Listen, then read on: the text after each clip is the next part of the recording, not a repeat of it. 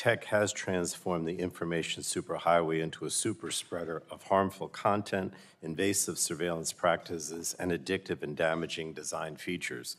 Data is big tech's most valuable commodity, and by collecting far more user data than they need, big tech platforms can use, share, and sell information to generate billions of dollars in revenue.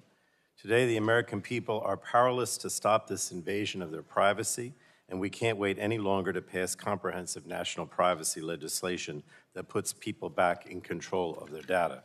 We must hold big tech accountable for its actions, and transparency is critical to that accountability.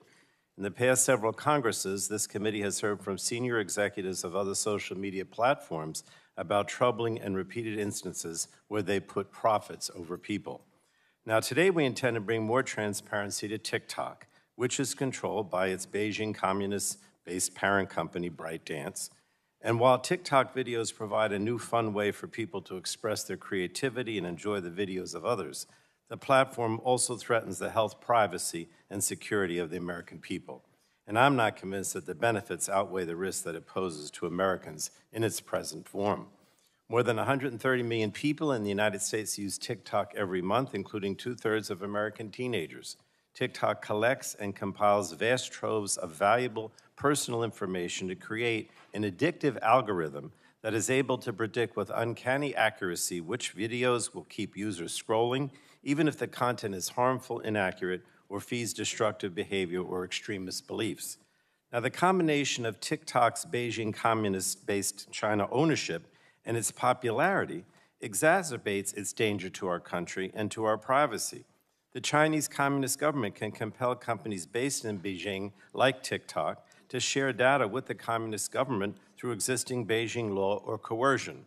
National security experts are sounding the alarm, warning that the Chinese Communist government could require TikTok to compromise device security, maliciously access American user data, promote pro-communist propaganda, and undermine American interests. Disinformation campaigns could be launched by the Chinese Communist government through TikTok, which has already become rife with misinformation and disinformation, illegal activities, and hate speech. A recent report found that 20% of TikTok search results on prominent news topics contain misinformation. Social media's profitability depends on growth and engagement. More eyes on their content for longer time leads to more advertising dollars and revenue generation. Addictive algorithms are fine-tuned to optimize growth and engagement without necessarily taking into account potential harms to users. Children and teens are particularly vulnerable. Frequent online use of interactive media on digital devices is associated with increased levels of depression among middle and high school students. Research has found that TikTok's addictive algorithms recommend videos to teens that create and exacerbate feelings of emotional distress, including videos promoting suicide, self-harm, and eating disorders. Public outrage and hollow apologies alone are not going to rein in big tech. Congress has to enact laws protecting the American public from such online harms. And we simply cannot wait any longer to pass the comprehensive privacy legislation that I authored with then-ranking member, now Chair Rogers, last Congress, that overwhelmingly advanced out of the committee. It ensures that companies, wherever they live, it ensures, I should say, that consumers, wherever they live in this country, will have meaningful control over their personal information. Our legislation establishes baseline data minimization requirements, ensuring that companies only collect, process, and transfer data necessary to provide a service. And it provides heightened privacy protections for children and teenagers. So I think it's time to make this legislation the law of the land. And we also have to examine the reforms needed to Section 230 of the Communications Decency Act. The liability shield for social media platforms has for too long been abused and led to a lack of accountability for social media platforms.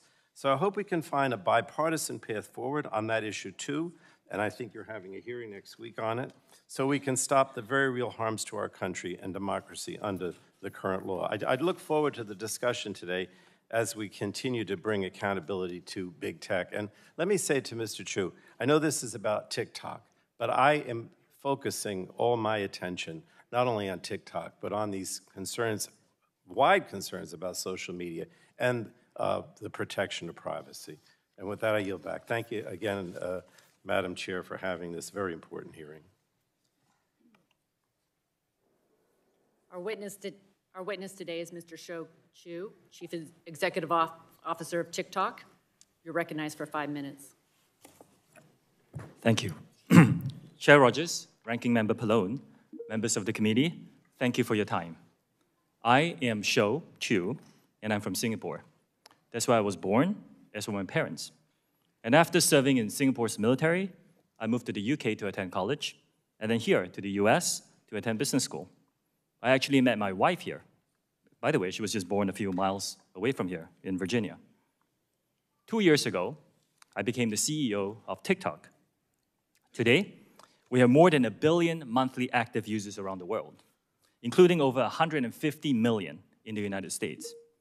Our app is a place where people can be creative and curious, and where close to 5 million American businesses, mostly small businesses, go to find new customers and to fuel their growth. Now, as TikTok has grown, we've tried to learn the lessons of companies that have come before us, especially when it comes to the safety of teenagers. While the vast majority of people on TikTok are over 18, one of our fastest growing demographics are people over 35. We spent a lot of time adopting measures to protect teenagers. Many of those measures are firsts for the social media industry. We forbid direct messaging for people under 16, and we have a 60-minute watch time by default for those under 18. We have a suite of family pairing tools so that parents can participate in their teens' experience and make the choices that are right for their family. We want TikTok to be a place where teenagers can come to learn, which is why we recently launched a feed that exclusively features educational videos about STEM. STEM videos already have over 116 billion views on TikTok. And I think TikTok is inspiring a new generation to discover a passion for math and science. Now, I would also like to talk about national security concerns that you have raised, that we take very, very seriously. Let me start by addressing a few misconceptions about ByteDance, of which we are a subsidiary. ByteDance is not owned or controlled by the Chinese government. It's a private company. 60% of the company is owned by global institutional investors. 20% is owned by the founder, and 20% owned by employees around the world. ByteDance has 5 board members. 3 of them are American. Now, TikTok itself is not available in mainland China. We're headquartered in Los Angeles and in Singapore, and we have 7,000 employees in the US today. Still, we have heard important concerns about the potential for unwanted foreign access to US data and potential manipulation of the TikTok US ecosystem. Our approach has never been to dismiss or trivialize any of these concerns. We have addressed them with real action. Now, that's what we've been doing for the last 2 years, building what amounts to a firewall that seals off protected US user data from unauthorized foreign access. The bottom line is this: American data stored on American soil by an American company, overseen by American personnel. We call this initiative Project Texas. That's where Oracle is headquartered. Today, US TikTok data is stored by default in Oracle servers. Only vetted personnel operating in a new company called TikTok US Data Security can control access to this data.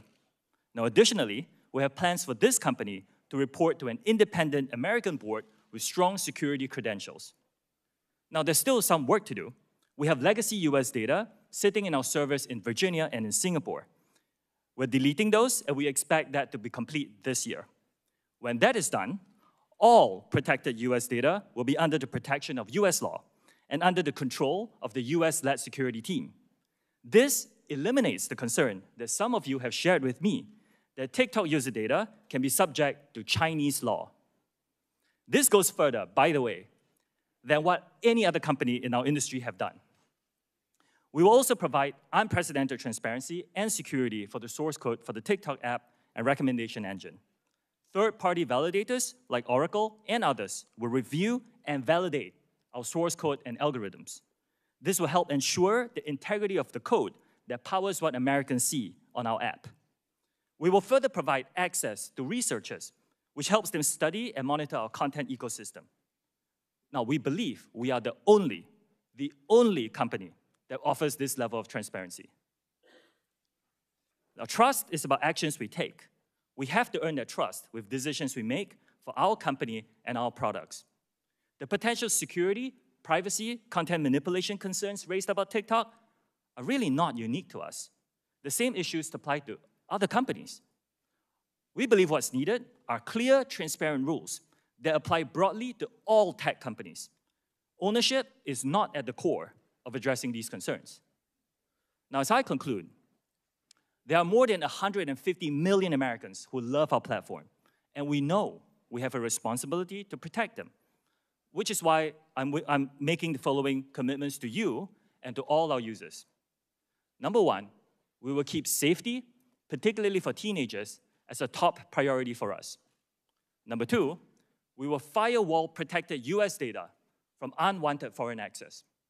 Number three, TikTok will remain a place for free expression and will not be manipulated by any government. And fourth, we will be transparent and we will give access to third-party independent monitors to remain accountable for our commitments. I'll be grateful for any feedback that you have, and I look forward to your questions. Thank you very much. As you know, the testimony that you're about to give is subject to Title 18, Section 1001 of the United States Code. As you state in your testimony, ByteDance is TikTok's parent company. Is it accurate to say that you are in regular communication with the CEO of ByteDance, Leon Robo? Chair Rogers, yes, I am in communication with him. Okay. Kelly Zhang is the CEO of ByteDance China, overseeing Douyin, the Chinese version of TikTok. Are you in regular communication with Kelly? I'm not in regular communication with her. The ByteDance editor-in-chief is Zhong Fuping, correct? I believe so. And Wu Shugang is Beijing ByteDance technology board member and also an official of the Cyberspace Administration in China. Is this correct? I believe so. They are not in the right... Thank you. All of these individuals work or affiliated with the Chinese Communist Party, are at the highest levels of leadership at ByteDance, a company where you previously served as the chief financial officer and where you regularly communicate with their CEO. TikTok has told us that you weren't sharing data with the CCP, but leaked audio from within TikTok has proven otherwise. TikTok told us that you weren't tracking the geolocation of American citizens. You were. TikTok told us you weren't spying on journalists. You were. In your testimony, you state that ByteDance is not beholden to the CCP. Again, each of the individuals I listed are affiliated with the Chinese Communist Party, including Zhong Fuping, who is reported to be the Communist Party secretary of ByteDance, and who has called for the party committee to, quote, take the lead across all party lines to ensure the algorithm is enforced by, quote, correct political direction. Just this morning, the Wall Street Journal reported that the CCP is opposed to a forced sale of TikTok by ByteDance, quoting a CCP spokesman as saying the Chinese government would make a decision regarding any sale of TikTok. So the CCP believes they have the final say over your company. I have zero confidence in your assertion that ByteDance and TikTok are not beholden to the CCP. Next question.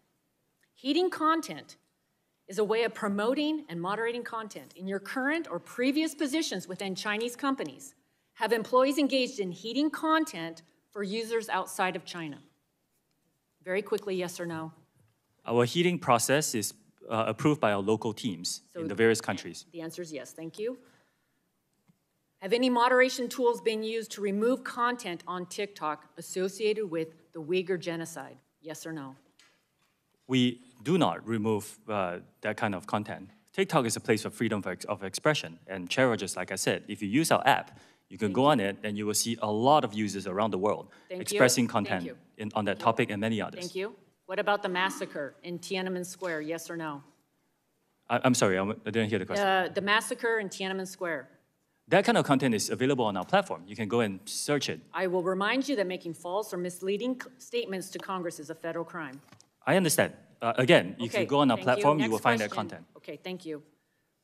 Reclaiming my time, can you say with 100% certainty that ByteDance or the CCP cannot use your company or its divisions to heat content to promote pro-CCP messages for an act of aggression against Taiwan? We do not promote or remove content at the request of the Chinese government. The question is, we will replace. The question is, are you 100% certain that they cannot use your company to promote such messages? It is our commitment to this committee and all our users that we will keep this free from any manipulation by any government. If you can't say 100% certain, I take that as a no. As I previously referenced, TikTok spied on American journalists. Can you say with 100% certainty that neither ByteDance nor TikTok employees can target other Americans with similar surveillance techniques? Chair Rogers, I first of all disagree with the characterization that is spying. It was an internal investigation. Yes or no? Can you do surveillance of other Americans? We will protect the U.S. user data and fire it all from all unwanted foreign access. It's a commitment that we've given to the committee. So I guess my question is, I wanted to hear you say with 100% certainty that neither ByteDance nor TikTok employees can target other Americans with similar surveillance techniques as you did with the journalists. Again, I don't disagree with the characterization is surveillance, and we have given our commitments, Chair Rogers. The 4 commitments, I think it's our commitment that we will not be influenced by any government on these issues. DOJ is investigating this surveillance right now. To the American people watching today, hear this: TikTok is a weapon by the Chinese Communist Party to spy on you, manipulate what you see, and exploit for future generations. A ban is only a short-term way to address TikTok, and a data privacy bill is the only way to stop TikTok from ever happening again in the United States. I yield back. I now yield to the ranking member for 5 minutes. Thank you, Madam Chair. Let me just start out by saying, Mr. Chu, that I don't find what you suggested with Project Texas and this firewall that's being suggested to whoever will be acceptable to me. In other words, you know, I still believe that the Beijing Communist government will still control and have the ability to influence what you do. And so this idea, this Project Texas, is simply not acceptable. According to a recent report, TikTok is on target to make between $15 and $18 billion in revenue this year. Is that an accurate forecast? Congressman, as a private company, we are not sharing our numbers that's what you publicly. would say. How much money will TikTok make by delivering personalized advertisements just to your users in the United States? Will you give me that information? Again, Congressman, respectfully, as a private company, we're not disclosing that. Look, the impression you're giving, and I know, you know, I can understand why you're trying to give that impression, is that, you know, that you're just performing some kind of public service here, right? I mean, this is a benign company that's just performing a public service. Maybe that's not what you're saying, but I don't buy it, right? My concern here is primarily about the privacy issue, the fact that TikTok is making all kinds of money by gathering private information about Americans that they don't need for their business purposes, and then they sell it. And I mentioned this legislation that the chair and I have that would minimize data collection and make it much more difficult for TikTok and other companies to do that. So if you want to make some commitments today, I'll ask you to make some commitments with regard to this legislation. And, you know, you're going to tell me, well, the bill isn't passed, and so therefore I don't have to do it. But, you know, you say you're benign, you want to do good things for the public. So let me ask you, why not, what about a commitment that says that you won't sell the data that you collect? Would you commit to that, not selling the data you collect? Congressman, I believe we don't sell data to any data brokers. You don't sell to anyone? We don't sell data to data brokers. I didn't ask you data brokers. You sell it to anyone. In other words, under our bill, you can only use the data for your own purposes, not to sell it to anyone. Would you commit to not selling your data to anyone? Congressman, I actually am in support of some rules. I didn't ask you whether rules. Yeah. I asked you whether the company, TikTok, would commit to not selling its data to anyone and just using it for its own purposes internally. I can get back to you on the details of that. Okay, get back to me. All right. Another thing that's in our bill says that we would prohibit targeting marketing to to people under the age of 17? Would you be willing to agree to prohibit targeted marketing to people, Americans under the age of 17? Congressman, we have actually stricter rules for advertisers in terms of what they can show to our So users do you under the age of 18. would you be willing to prohibit targeted marketing to those under 17? That's what's in our bill. I understand that there's some talk and some legislation around the country. Well, again, We're I'm studying not this. interested. I wanted you to make that commitment without the legislation. Since you say you're a good company, you want to do good things, why not? It's something we can look into and get back to you. Okay, I appreciate that. Okay, we also have in our bill a requirement of heightened protection for sensitive data, particularly location and health data. Would you commit to not gathering or dealing with location or health data unless you get affirmative consent from the consumer? In other words, under our bill, those are categorized as sensitive, and unless the person specifically says, I want you to collect that data, you wouldn't be able to, location and health data. Would you commit to that? Congressman, in principle, I support that, which, by the way, we do not collect precise GPS data at this point, and I do not believe we collect any health data. All right, so would you be willing to make that commitment that from now on you won't collect location and health data without, well, you're saying at all?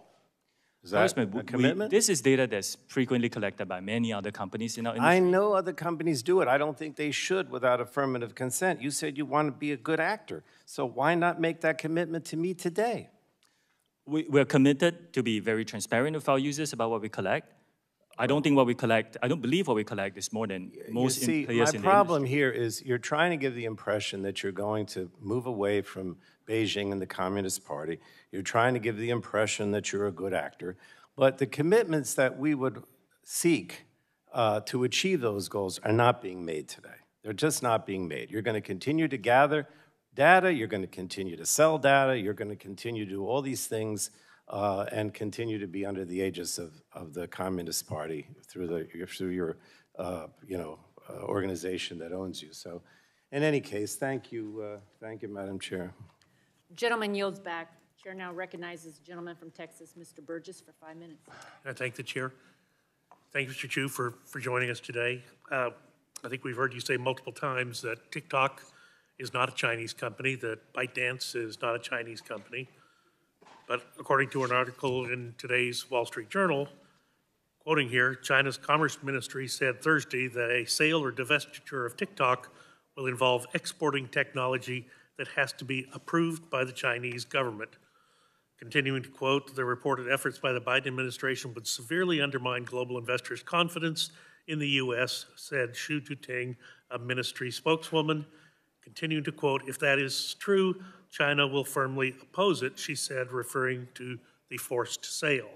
So despite your assertions to the contrary, China certainly thinks it is in control of TikTok and its software. Is that not correct? Congressman, TikTok is not available in mainland China.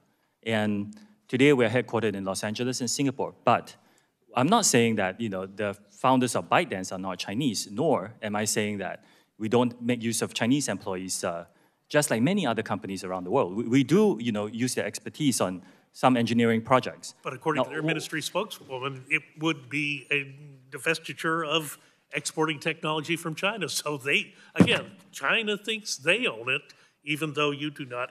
Madam Chair, I'd just like to ask unanimous consent to put today's Wall Street Journal Without objection, so ordered. Into the record. Mr. Chu, I wouldn't ask you to discuss any privileged attorney-client materials, but did anyone aside from your lawyers assist you in preparation for today's hearing?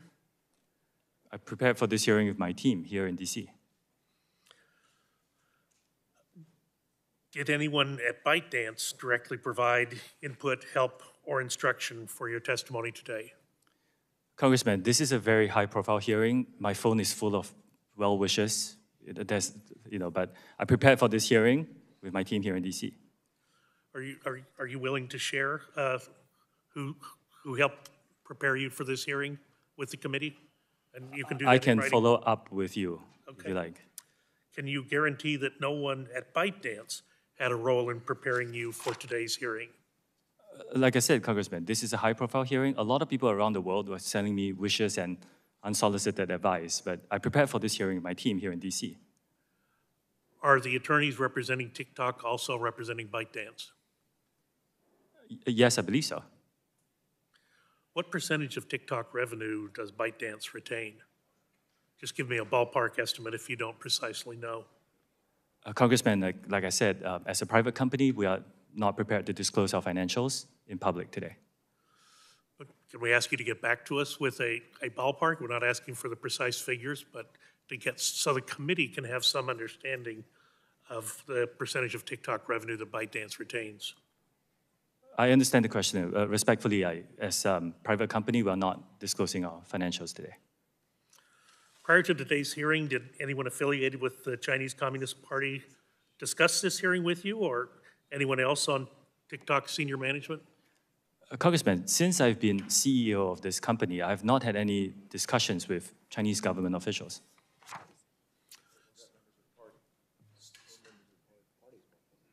So but what about the Chinese Communist Party itself? Have any of those officials discussed this with you? Like I said, I have not had any discussion with Chinese government officials. I don't know the political affiliation of everybody I speak to, so I can't verify the statement. Let me ask you a question in a different direction. A few weeks ago, this committee had a field hearing down in McAllen, Texas, and it was on the issue of fentanyl and illegal immigration. And one of our witnesses, Brandon Judd, a 25-year veteran Border Patrol agent, said that all social media platforms play a role in illegal immigration. That's one of the ways cartels advertise their services throughout the world and convince people to put themselves in their hands and come to the United States. The cartels all use social media platforms. Are you aware of this phenomenon? Any content that promotes human abuse is violative of our community guidelines, which dictates what is allowed and not allowed on our platform. We proactively identify and remove them from our platform. Well, it would be very helpful if you would share with the committee examples of how you have removed people, because what we heard at the hearing was that TikTok was one of the platforms that recruits adolescents in the United States to help with transporting people who are in the country who've been trafficked into the country, as well as contraband substances. Would you help us with that, understanding who you have removed from your platform? Congressman, I'll be delighted to check with my team and get back to yours and be collaborative. Thank you. I'll yield back. Gentleman's time has expired. Chair recognizes the lady from California, Ms. Eshu, for 5 minutes. Thank you, Madam Chairwoman. Mr. Chu, thank you for being here today. As members of Congress, our very first and top responsibility is to protect and defend. Protect and defend our Constitution and the national security of our country. So I view this entire issue, now there are many parts of it that are not part of our national security, in my view, but first and foremost for our national security. So in examining TikTok breaking away from ByteDance, I'd like to ask you some questions about that and how a severance in terms of the relationship with ByteDance, how user data, American user data, would be protected. Now, under Beijing's security laws, Article 7 compels companies to provide data. Article 10 makes the reach of the law extraterritorial. Now, this is very clear. I don't need to read all of it into the record, but those are the laws of the PRC. How does ByteDance, how does TikTok, rather, how do you convince the Congress of the United States that there can be a clean break?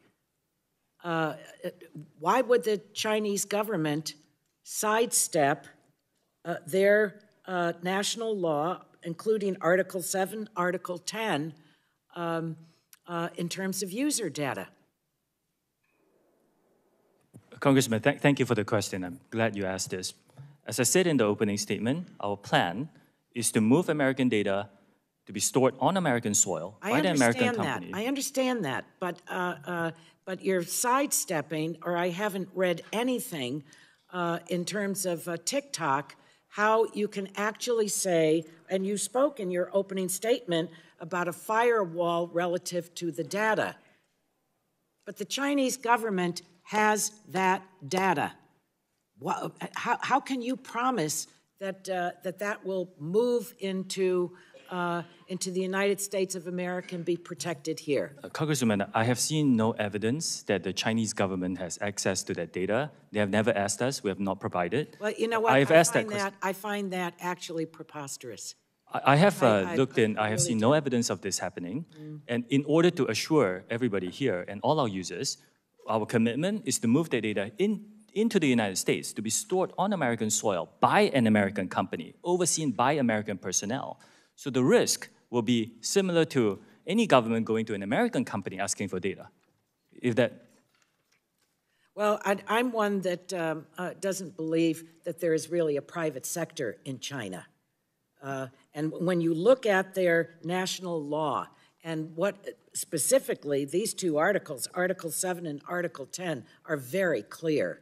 So I think that there is a real problem relative to our national security about the protection of the user data. I don't believe that TikTok has, that you have said or done anything to convince us that information, the personal information of 150 million Americans, that the Chinese government is not going to give that up. So, can you tell me who writes the algorithms for TikTok? Today, the algorithm that powers the U.S. user experience is running in the Oracle Cloud infrastructure. Yes, initially there were parts of the source code, especially at the infrastructure layer, that doesn't touch the user experience. Now, that's a collaborative global effort, including built by engineers in China, just like many other companies, by the way. The phone you use, the car you drive is a global collaborative effort.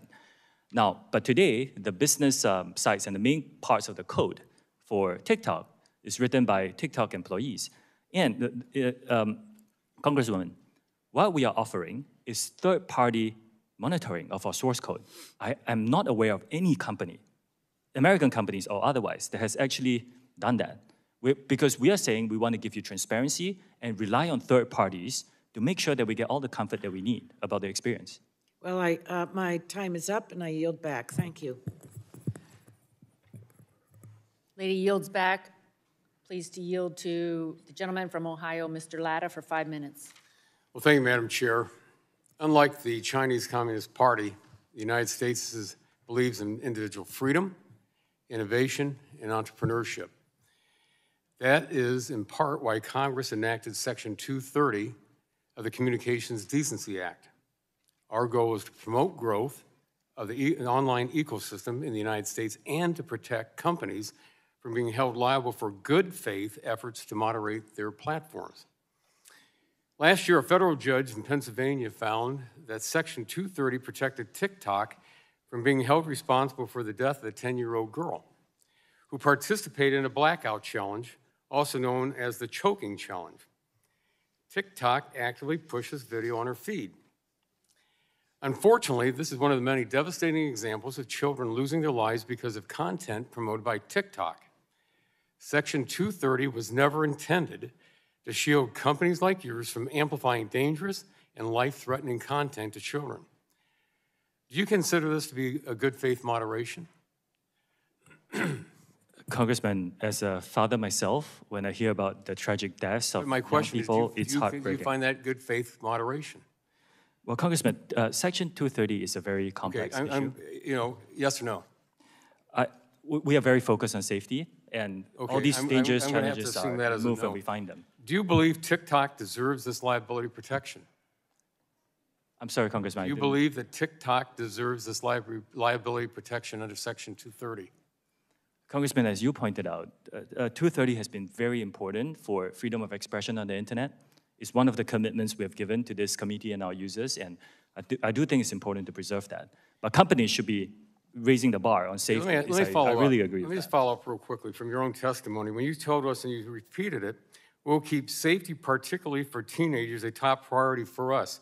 When you're saying you're making that following commitment, why did you have to wait till now to make that following commitment now and not having done it before when this 10-year-old lost her life? Congressman, I'm reiterating the commitment. Okay. Internally, in all my priorities, which is public to my employees, Okay, this safety has always been a priority. This company is a picture-perfect example of why this committee and Congress needs to take action immediately to amend Section 230. When we recently met, I asked you if the Chinese Communist Party can currently access user data, and you did not have a clear answer. So today I want to follow up. You heard it a little bit, but I want to be absolutely sure of this answer. Are employees of ByteDance subject to Chinese law, including the 2017 National Intelligence Law, which requires any organization or citizen to support, assist, and cooperate with state intelligence work in accordance with the law?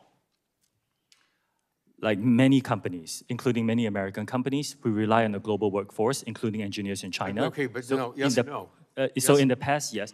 I'm in sorry? the past, yes, but we are building Project Texas, and we're committing the firewall of all protected data from unwanted foreign access. Taking that as a yes because, again, on your Article 7, the Article 7 of the 2017 National Intelligence Law, which I just said, because it says, in addition, as was asked a little bit earlier, the 2014 Counter-Espionage Law states that when the state security organ investigates and understands the situation of espionage and collect relevant evidence, the relevant organizations and individuals, it does not say may, it says shall provide it truthfully and may not refuse.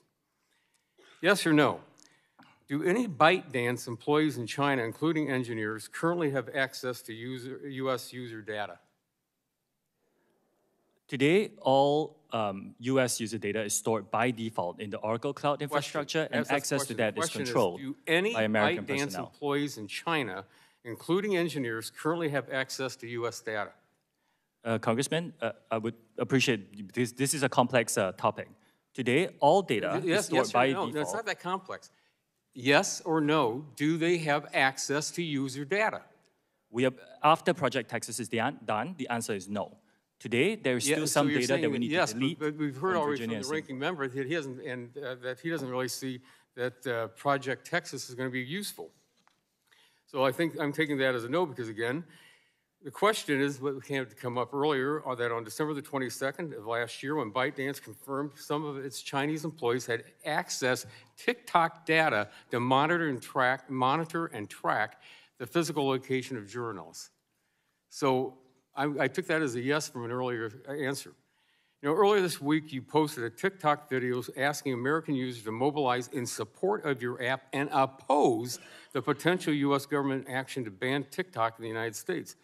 Based on the established relationship between your company and the Chinese Communist Party, it's impossible for me to conclude that the video is anything different than the type of propaganda that the CCP requires Chinese companies to push on its citizens. Now I yield back.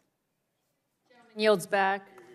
Chair recognizes the lady from Colorado, Ms. DeGette, for 5 minutes. Thank you, Matt. Thank you very much, Madam Chair. Mr. Chu, like my colleagues, I'm concerned about the influence of China on TikTok and what that does for U.S. users. But I'm also concerned about how the content in TikTok is being distributed, particularly to young people. This is not a problem unique to TikTok, but TikTok has 150 million users in the United States. And so I think you'll agree that TikTok has a particular responsibility to monitor content to make sure that it's safe and accurate. Would that be fair to say?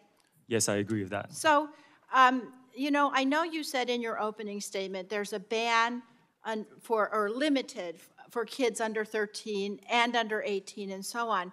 But I know it won't be news for you that computer-savvy kids actually can bypass some of those restrictions quite frequently, and they can do it even if they have parental oversight. And so what I want to ask you is rather than putting the burden on young people and parents to accurately put in the birth date and so on when registering for TikTok, I want to ask you what TikTok can do to make sure to monitor this content. And I want to give you some examples of some of the extreme content. Mr. Latta talked about the blackout challenge and some of the dangers to young people's safety, but there's also extreme content around healthcare information. In one study, 13 out of 20 results for the question, does mugwort induce abortion? It talked about herbal so-called abortifacients like papaya seeds, which don't work. And so if people searching for information on safe abortions went on TikTok, they could get devastatingly incorrect information. Another study showed that TikTok had a hydroxychloroquine tutorial on how to fabricate this from grapefruit. Now, there's two problems with that. Number one, hydroxychloroquine is not effective in treating COVID, so that's one issue. The second issue is you can't even make hydroxychloroquine from grapefruit. So again, this is a really serious miscommunication about healthcare information that people looking at TikTok are able to get. And in fact, it's being pushed out to them. So I want to know from you, and I will give you time to answer this. You have current controls, but the current controls are not working to keep this information, mainly from young people, but from Americans in general. What more is TikTok doing to try to strengthen its review to keep this information from coming across to people? Thank you for the question, Congresswoman. The dangerous misinformation that you mentioned is not allowed on our platform. It violates them. I'm sorry to report it is on your platform, though. Congresswoman, I don't think I can sit here and say that we are perfect in doing this. We do work very hard. So how can you make yourself more perfect? I don't want you to say it's not there or you apologize. What can you do to limit it as much as possible, more than what you're doing now? We invest a significant amount in our content moderation work. I shared that number in my written I know testimony. you're investing, Yes. but what steps are you taking to improve the AI or whatever else you're doing to limit this content? For example, if you search for certain search terms, we do direct you on TikTok to safety resources. That's one of the things we have done. We will continue to invest in this. I recognize and fully align with you that this is a problem that faces our industry, that we need to really invest and address. This, I'm very in alignment. The vast majority of our users come to our platform for entertaining, safe content, but there are people who do spout some dangerous misinformation, and we need to take that very seriously, invest in it, proactively identify it, and remove it from our platform. Okay, I'm going to stop you right now. I asked you specifically how you're trying to increase your review of this, and you gave me only generalized statements that you're investing, that you're concerned, that you're doing more. That's not enough for me. That's not enough for the parents of America. I'm going to ask you to supplement your testimony and have your experts tell me what you're doing to make this a higher level of scrutiny, not just pablum at a hearing. Thank you. I yield back. Thank you. Lady yields back. Chair recognizes the gentleman from North Carolina, Mr. Hudson, for 5 minutes. Thank you, Chairwoman Morris-Rogers, for holding this important hearing. I appreciate the witness, Mr. Shoji Chu, for making yourself available here today. While many consider TikTok to be just another video sharing app, in reality, TikTok has been functioning as a massive surveillance program, collecting vast swaths of personal data from more than 1 billion people worldwide. This includes data from the personal devices of federal employees, contractors, and most concerning, U.S. military service members and their families at places like Fort Bragg in North Carolina. As Fort Bragg's congressman, I have serious concerns about the opportunities TikTok gives the Chinese Communist Party to access the non-public sensitive data of our men and women in uniform. This personal data and location information can be harvested and could be used for blackmail, to conduct espionage, and to possibly even reveal troop movements.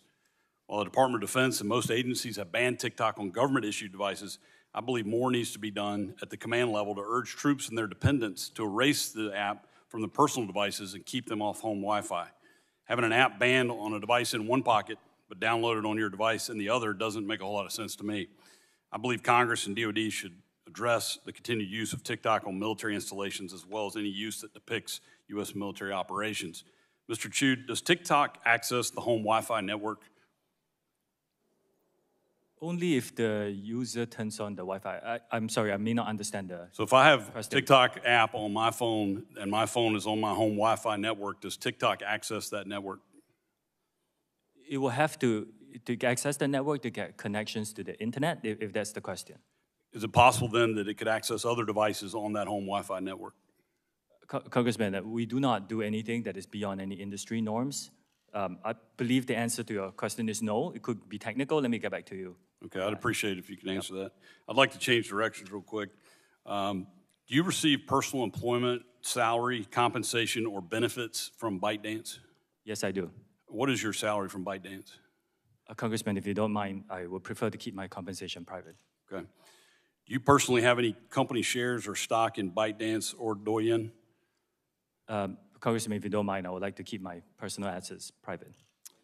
Is TikTok the company your only source of employment compensation? Where's your other source of income outside of TikTok? It's my only source of compensation. Do you have any financial debts or obligations to ByteDance, Douyin, or any other ByteDance affiliated entity? Personally? No, I do not. Does your management team receive separate salary, compensation, or benefits from ByteDance? We receive salaries from the entities that we are employed in, but we do share in the employee stock option plan that is available from the ByteDance top company. So your primary salary comes from TikTok, but you have other compensation that comes directly from ByteDance? You can characterize it as that, yes. Does your management team have company shares or stock in ByteDance or Douyin? Yes, some of our employees are compensated in shares in ByteDance. Does TikTok share technological resources with Douyin? Are the two technology systems or IT systems interconnected in any way? There are, as with many companies, some shared resources on some services, but it doesn't include anything that involves US user data, Congressman, is in Project Texas, as we talked about, stored by default in American soil by an American company. But currently there is shared technology or interconnected IT systems. Congressman, with respect, I have to get back to you. This could be a very broad question. Like, for example, we could all be using Microsoft Windows. Yeah, if you could get back with details on that, I'd appreciate Yes. it. Can Douyin personnel or employees access TikTok user data? Not after Project Texas, this is not allowed. Are there employees who are employed by both Douyin and TikTok? I do not believe so. Okay, and so I don't believe so. Is that it? I mean, again, I'll allow you to come back in the written response if you could give me a definitive answer. I will go back and check to be very sure. Okay, thank you. I'm also concerned about an issue that our chairwoman brought up about an apparent pattern of misinformation or misrepresentation from your company in regards to the amount and extent of data that you're collecting, as well as how much has been accessed from inside China. There are dozens of public reports that conclude individuals in the People's Republic of China have been accessing data on U.S. users, directly contradicting several public statements by TikTok employees. And I'm referencing Project Raven, which was first reported on by Forbes last October. Their investigation revealed, I'm sorry, I'm about out of time. Do you want to respond to that?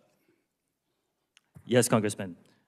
We do not condone the effort by certain former employees to access U.S. TikTok user data in an attempt to identify the source of leaked confidential information. We condemn these actions.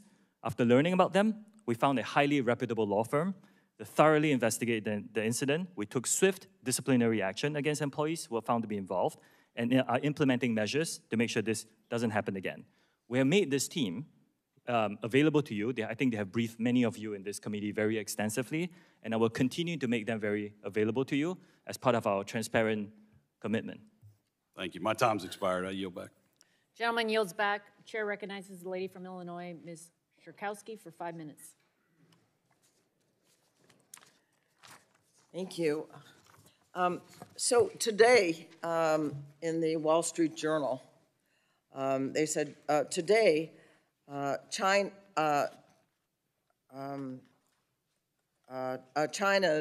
commerce minister said that China opposes the sale of TikTok because it would involve exporting China's technology and would, and this is the important part, and would need to be approved by the Chinese government.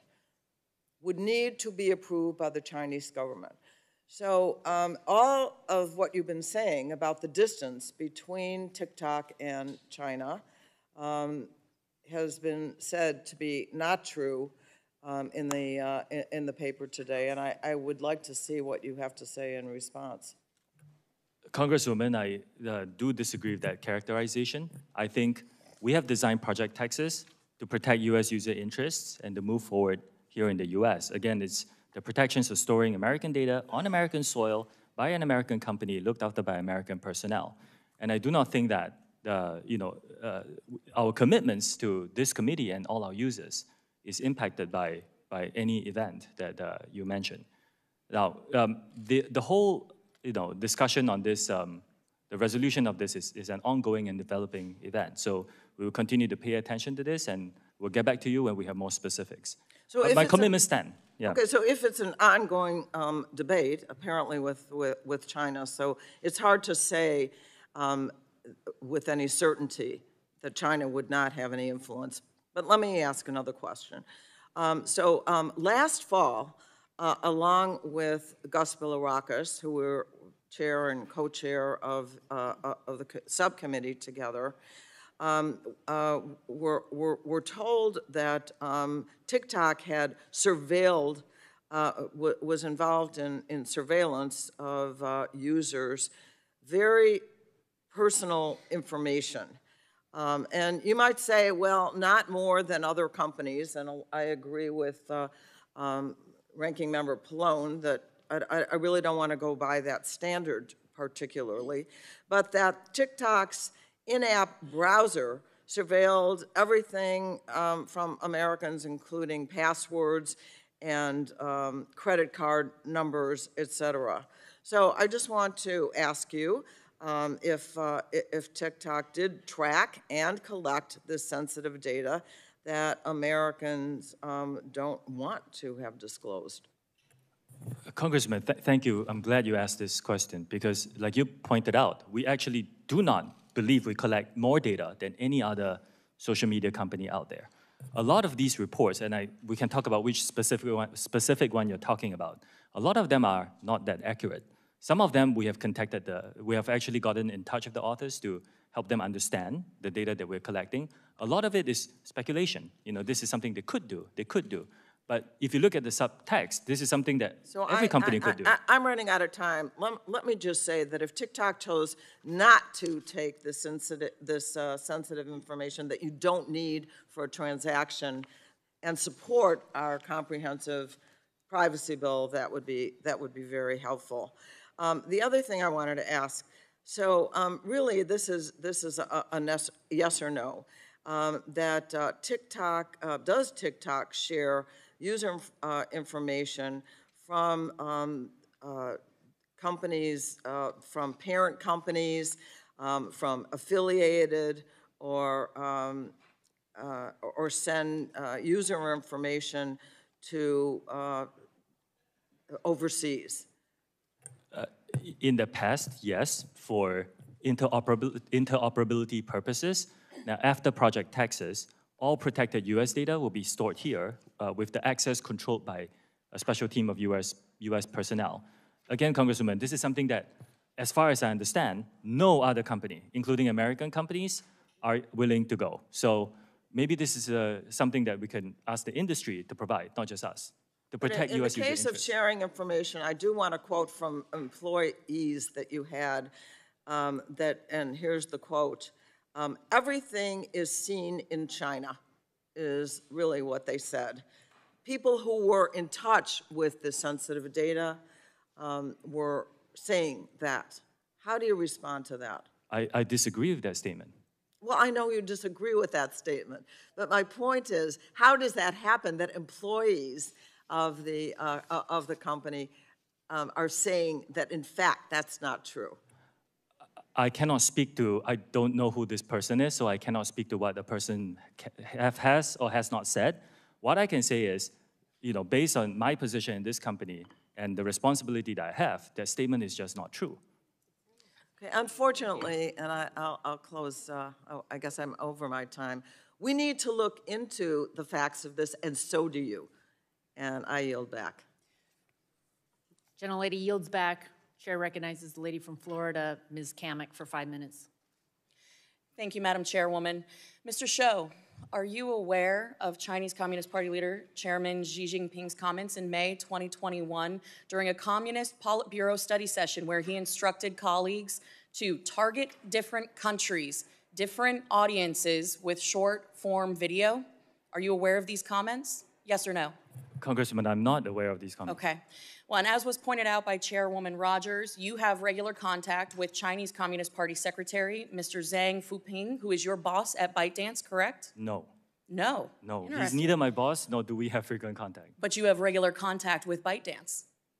With the CEO of ByteDance. Who is, Mr. Zhang Fuping is the editor-in-chief. He's not the My CEO. colleague, Representative Burgess, a few minutes ago exposed that TikTok and ByteDance share legal teams. You confirmed this, correct? Our general counsel is Yes. an Yes or American lawyer, Yes. veteran of Microsoft. Also, my many colleague, Representative Latta, confirmed that your parent company, ByteDance, currently can access user data. Yes? We have to be more Yes. specific. Yes. After You Project say- Texas, no. I'm not asking after Project Texas, I'm asking now. Yes. Some user data is public data, Congresswoman, which So means you everybody confirm that. can search What's for it on the interesting internet. to me is that you've used the word transparency over a half a dozen times in your opening testimony and subsequently again in your answers to my colleagues. Yet the interesting thing to me is that ByteDance, your parent company, has gone out of their way to hide and airbrush corporate structure, ties to the CCP, the company's founder, and their activities. You can look no further than the fact that ByteDance's website has been scrubbed.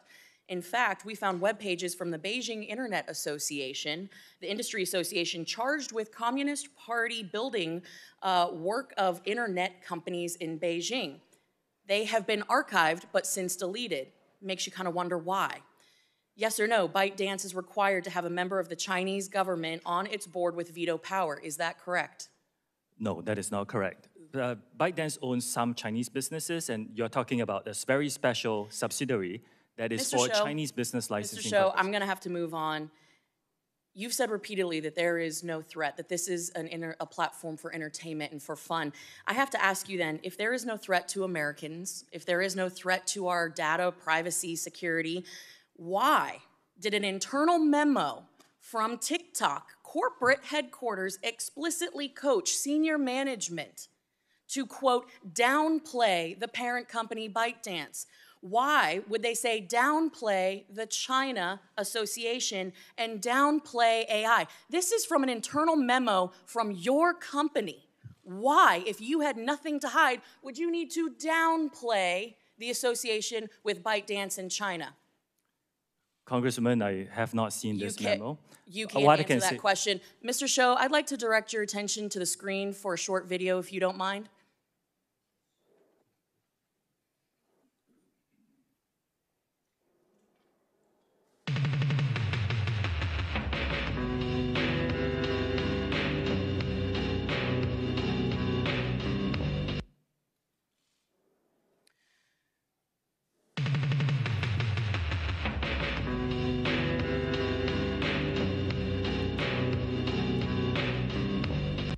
Mr. Shou, that video was posted 41 days ago. As you can see, it is captioned me as F at the House Energy and Commerce Committee on March 23rd of this year. This video was posted before this hearing was publicly noticed. I think that's a very interesting point to raise. But more concerning is the fact that it names this chairwoman by name. Your own community guidelines state that you have a firm stance against enabling violence on or off TikTok. We do not allow people to use our platform to threaten or incite violence or to promote violent extremist organizations, individuals, or acts. When there is a threat to public safety or an account is used to promote or glorify off-platform violence, we ban the account. This video has been up for 41 days. It is a direct threat to the chairwoman of this committee, the people in this room, and yet it still remains on the platform. And you expect us to believe that you are capable of maintaining the data security, privacy, and security of 150 million Americans where you can't even protect the people in this room? I think that is a blatant display of how vulnerable people who use TikTok are. You couldn't take action after 41 days when a clear threat, a very violent threat to the chairwoman of this committee and the members of this committee was posted on your platform. You damn well know that you cannot protect the data and security of this committee or the 150 million users of your app because it is an extension of the CCP. And with that, I yield back. Can I respond, Chair? No, we're going to move on. Gentlelady yields back. Chairman recognizes the lady from California, Ms. Matsui, for 5 minutes. Thank you very much, Madam Chair. And I'm really glad that we're having this very important hearing here today. And let me just say, make no mistake, the Chinese government represents a real and immediate threat. Look no further than even the vulnerable gear still in our telecom networks that needs to be ripped and replaced. But we can't lose sight of the important internet governance issues TikTok and other social media companies represent. I'm especially committed to demanding transparency from large platforms about the algorithms that shape our online interactions, especially for teenagers and young users. And that's why I introduced the Algorithmic Justice and Online Platform Transparency Act to bring greater visibility into this ecosystem. My bill would prohibit algorithms that discriminate on the basis of race, age, gender, ability, and other protected characteristics. It also would establish a safety and effectiveness standard for algorithms while requiring new forms of oversight. Now, this bill would require online platforms to publish annual public reports detailing their content moderation practices, which I believe should be a baseline requirement to enable meaningful oversight and consumer choice. Mr. Chu, just yes or no, do you believe a requirement for annual content moderation practices for social media platforms would be beneficial? Yes or no? Yes. This transparency bill would also require online platforms to maintain detailed records describing their algorithmic process for review by the Federal Trade Commission in compliance with key privacy and data identification standards. Mr. Chu, does TikTok currently maintain records describing their algorithmic processes? Yes or no? Congressman, I will need to check and get back to you on what kind of specific records you are talking about. I wait for that. Over the past few years, alarming information brought to light by whistleblowers have shown that social media companies are intimately aware of the effect their products have on young women, political extremism, and more. Despite this, they withheld those studies or declined to investigate further. In either case, it shows a pattern evasive or negligent behavior that I find concerning in the extreme. Mr. Chu, does TikTok conduct its own studies on the effect of its algorithms and content distribution models on mental health or safety? And if so, how and when are those findings made public? And if not, do you believe they are necessary? Congresswoman, we rely on external third parties and fund their research to help us understand some of these issues. For example, we worked with the Digital Wellness Lab at the Boston Children's Hospital to understand the 60-minute time limit that we put for all our under 18 users. And we are supportive of legislation that provides more funding for research, like, for example, for the NIH. Okay. Yeah. TikTok tailors its recommended content based on user activity to encourage people to spend more time on the app While this practice is by no means unique to TikTok, given the prevalence of young users and the digestible nature of short-form video, I'm concerned about the app's tendency to exacerbate existing mental health challenges. Mr. Chu, does TikTok have different policies for amplifying content that would be related to depression or dieting versus content like gardening and sports? If yes, describe these policy differences. If no, why not? Congresswoman, thank you for that. This is a great question. The answer is yes. We are trying out some policies together with experts to understand certain contents that are not inherently harmful, like extreme fitness, for example, but shouldn't be seen too much.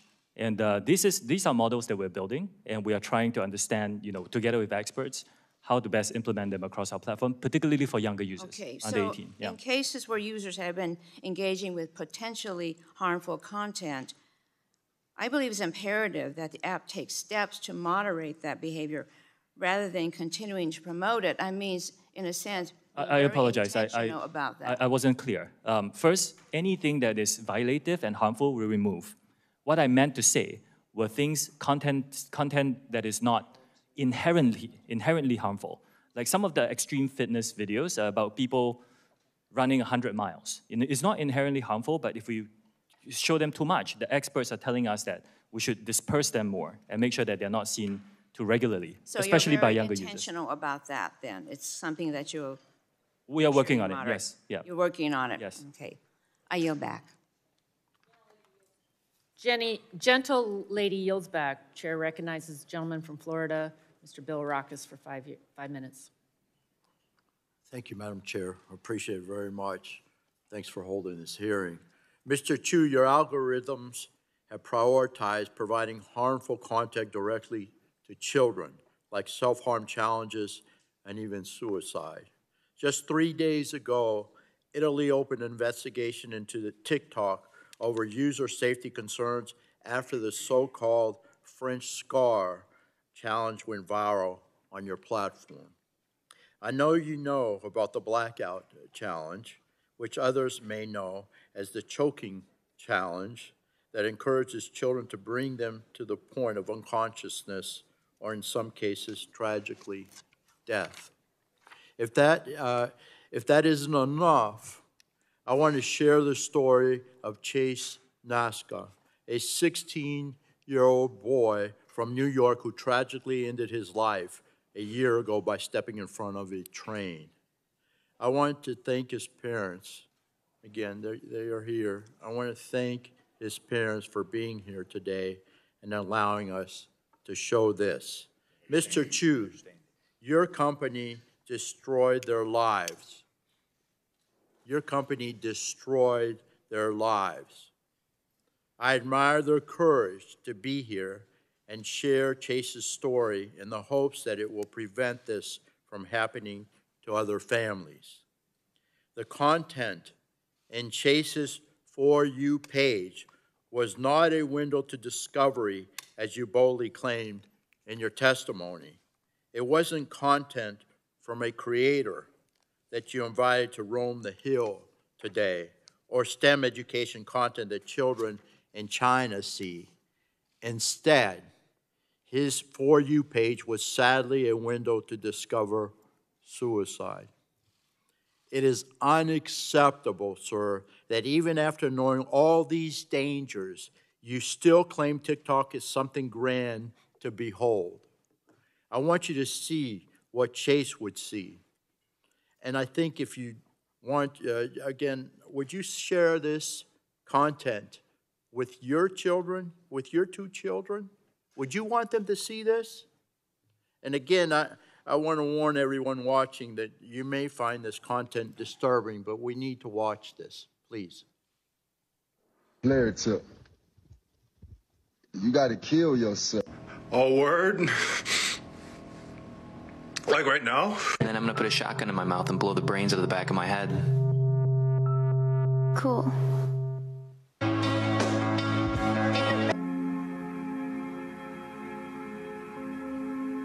This is a cute story. My brother, who is addicted to painkillers, blew his head off on the State Street Bridge. Bam! Now hold on. It gets better. No letter, no goodbye, nothing. Got a question. If I died, would you miss me?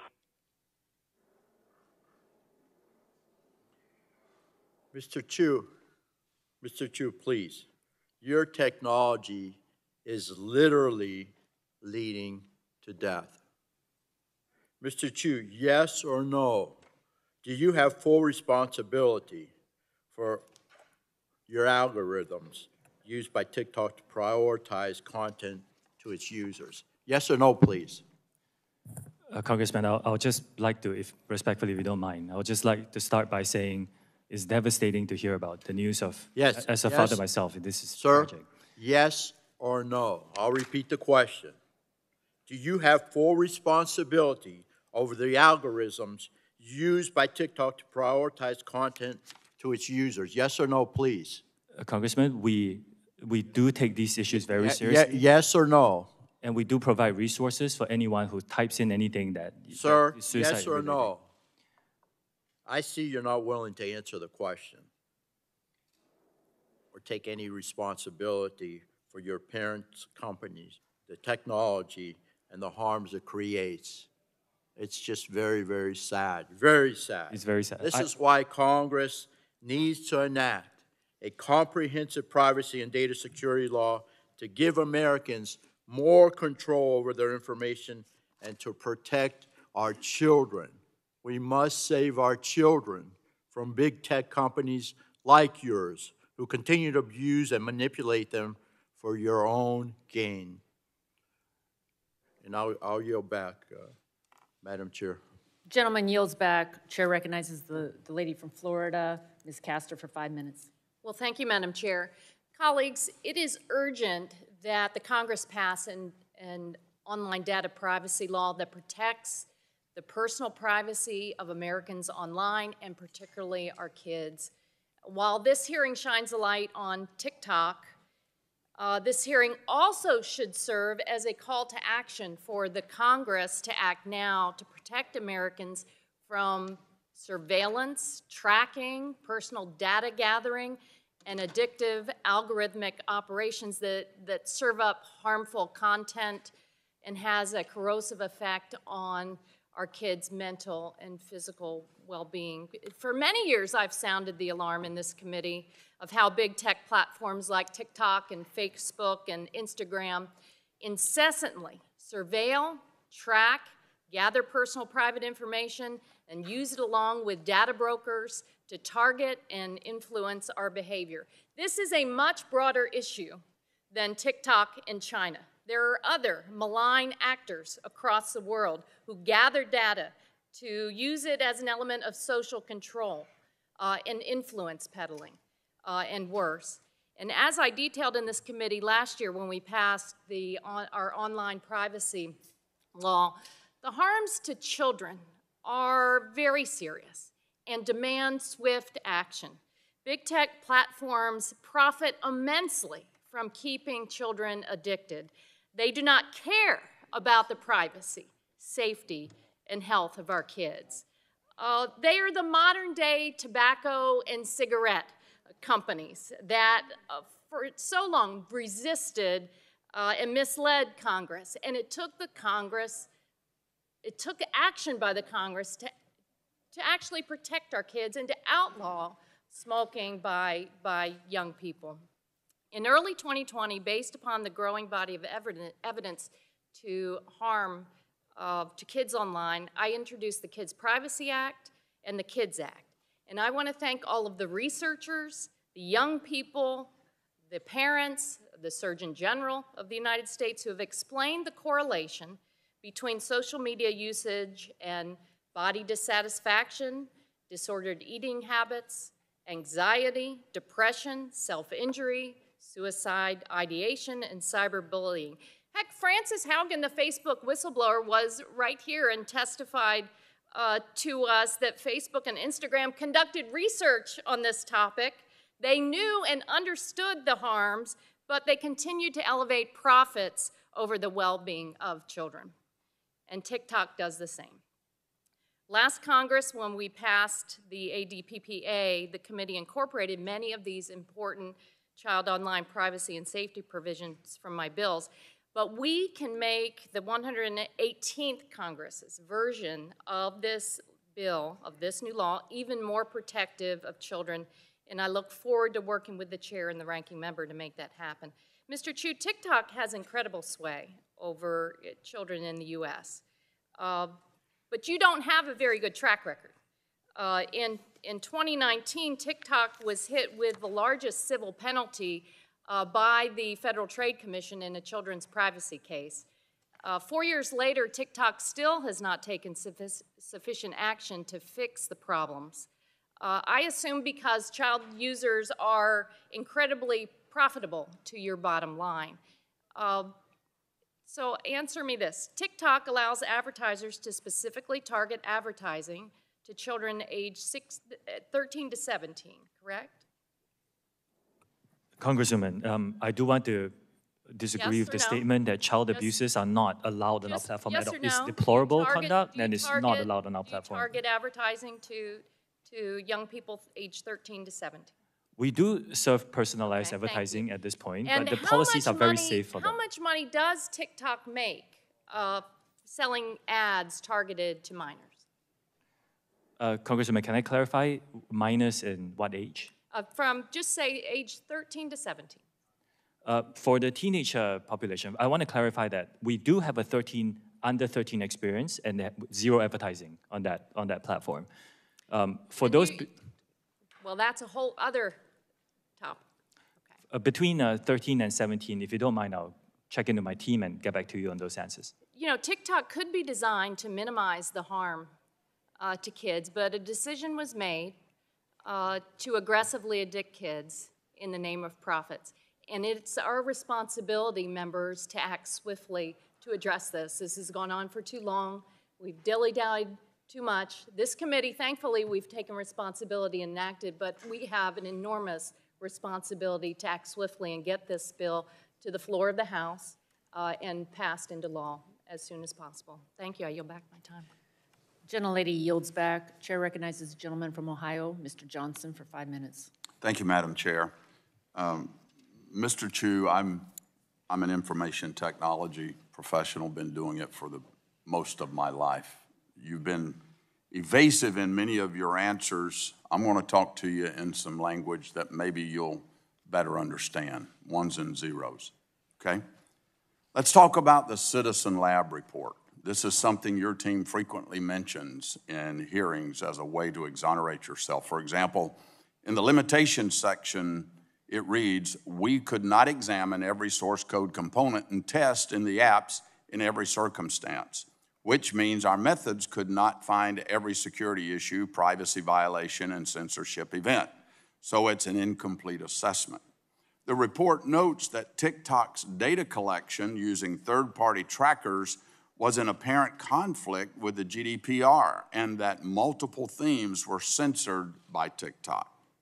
What is shocking to me is the shared source code between TikTok in the United States and the CCP-censored Douyin. The Citizen Labs report says that many of the functions and classes were identical and that the differences in behavior between TikTok in the United States and Douyin in China are slight changes in hard-coded values. Incredibly, specific censorship parameters from Douyin are present in TikTok, but just turned off. The authors say that for unknown reasons, the parameter variable itself is preserved. So while Citizen Lab may have been afraid to say the obvious conclusion, Mr. Chu, I am not. TikTok's source code is riddled with backdoors and CCP censorship devices.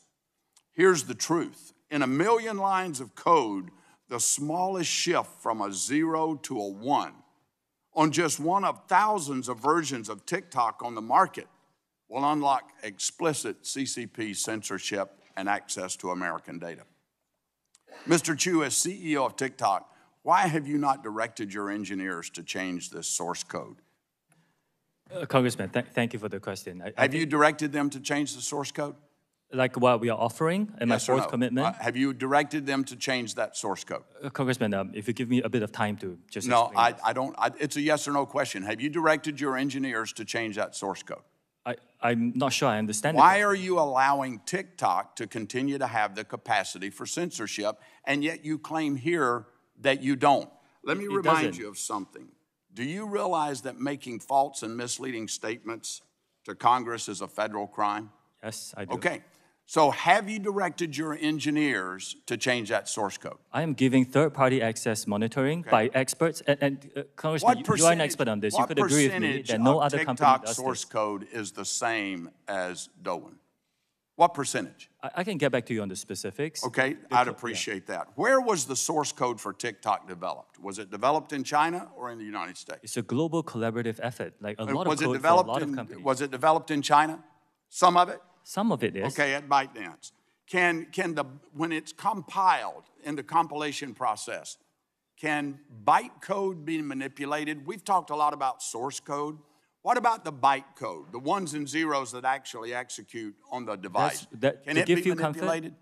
Yes. Congressman, to give you comfort, that's why we're giving third-party monitors. Yes, As an expert, I think you can agree that very few companies I've got offer the to do this. report here by Citizen Lab. I want to read you something from Ron Diebert. Specifically, in your written testimony to Congress, you stated on page 9, Citizen Lab found that there was no overt data transmission by TikTok to the Chinese government and that TikTok did not contact any servers within China. You implied that Citizen Lab exonerated TikTok from any information sharing with China. Well, the director of Citizen Lab saw this and issued a statement correcting the record yesterday. And I'm quoting Ron Diebert, the director of the lab.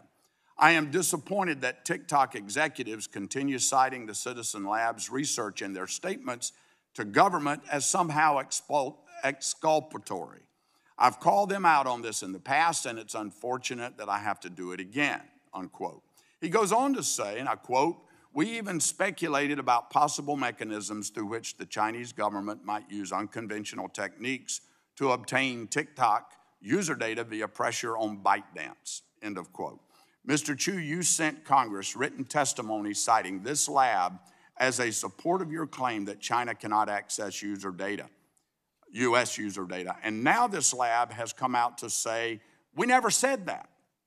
That's misleading, Mr. Chu. I hope you understand what that is. That's misleading. Mr. Chu, this is yet another instance of TikTok attempting to mislead Americans about what their technology is capable of and who has access to their information.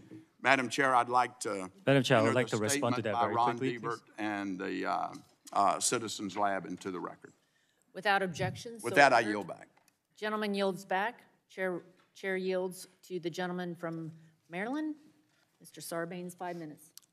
Thanks very much, Madam Chair. Mr. Chu, I'm going to pick up on a theme we've already covered here, which is the effect that your platform, along with many other social media platforms, by the way, has in terms of mental and behavioral health in this country. I won't speak to what's happening elsewhere in the world, but we've talked about the impact that it's having on children, on teens. We took some action last year in this committee to try to improve access to resources. We authorized critical programs to address mental health needs, but we need to do even more than that. And we got to address what the big tech companies like TikTok are doing, because those are platforms that expose children, teens to additional risks. The more time that middle and high schoolers spend on social media, the evidence is the more likely they are to experience depression and anxiety. And this is particularly troubling since apparently 16% of American teenagers report that they use TikTok, quote, almost constantly. That's, I think, about 5 million teenagers in this country that are on TikTok all the time. And we know that big tech, including TikTok, uses design features that can manipulate users, including children and teens, to keep them engaged, designed to feed them a never-ending stream of content, keep their attention for hours on end, which includes capitalizing on the desire for others' approval through like features, preying on the fear of missing out through push notifications and so forth. Again, you're part of an industry that's set up to do this, you in some sense don't appear to be able to help yourselves in reaching out and finding that new user and then holding on to them. TikTok itself has acknowledged that these features and others, like the endless scroll feature, can have an outsized effect on teens. And we've been discussing today how your app only intensifies that harm by amplifying dangerous content and misinformation. I don't want to be too paternalistic here because we have young people in the audience. We've got TikTok users that are watching this hearing, and I'm sure they have their own ideas about how this technology is being managed by TikTok and other social media platforms. They like to access the platforms, and they should be able to do that safely, so it's certainly in their interest, and they can drive this conversation, I think, perfectly well, but it's not a fair fight, is it? I mean, the algorithms are on one side of the screen, the human brain is on the other side of the screen, drowning in these algorithms, in many instances at an age where the brain's not even fully developed yet, so those addictive impulses are being sort of perfected by the technology, and again, it leaves the users sort of helpless in the face of that. Are you looking at ways to redesign core features like the ones I mentioned to be less manipulative, and addictive for users, and can you commit to making some of those modifications here today? Congressman, thank you. We do want to be leading in terms of safety of our users, particularly for teenagers. We were the first to launch a 60-minute watch limit. Yeah, let's talk about the 60-minute launch. And I'm very glad to see people, others in our industry follow. For many of your recommendations, we'll study them very seriously. Yeah. We actually have a series of features. Like, for example, if you're under 16, you cannot use a direct messaging feature because we want to protect those younger users. If you're under 16, you cannot go viral by default. If you're under 18, you cannot go live. And let me go back to the 60-minute limit. Because my understanding is that teens can pretty easily bypass the notification to continue using the app if they want to. I mean, let's face it, our teens are smarter than we are by half, and they know how to use the technology, and they can get around these limits if they want to. Are you measuring how many teens continue to exceed the 60 minutes of time on that app? We understand sense how that's working. We understand those concerns. Our intention is to have the teens and their parents have these conversations about what is the appropriate amount of time for social media. That's why we give the parents what we call family pairing. Let me ask you this question before I run out of time. If you concluded that putting some reasonable limits in place and trying to find a way to enforce them would lead some percentage of your users to leave TikTok and go somewhere else, is that something that you're prepared to accept? Yes. Really? Well, I'd love to get the research on how these limits are being implemented, how they're being bypassed, and the things that you're taking, the measures you're taking to address those issues going forward. Please bring that information back to our committee as we move forward. I'll be happy to. I yield back. Gentleman yields.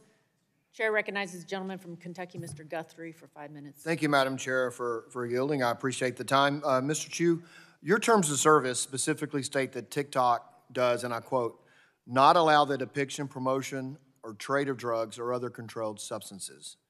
Despite this content being against your terms of service, and I brought this up with other service providers, but despite this content being against your terms of service, content on your platform related to illicit drugs like fentanyl, drug trafficking, and other illicit activity is pervasive and racks up hundreds of thousands of views. For example, in 2020, the Benadryl challenge resulted in the death of an American teenager. And we heard of another challenge earlier today that brought a death of a teenager.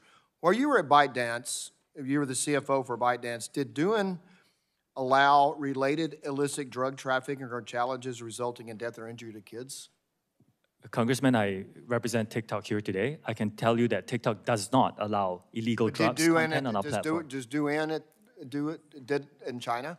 I believe they don't allow this, but I will need to check. I don't run their business. I can tell you question TikTok is, does not allow this. This is what we're concerned about, and my guess, and it would DUN allow for 41 days a threat against a member of the Chinese Communist Party to stand on their site for 41 days? Again, I cannot speak for Douyin, and I'm sorry, I didn't hear the second part of what you said. Well, we had a threat against the chairman of our committee that was on your site for 41 days. My guess is that would not be allowed in China. That content is, if it's violative, I would look into the specifics, and if it violates our guidelines, it will be taken down on TikTok. Yeah, it surely appears that it does. But the problem is what I'm trying to get at is you seem to be able to prevent this content in China, but so not even taking it down, just prevent it from being posted, and yet it's on your website. So I have a couple of questions about, you said earlier, as soon as you find this information, you take it down. So how quickly does your algorithm detect keywords or content that involve illicit drug trafficking before these posts are self-reported or used by others? We have about 40,000 people working on this now, together with the machines that we train. I don't think any company in our industry can be perfect at this. This is a real big challenge for our industry, but our goal is to get any violative content, including illegal drugs, down to a very, very small number. That's the problem. When we have these hearings, we have CEOs of different companies and of your colleagues and competitors, and we always hear apologies, and we always hear, we want to do better at this, but it just doesn't seem to keep improving, and we see hearing stories of our children, and obviously this has been talked about today. So how many posts and accounts have been identified and removed from TikTok due to content posted related to illicit drugs or other controlled substances? Congressman, we do publish that in a transparency report. I can get my team to get the information to yours. Thank you, I appreciate that. Also, we understand that the way that people use TikTok or other platforms similar to yours is that they ensure flagged user content isn't permitted to jump from. So my question, so what we've heard is that the instances the users see a drug advertisement and then give a code to go to another site. So my question is, do you work with other platforms to ensure flagged user content isn't permitted to jump from one platform to others? I will check with my team. I would love to work with our industry to make sure that we stamp out these problems. Violative content should not be allowed on any platforms, in my opinion. Well, so what's kind of frustrating to all of us here is that we look at what's happening on your sites and others, and particularly that we know, because we've done a research, that you can't have access to illicit drug information or others on Douyin, which is a sister company, as you say, in China. And so it absolutely, if you can prevent it on one and not the other, you obviously have the ability to stop it from moving forward, and yet you don't. Would you like to expand how one of your sister companies can prevent that and you not? I know you don't represent Douyin, but they don't allow it, but it happens on your platform. What's the difference? First of all, the majority of the content on TikTok is fun, entertaining, informative, and very positive for our users. Like other companies that operate in this country, we have to deal with some bad actors who come and publish some content on illegal drugs. Other. The bad actors don't seem to be able to access Douyin. The TikTok U.S. experience should be compared to other U.S. companies because this is a common challenge. But your parent company has the technology to prevent it because you prevent it in China, but you can't prevent it here. What's the difference? That's why I'm asking. Oh, Congressman, there is no technology that is perfect in doing this. We have to deal with the reality of the country that we're operating in. And here in the United States, as with other companies, we share this challenge. We are investing a lot to address the challenge, but we are, it's a shared challenge. But you invest a lot seem to be able to address it in China, but not here. Again, I think the comparison has to be within the single country. We face the same set of challenges here in the U.S. What's the difference? I'm sorry, I'm out of time, but what's the difference in China and here? Let me give you an example, Congressman. In my home country, Singapore, there is almost no illegal drug content because Singapore has very strict drug laws. Thank you. My time's expired, now I yield back. Gentleman yields back. Chair recognizes the gentleman from New York, Mr. Tonko, for 5 minutes. Thank you, Madam Chair. I'm concerned that TikTok's algorithm preys on vulnerable people, including those struggling with addiction, eating disorders, and other mental health conditions.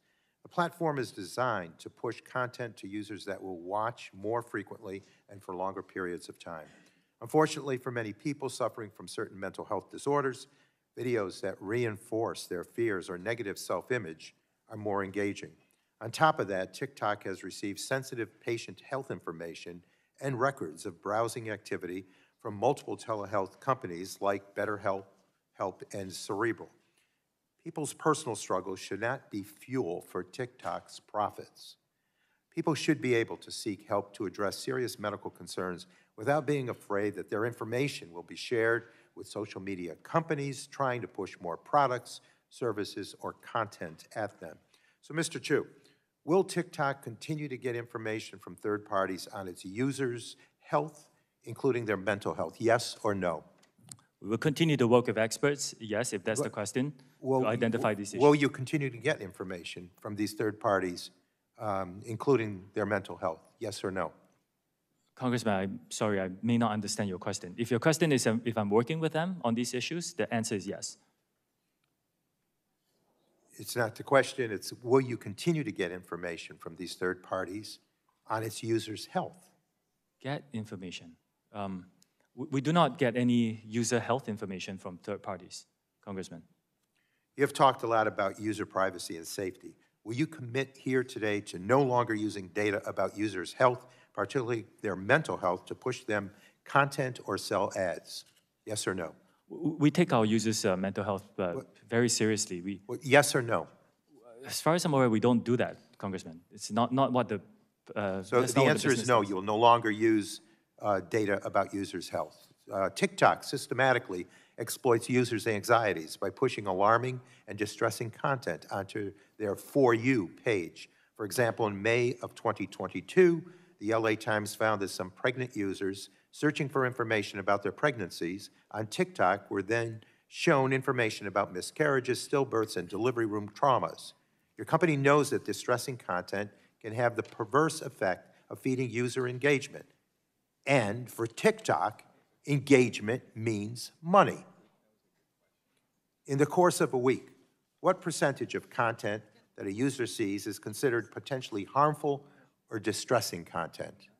Congressman, we work with a lot of experts on this. Even before we set the 60-minute time limit for under 18s, if you spend too much time on our platform, you can try it. If you spend too much time, we will actually send you videos to tell you to go out and get some air and get off the platform. What percentage of content that a user sees is considered potentially harmful? I will need to follow up with my team and get back to you on that, if that's okay. Ballpark. I will need to follow up with my team. So are teenagers in particular shown more distressing content? The opposite is true. We actually put in more restrictions to make sure that our teenagers get a better experience. Are expectant or new parents shown more distressing content? I know of many parents, including one I met recently, who actually use our platform to find communities, to connect with other parents and learn a lot more. I've heard amazing stories of creators who have difficulties, and reclaiming my time. Are individuals with eating disorders shown more distressing content?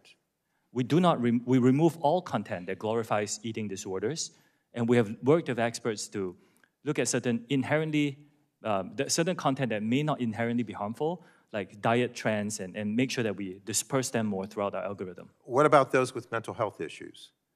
Are they given more distressing content? If a user searches, words that expresses mental health issues, we actually redirect them to a safety page. Like, for example, if you, I don't know if I should say this in public, if you search, I want to die, we will redirect you to a safety page, for example. So what about those suffering from addiction? Are they given more distressing content? I'm sorry, Congressman, I missed that question. Those suffering from addiction, are they given more distressing content? I missed the first few words, I apologize. What about those suffering from addiction? Are they given more distressing content? Those suffering from addiction. Addiction. Do you mean drug addiction or? Yes, or any order of addiction. If people search for content and you can try on a variety of subjects, we will actually direct you to a safety page to give you more resources. And a lot of recovering addicts have actually found the communities on TikTok, and it's really helped them, find their voices and the community and the courage to really overcome their addiction. I personally have heard stories of that. Well, I appreciate your answers, but I was looking for yes or no, and we did not get those. And again, I think the more that they watch this distressing content, the more profit TikTok makes, and that's distressing. Gentleman yields back. Chair recognizes the gentleman from Michigan, Mr. Wahlberg, for 5 minutes. Thank you, Madam Chair, and we're glad that you're here, Mr. Chu. As Chair Rogers and Representative Burgess mentioned this morning, the Wall Street Journal reported that China will firmly oppose any forced sale or divestiture of TikTok. And this is based not on conjecture, but it's based on comments provided by the official spokesperson at the Ministry of Commerce, who said that any TikTok sale or spinoff would amount to a technology export and would have to adhere to Chinese law and approval. This spokesperson was quoted as saying the Chinese, and I quote, "The Chinese government will make decisions according to the law." The Chinese government. Mr. Chu, do you agree with this official? Yes or no? Congressman, I cannot speak on behalf of a Chinese government official. Do you agree with that official? We will need to look at this because Project Texas is designed to move forward here in the United States, and we are not discussing this, so I don't have specifics. You know, your company is valued at upwards of $50 billion and has been on the verge of forced sale or ban for 3 years at least, correct? Do you expect this committee to believe you haven't already discussed this scenario with your team? And you should have an answer to this, yes or no, I agree with the Communist Party, or I don't agree with the Communist Party. So, I guess I would say at that point, you disagree with the Communist Party. Explain your discrepancy. Congressman, for 2 years, we spent $1.5 billion US to build Project Texas. This is after very extensive discussions with relevant folks. Project Texas is just something expanded for the future. We're talking about now. We're talking about what you're doing now, what your expectations are now, what your relationship is with the Communist Party, which is our major concern of what the impact that will be with a country. Let me rephrase that. With a Communist Party that doesn't care about America and sees us as standing in their way for superpower. That's our concern, and for you to have direct relationship, direct ownership with ByteDance, and to not have a characterization or an agreement or disagreement that you say explicitly with this party policy, it's hard for us to believe what you're saying. Let me move on. Following up on what Mr. Latta asked about data accessed by Chinese engineers. In responding to Mr. Latta, you talked about where American user data would be stored in the future. But the question was about access today, storage in the future versus access today. This is total redirection. This blows up any trust we could desire to develop. So to be clear, Mr. Chu, today, do ByteDance employees in Beijing have access to American data? Congressman, we have been very open about this. We have relied on global interoperability. You have access to American data. Congressman, I'm answering your question if you give me just a bit of time. We rely on global interoperability, and we have employees in China. So yes, the Chinese engineers do have access to global data. You have access to global data. We have heard. Not storage. No, storage has always been in Virginia and Singapore. The physical service. You have no access to storage, to American data today. That's not what I said. I said. So you do have access to American data, and you have storage of American data. The American data has always been stored in Virginia and Singapore in the past. And access of this is on an as-required basis by our engineers globally. By engineers for business purposes. By engineers, this is a private ByteDance? ByteDance. The Communist Party? No. Why? How can you say that? This is a private business. This is a private business, and is like many other businesses, many other American companies, we rely on the global workforce. So the global workforce that includes ByteDance, which is connected directly to the Chinese Communist Party, that is a characterization that we disagree with. Now, in the future... That's not what we can disagree with. That's a fact. It's not, unfortunately. With the CEO of ByteDance and your relationship to them. Congressman, respectfully, in my opening statement, I said this is a private company. It's owned 60% by global investors. 3 out of the 5 board members on ByteDance are Americans. This is a private business. And you report directly to ByteDance with the CEO who is a member of the Communist Party. Let me move on. He's not. I think we got the answer. Sadly, at this point, I believe my time has expired, so I yield back.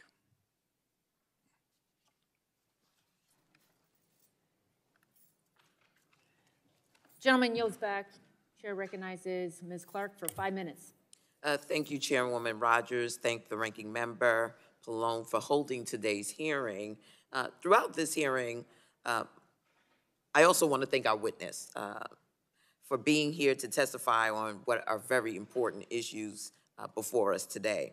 Throughout this hearing, my colleagues have outlined the potential threat posed by the security of Americans' data by TikTok being affiliated and some would say owned by a Chinese company. Foreign adversaries having direct access to Americans' data, as well as the ability to influence this content Americans see on a prolific social media platform, represents an unprecedented threat to American security and to our democracy. However, the problems of social media platforms, content moderation, algorithmic discrimination, and safety are neither new nor unique to TikTok. Mr. Chu, I share the concerns raised by my colleague, Congresswoman Matsui, related to algorithms. I believe that without mitigation against bias, platforms will continue to replicate, exacerbate discrimination that is illegal under civil rights law, as well as exclude important dialogue about sensitive topics like race from occurring on the platform. For example, I was disturbed by reports that TikTok content moderation algorithm flagged words like Black or Black Lives Matter as inappropriate content. So my first question, Mr. Chu, is do you agree that platforms like TikTok should be subject to regular audits or transparency requirements to identify whether policies have a disparate impact on communities that are protected classes like race, religion, national origin, or gender? I think, Congresswoman, I think platforms should be very transparent on what they do there and disclose a lot of information. We can get back on the specifics of what we mean by an audit, but I do agree very strongly that platforms should be very transparent, and it's a commitment that we're giving to this committee and all our users, that our platform will be a place of freedom of expression. We embrace all diverse points of view, all ethnic minorities. You can come and say whatever you want, as long as you don't violate the rules of safety that were put in place. And we also commit to be free of all and any government manipulation. So I think I'm in strong agreement with a lot of what you said. Well, thank you. My bill, the Algorithmic Accountability Act, would require platforms to be transparent about their algorithms, measure disparate impact, and require risk mitigation. It is vital that the diverse culture of the United States is reflected online, but I'm concerned the algorithms and content moderation practices employed by TikTok are ignorant to the fundamental diversity while also failing to remove content that is harmful, like child sexual abuse material, hate speech, or domestic terrorism content. My next question to you is, it's my understanding that users must be in good standing to be eligible for compensation from TikTok's Creator Fund. For example, they can't have violated community guidelines. Is this correct? There are some details there, but directionally, yes. If TikTok's algorithm is flagging content incorrectly, resulting in creators violating community guidelines when in fact they have not, those creators would not be eligible to receive compensation under the Creator Fund, correct? We do have an appeals process. You have an appeals process, okay. Yes. In my view, if TikTok employs algorithms that disproportionately remove content from Black creators, it disproportionately silences and excludes Black creators from compensation opportunities. And this problem happens in parallel to the lack of adequate recognition, attribution, and compensation to Black creatives for their content. The exploitation, cultural misappropriations, the erasure of Black creatives' ownership of their fashion, art, and media is nothing new. We need transparency, accountability, and bold action to mitigate against misinformation, bias, and exclusion of certain communities from the opportunities present on platforms like TikTok. So let me just say this. I'm concerned about transparency. I am concerned about algorithmic accountability. And I'm not clear that your organization holds those values. So I want to ask that you take a look at this because this is all part and parcel of what we're concerned about with respect to social media platforms and the misappropriation, the ways in which those algorithms can discriminate within the context of the social media platform. With that, Madam Chair, I yield back. Congresswoman, is it okay if I just very quickly respond? This is a very important topic. Unfortunately, we only have 4.5 hours with you, and I'm going to try to get to every member, so we're going to keep going. It is very important. I would love to follow up. Well, there will be other opportunities. The lady yields back. Gentleman from Georgia, Mr. Buddy Carter, is recognized for 5 minutes. Thank you, Madam Chair. Mr. Crew, welcome to the most bipartisan committee in Congress. We may not always agree on how to get there, but we care about our national security. We care about our economy, and we sure as heck care about our children. We sure do. And that's why you're here today, because 2/3 of all the youth in our country are on your app.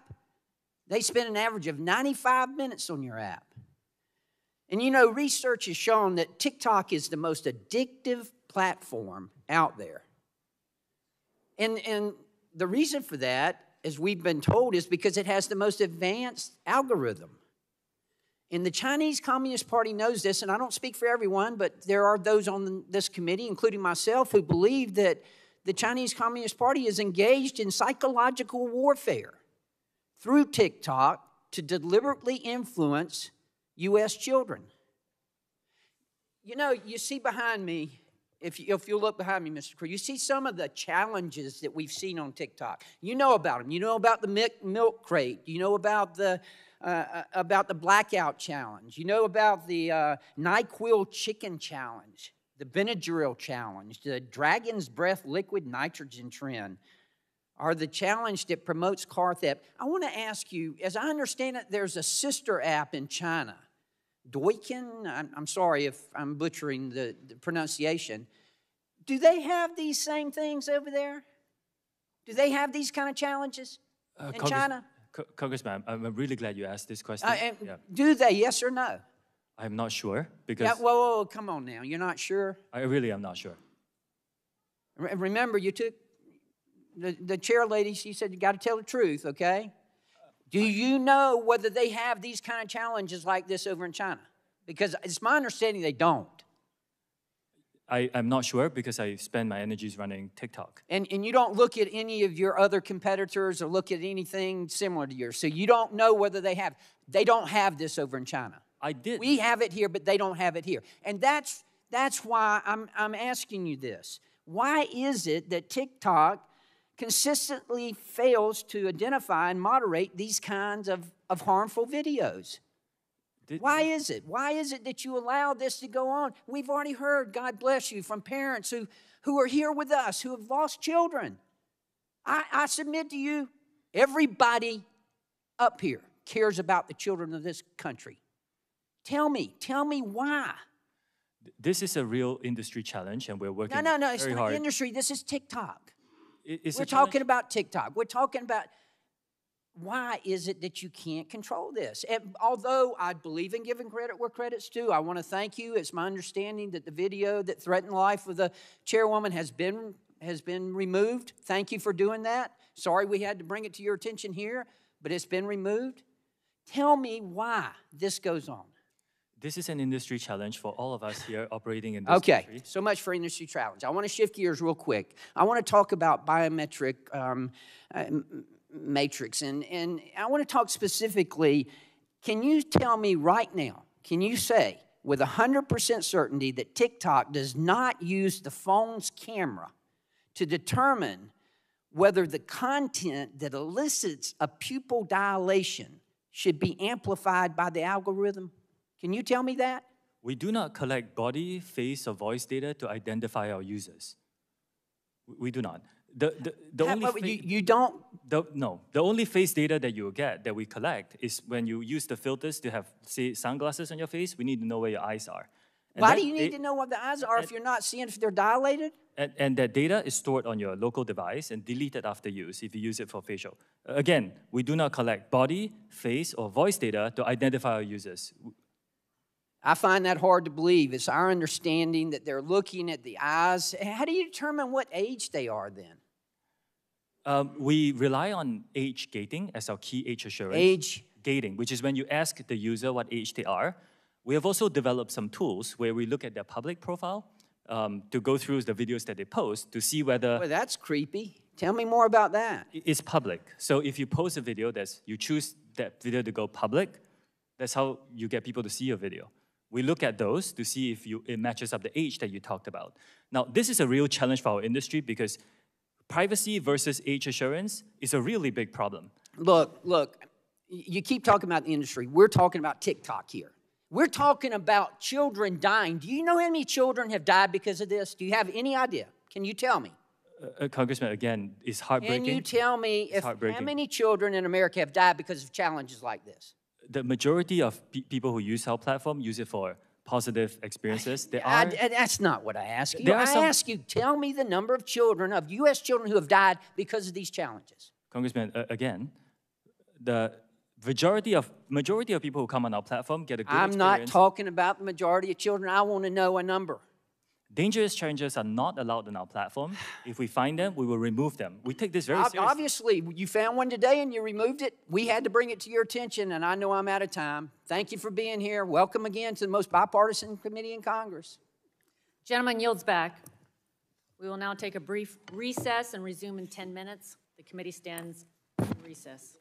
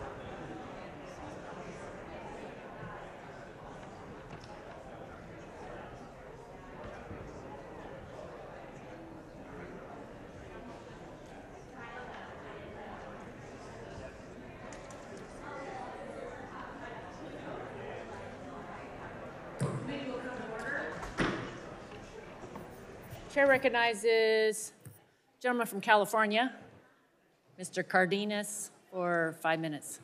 Cardenas, sorry. That's good.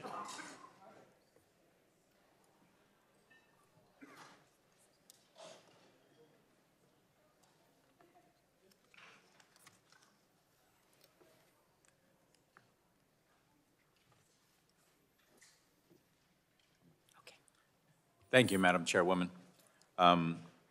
I appreciate this opportunity for this committee to have this important hearing regarding TikTok and its effect on the American people, especially the American children, and the potential effect, not potential, but the effects that it has had and may have in the future when it comes to our democracy and misinformation and disinformation that permeates on TikTok.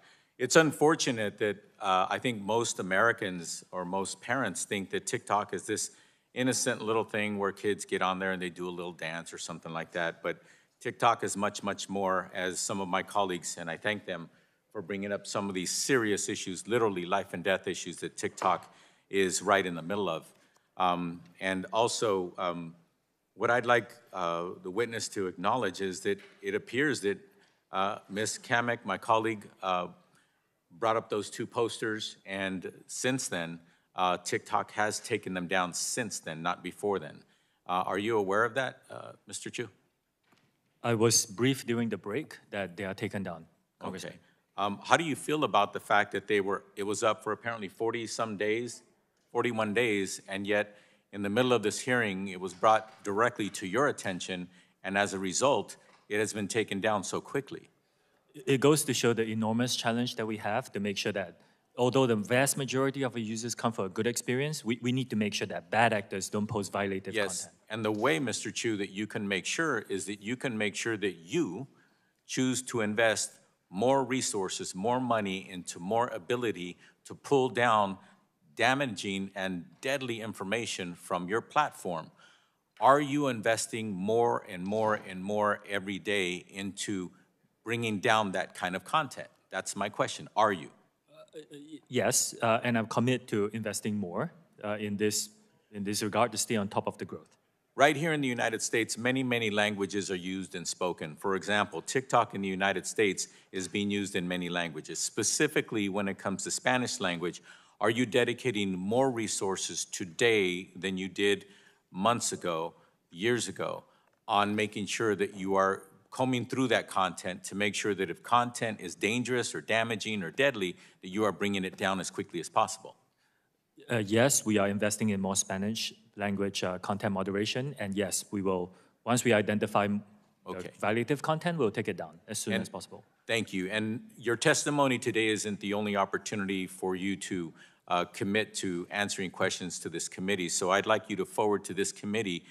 Again, I'm not asking for trade secrets, but I would like to get some semblance of understanding as to how much you are investing with the number of bodies, the number of people, the number of resources in making sure that you are investing more in pulling down content that is either deadly or dangerous on your platform. Can you forward that to the committee? I will check with my team and get back to you on this, Congressman. Thank you very much. Appreciate that opportunity.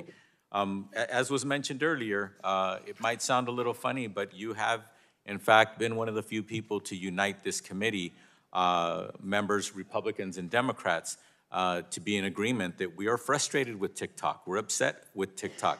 And yes, you keep mentioning that there are industry issues that not only TikTok faces, but others. You remind me a lot of Mike Zuckerberg. When he came here, I said to my staff, he reminds me of Fred Astaire, good dancer with words. And you are doing the same today. A lot of your answers are a bit nebulous. They're not yes or no. So I'd like to ask you a question. Yes or no? Is your revenue going up at TikTok month over month or year over year?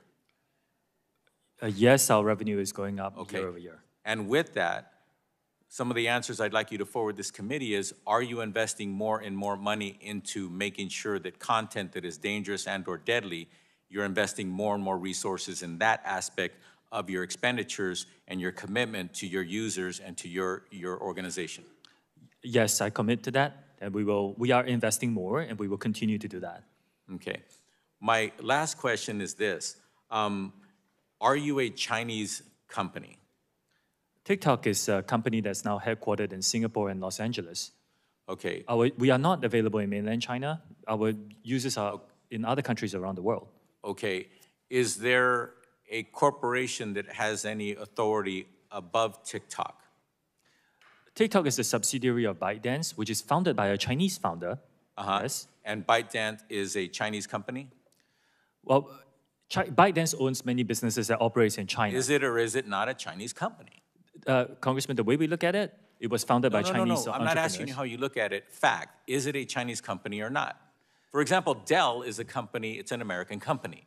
They have activities all over the world.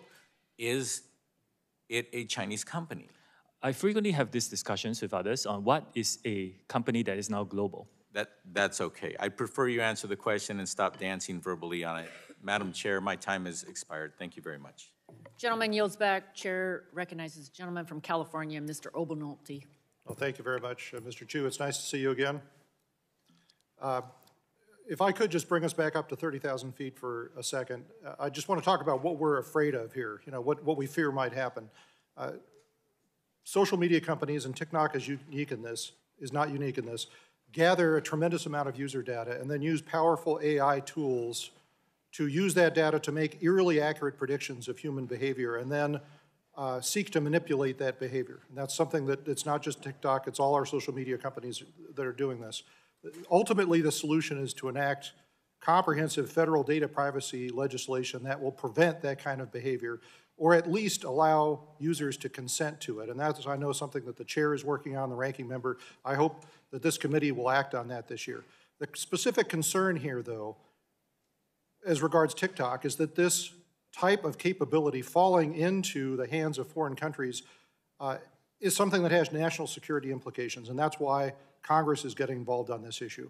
So I know that you have proposed Project Texas in an effort to alleviate these fears. So I wanted to ask some specific technical questions about Project Texas and the way that you believe that it will solve this problem. So one of the things that you've said in your testimony is that part of Project Texas will have engineers at Oracle going through the source code for TikTok. How large is that code base?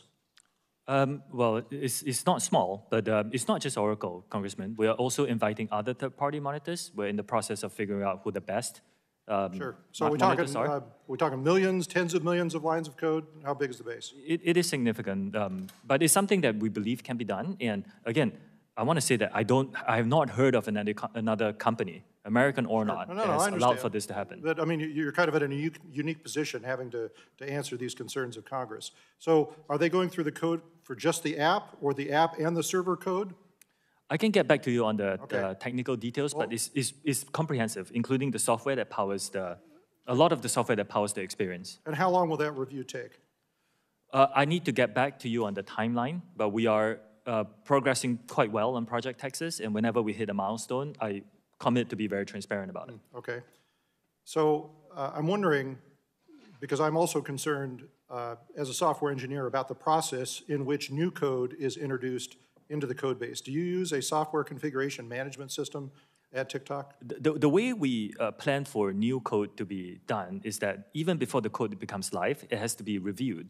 The changes have to be reviewed by so the you're third-party talking monitors. about a code review. That was good. That was another question I had for you. So the code review, is it done with a team of engineers or just with a single engineer? Oh, it's going to be a team effort. Okay. Yeah.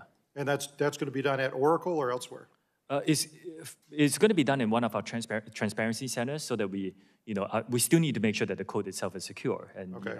so yeah. What I'm hearing you say is that even though the code might be written by someone not in the United States, before the code is integrated, it'll be reviewed in a code review by a team of engineers within the United States? That's the plan. Okay, and this, back to the question about the software configuration management system, how do you manage the integration of that code change into the rest of the TikTok code base?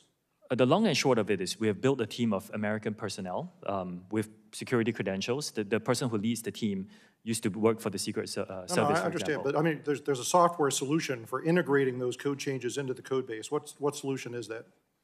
I will need to check and get back to you on the details. Okay. Well, specifically what I'd like to know is to make sure that this isn't something that TikTok has created custom, which many companies do, because that would mean that you'd have to review the source code for that as well for security. How do you protect against threats like a malicious actor being hired not by TikTok, but by Oracle, for example, or by USDS? The approach that most companies take for these things is to have several layers of monitoring to make sure that everything that somebody has reviewed, there's a secondary review, so that one malicious actor is not able to create the damage that the malicious actor can do. But you rightly pointed out, these kind of problems are industry-wide problems. Right. Every company has to deal with them. Okay, well, let me ask a specific question about that. I mean, in thinking about if I were a malicious actor, a software engineer on one of your projects, how I would go about writing a malicious code. I wouldn't put it right there and say, hey, I'm malicious. I would put unrelated lines of code in different sections of the code that work together to do something malicious. How do you think that could get caught?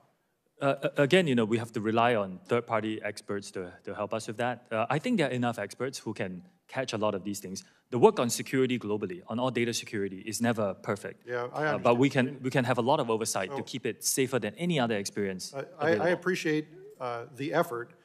My concern, Mr. Chu, is I don't believe it is technically possible to accomplish what TikTok says it will accomplish through Project Texas. I just think that there are too many back doors through that process to allow that to be possible, and I think a malicious actor would succeed in inserting malicious code in there if they wanted to. But I see we're out of time. I hope we get an opportunity to talk some more about this. I yield back, Madam Chair. Gentleman yields back. Chair recognizes the gentlelady from Michigan, Mrs. Dingle. Thank you, Chairman Rogers and Ranking Member Pallone for holding this hearing, and to Mr. Chu for testifying here today. Your good news, you're halfway through with me. As screen time increases, so do inherent risks. And with the proliferation and popularity of new social media platforms, so does the potential reach of dangerous, provocative, and often harmful content. And my fear, the abuse of collected data. As a representative from the state of Michigan, I can speak from experience on how social media has been used to target members of the Michigan delegation, including a plot to kidnap our governor, and how it can be weaponized to perpetuate harms towards individuals and communities.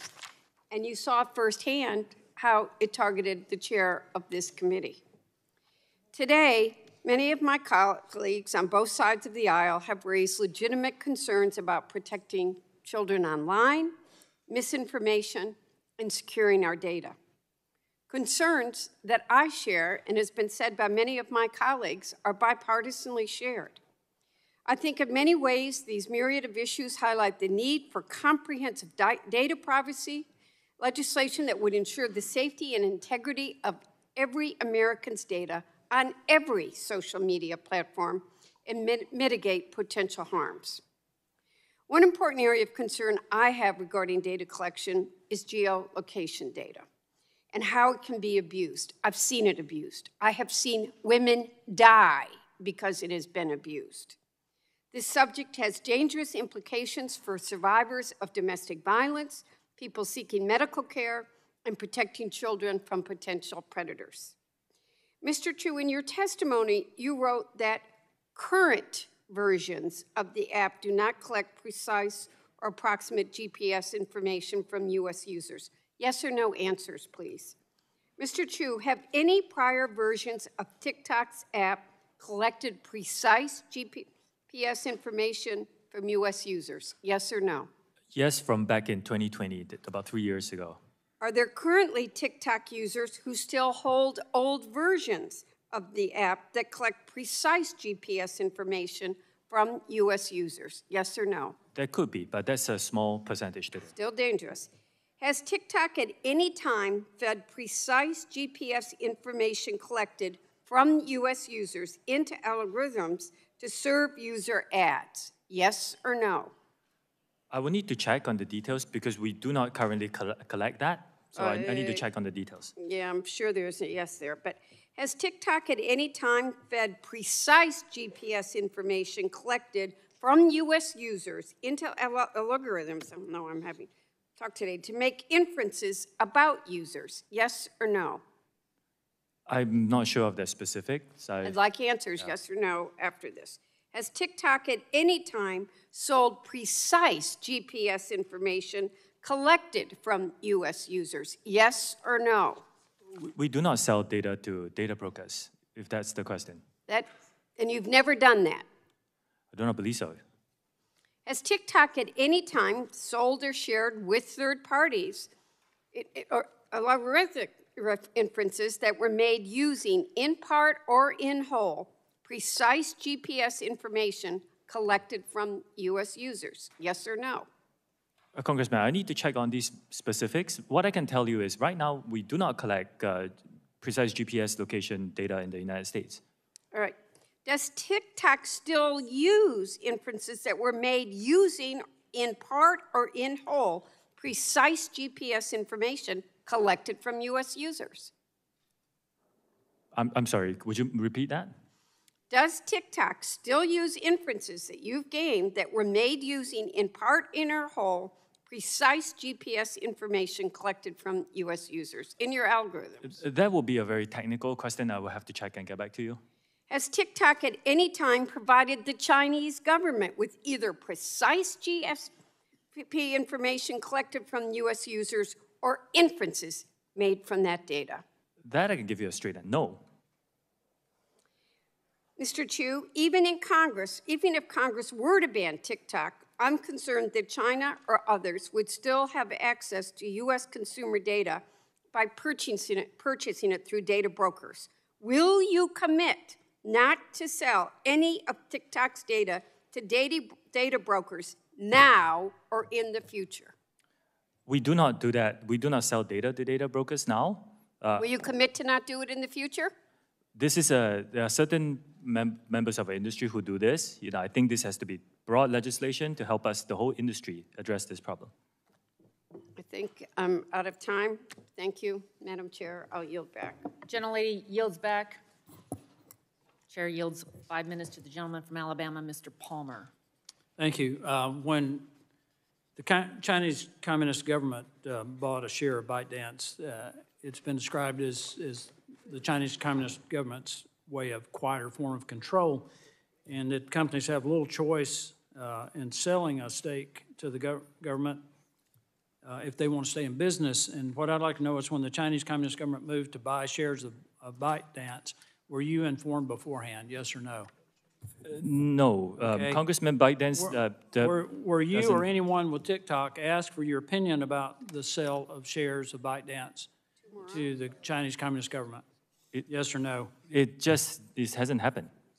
Did you or anyone employed by or affiliated with TikTok state any objections or concerns about the possibility of the Chinese Communist government, once they had shares in ByteDance, exercising control over content, using your platform for conducting misinformation campaigns, or restrictions ensuring nothing is posted that reflects badly on the Chinese Communist government, or for surveillance and data collection for use against anyone?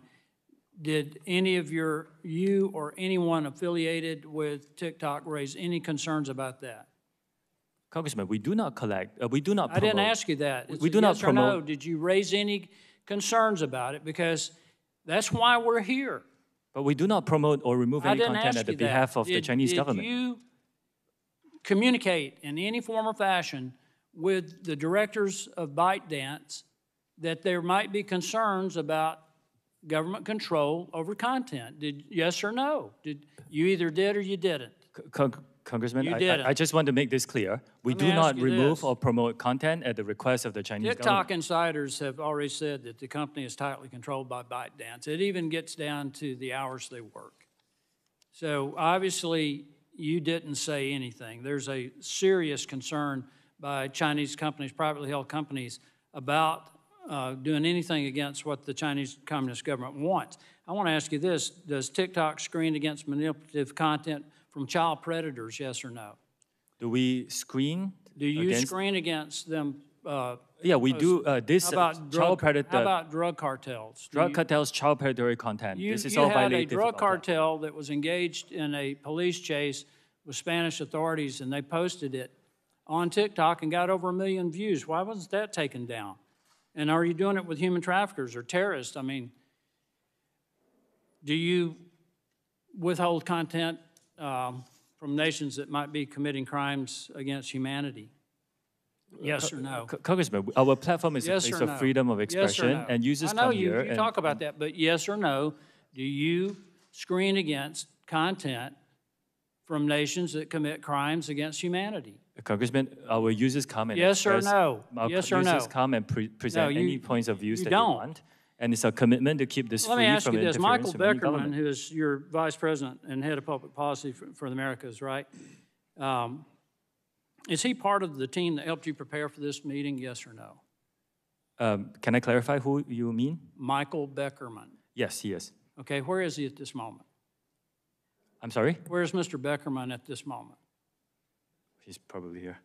No, you know he's here. He's sitting right behind you. I want to know why, when Mr. Beckerman was on with Jake Tapper on CNN and asked repeatedly to condemn Chinese Communist government's treatment of the Uyghurs, when that treatment has been classified by the United States as a genocide, when a UN report classifies it as a crime against humanity, why, after multiple questions, Mr. Beckerman refused to address that? Are you afraid of the Chinese Communist government? No, because you can find that concerned content that- on our platform. Any content that our users want Well, why to couldn't express your their vice views on this president of issue is public freely policy, available on our the guy platform. who's head of public policy for the Americas, and an American on an American television news channel, why couldn't he condemn that? I think it's very important to look at our platform, and if you use and open our app I'm not and talking about search your for any platform. I'm asking content, about your personnel now, because personnel is policy. Everybody in this room understands that, except maybe you. Personnel is policy. Let me just conclude with this. And I hate to bring this up because this is part of the stuff that I've studied, but deception is fundamental to the Chinese Communist Party's political, intelligence, and military strategy. And you have repeatedly used the word transparency throughout this hearing, and every time you've said it, what I've heard is deception. I yield back.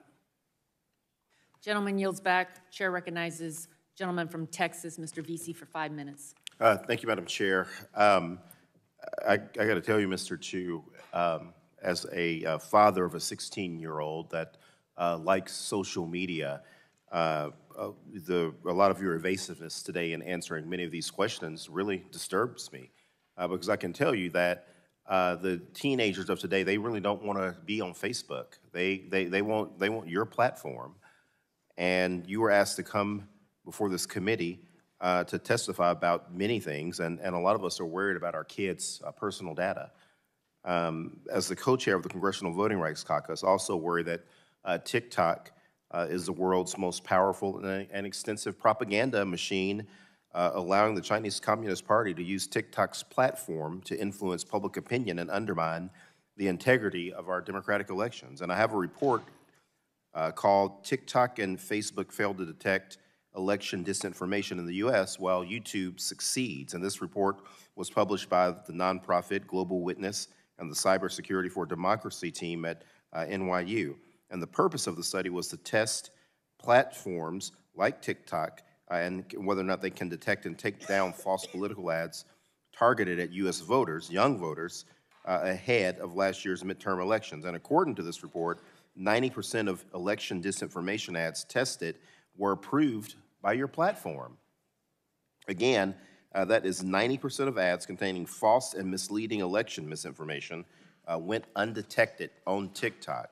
And just to add some color to the type of misleading ads that were approved by TikTok, this included ads that were live on TikTok that said the wrong election day and actually encouraged people to vote twice. You do know that voting twice is a felony.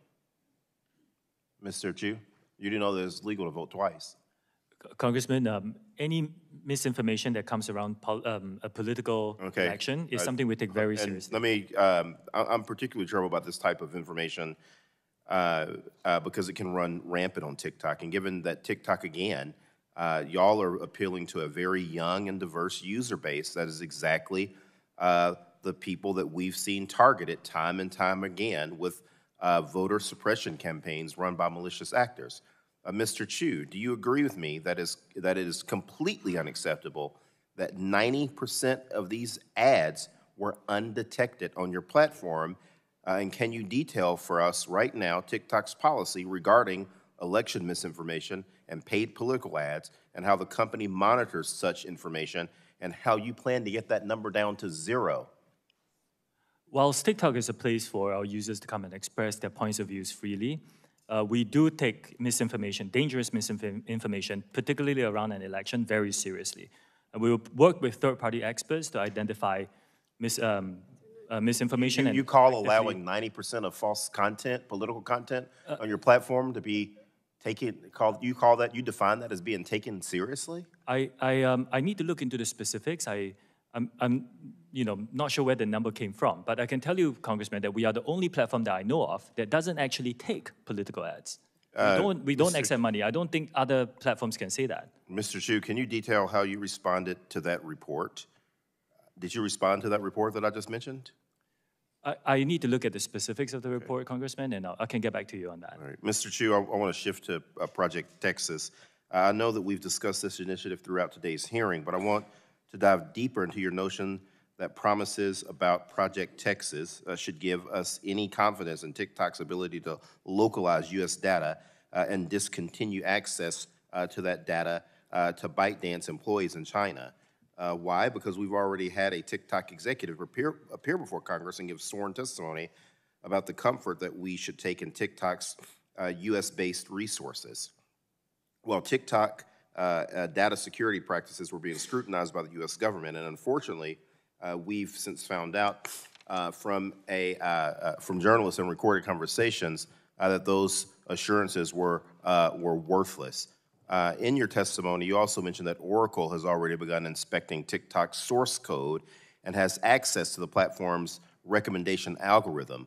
Why should this give the American public any great assurances, particularly given that Oracle now owns a stake in TikTok and stands to gain monetarily the more revenue that TikTok and its algorithm generates?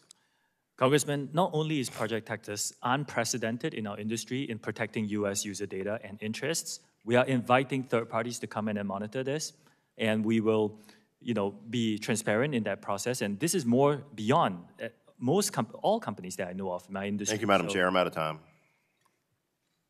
Gentleman yields back. Chair recognizes the gentleman from Florida for 5 minutes, Mr. Dunn. Thank you very much, Madam Chair. Mr. Chu, I'm aware that on arriving in D.C. this week, you appeared on TikTok and boasted you had 150 million U.S. users, 5 million U.S. businesses. That represents a lot of data. You also referenced your appearance before this committee as a chance to share all that TikTok is doing to protect Americans using the app. Mr. Chu, has ByteDance spied on Americans at the direction of the Chinese Communist Party? No.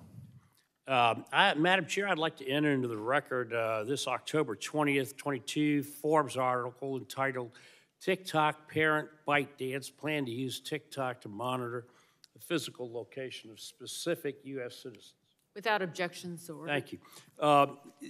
The project assigned this to a Beijing-led team, and they were going to follow individual American citizens. I ask you again, Mr. Chu, has ByteDance spied on American citizens? I don't think the spying is the right way to describe it. Right. This is ultimately... We can differ on that. This is ultimately an internal investigation. Any TikTok or ByteDance data that is viewed, stored, or passes through China is subject to the laws of China, one-party authoritarian state hostile to all American standards of privacy. China's court system reports to and falls under the Chinese Communist Party.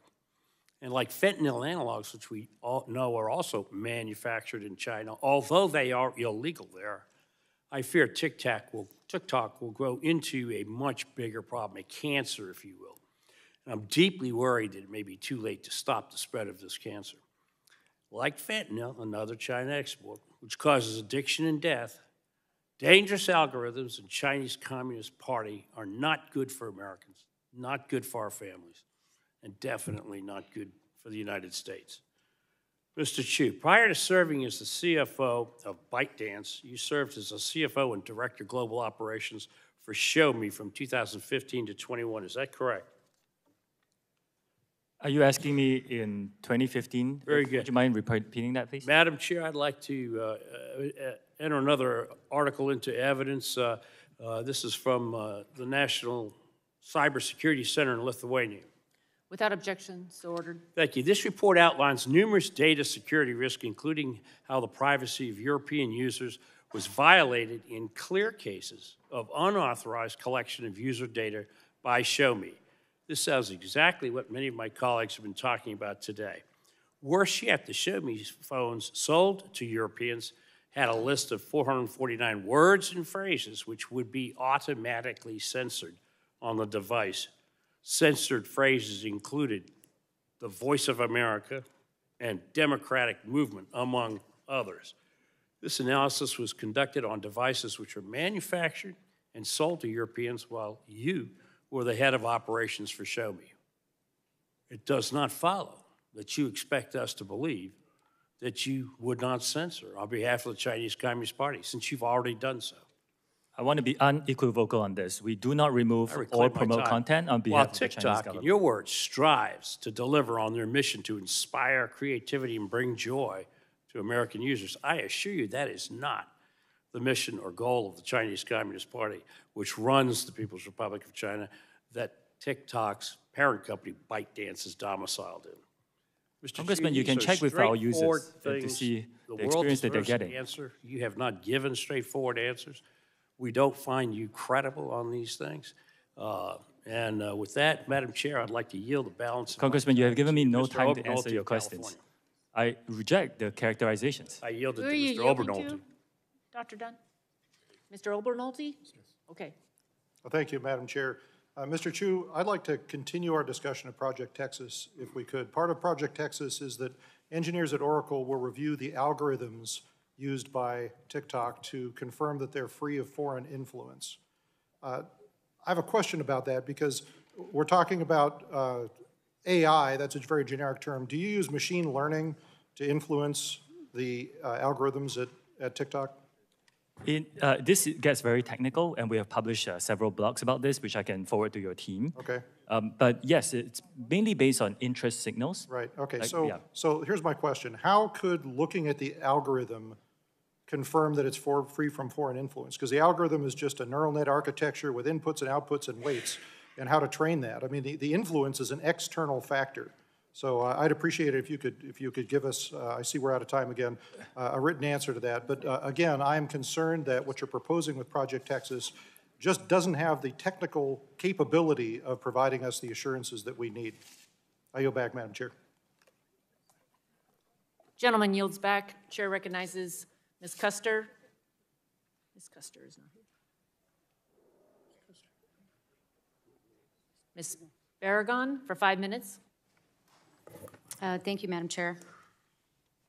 Mr. Chu, TikTok warns users when content is graphic or disturbing and labels state-affiliated media accounts to ensure the viewers aren't seeing propaganda. Does TikTok provide similar information to Spanish speakers, users, as well as English speakers? I believe so, Congressman. I will get back to you on that. Okay, and do you know if TikTok has a specific strategy for tackling Spanish language content that violates its trust and safety guidelines? We do. I will get back to you on the specifics on that. Okay.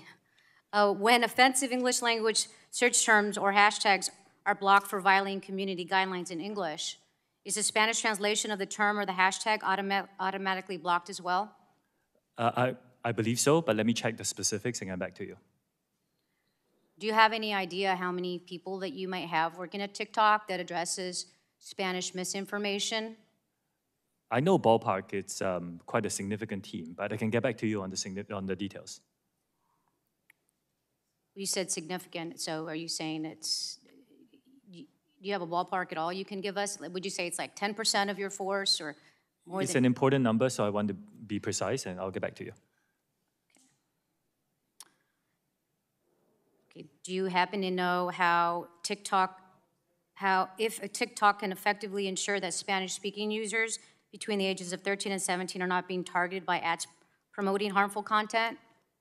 We have very strict policies for our users who are in the teenage age group, and regardless of what language they speak. So we want to make sure that they are given a very safe experience on our platform, regardless of the language they Well, I know, I'm use just it. trying to, I'm trying to ascertain resources you may be putting into Spanish speaking and Spanish language. Last year, the Congressional Hispanic Caucus met with TikTok.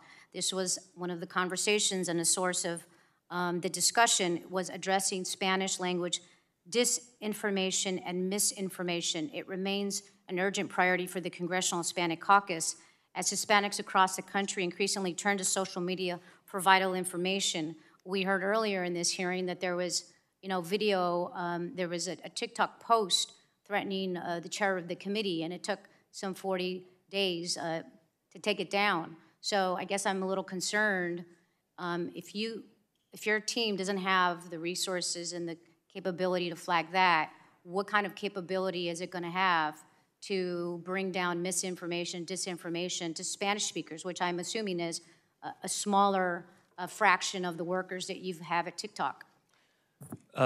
TikTok is a place for all our users to come and express their very diverse views, and we are open to all ethnicities, and we are open to all everyone to come here and freely express their views. So it is our commitment to make sure that the safety of those users, regardless of the language, and of course, the Spanish language user base is super important to us. Okay, we so need to make sure can't- that we continue to invest Okay, so you don't have an answer then. Okay, I will look forward in your coming back. We've heard a lot about the concerns about children who may be on TikTok. Mr. Chu, at what age do you think it would be appropriate for a young person to get on TikTok? We have 3 different experiences here in the United States. There is an experience for under 13s, which is highly restricted. I'm asking what you think would be the appropriate age to have a child get on TikTok. Our approach is to give differentiated experiences for different age groups and let the parents have these conversations with their children to decide what's best for their family. So you think that there is a sufficient safety mechanism for an 8-year-old to be able to access TikTok? An 8-year-old's experience on TikTok will be so highly restricted that every single piece of content he or she will see will be vetted by Common Sense, our third-party child safety expert, and the 8-year-old will not be able to post, and the 8-year-old will not be able to see any personalized feed and 0 advertising in that experience. So I believe, yes, it is the appropriate experience for an 8-year-old. Well, then why don't you let your 8-year-old child on TikTok? I have seen these news articles. I would like to address that. My kids live in Singapore, and in Singapore, we do not have the under 13 experience. If they lived here in the United States, I'll let them use the under 13 experience. Okay, so you're saying it's because of the country you live in doesn't have the same mechanisms. Is there a reason you don't have those same mechanisms everywhere? In principle, we want to provide a good experience for our users in general. We don't want to monetize from people who are under 13. In the US, we are COPPA compliant, and as part of that, we were deemed as I want to get these specifics right. We were deemed as a particular type of audience, mixed audience app. I want to make sure that that's right. And as a result of that, we have to provide an experience to our under 13 users in this country as well. My time has expired. Thank you. I yield back. He yields back. Chair recognizes the gentleman from Utah, Mr. Curtis. Thank you, Madam Chair. Mr. Chu, my children are getting ready to run a marathon, and I noted during this hearing that they'll be running for about the same amount of time that you'll be sitting in that chair today. Unfortunately, I only get you for 5 minutes, so instead of a marathon, I'd like to do a sprint with you. And I want to go back up to that 30,000 feet level. Would you agree with me that Section 230 was created to protect platforms like yours from lawsuits when you distribute information? Don't overcomplicate it, just like 30,000 feet. Yeah. So then would you agree that there's a line drawn between publishers of information and distributors of information, specifically in the Section 230 language? I think 230 is a very complex topic. I understand, but remember, we're at 30,000 feet. So in short, your platform distributes content that other people's publish. One of the early challengers to Section 230 was when AOL refused to take down a post of somebody that had inappropriately put associated a phone number with the Oklahoma City bombings. The courts ruled that AOL was not liable for that post because of Section 230. Now, I want you to do a hypothetical with me because I'm going to use the absurd to try to make a point here. Let's suppose hypothetically that AOL instead of just posting that, actually wanted to magnify that voice. And so they took out an ad in the Wall Street Journal linking that phone number with the Oklahoma City bombing. And let's suppose they didn't stop there, but they went further and they took out a Super Bowl ad linking that phone number with the Oklahoma City bombing. And let's suppose, hypothetically, they didn't stop there. They sent a flyer to every home in America linking that phone number to the bombing. And I guess the question is, would AOL have moved from a distributor to a publisher in this made-up example? Congressman, I think, respectfully, I think everybody can see that they would. This is not a hard question. Moving that far away from the intent would have moved them to a publisher. So my question is platforms are protected because they post content, but I want this room to see, not just you, the protection has limits. And if AOL moves to a distributor instead of a publisher, they go outside of those limits. Now let's talk algorithms just super quickly. We've thrown that word around a lot today. Let me here again go 30,000 feet, and we'll use another platform so it's not sensitive. But Pinterest, I like to go on Pinterest. My wife and I are building a home, working on the yard right now. If you went on my Pinterest page, you would see swing sets and things made for my grandkids. Now, another hypothetical, let's suppose that there's some devious intent inside Pinterest, and they decide they want to influence John Curtis with these algorithms, and they want me to believe it's the end of the world. And all of a sudden now I'm buying bomb shelters instead of swing sets for my kids. Have they become a publisher and should not be protected from Section 230? And if you don't feel, I'm pretty sure the room understands that they have crossed this line, and you can tell me if you think they have or not. Congressman, I will have to study that specific example and get back to you. It's a hypothetical, but you can see at some point they've crossed the line and they have become a publisher and a distributor. So we've touched on this today, but I want to be super specific. Is it possible that TikTok had enough data, could get enough data on me that you could use artificial intelligence and your algorithms and machine learning to write an algorithm that could persuade me to change how I view a policy issue? Does that possibility exist? The way we look at it— 30,000 feet, we're on a sprint. I will stay very high level. Okay, the way we look at it is our users come in and express whatever views they want. But that's not the point. The point is you could write an algorithm that would change. And we've actually seen, the Washington Post reported the Stop the Willow campaign shows how TikTokers are tackling climate change. I think that's all fine, right, and all good, unless somebody has interjected into that and magnified or diminished voices in that. And what I'm proposing to you today is that pushes them across the line from a distributor to a publisher if they make those decisions. Now, serious allegations have been made against your platform and others, many of them here today, and you're not new to these allegations. This isn't your platform, but some time ago there was an allegation that a platform recommended ISIS-related videos. We've talked about the weight loss videos. We didn't talk about it, but the stealing the elections. Whatever the motivation, I'm trying to point out that as you move from a publisher, as you manipulate this data with algorithms, that you step out from the protections of Section 230. Do you see that logic? This is a very complex I understand it's very complex, but you see the logic. In your mind, has TikTok ever stepped across the line from a distributor to a publisher? Congressman, again, this is a very complex topic. I will need to get back to you on this. I understand that. Okay, and finally, very quickly, you produced a video that now is well known about your visit here and today in Washington, D.C. Can you tell me 100% that no TikTok employees manually manipulated that to get more views? I checked, and as far as I know, there was no boosting and heating. I went viral organically. Okay, Madam Chair, I'm sorry I'm out of time. I yield my time. Gentleman yields back. Chair recognizes Ms. Blunt Rochester. 5 minutes. Thank you, Madam Chair. Mr. Chu, as I'm sure you know, this hearing is part of an ongoing effort by our committee to examine data security and other concerns with social media companies broadly. And I have to tell you, I came to this hearing interested to hear the actions that TikTok is taking to combat misinformation, protect our young people, and ensure our national security. But I've not been reassured by anything you've said so far, and I think, quite frankly, your testimony has raised more questions for me than answers.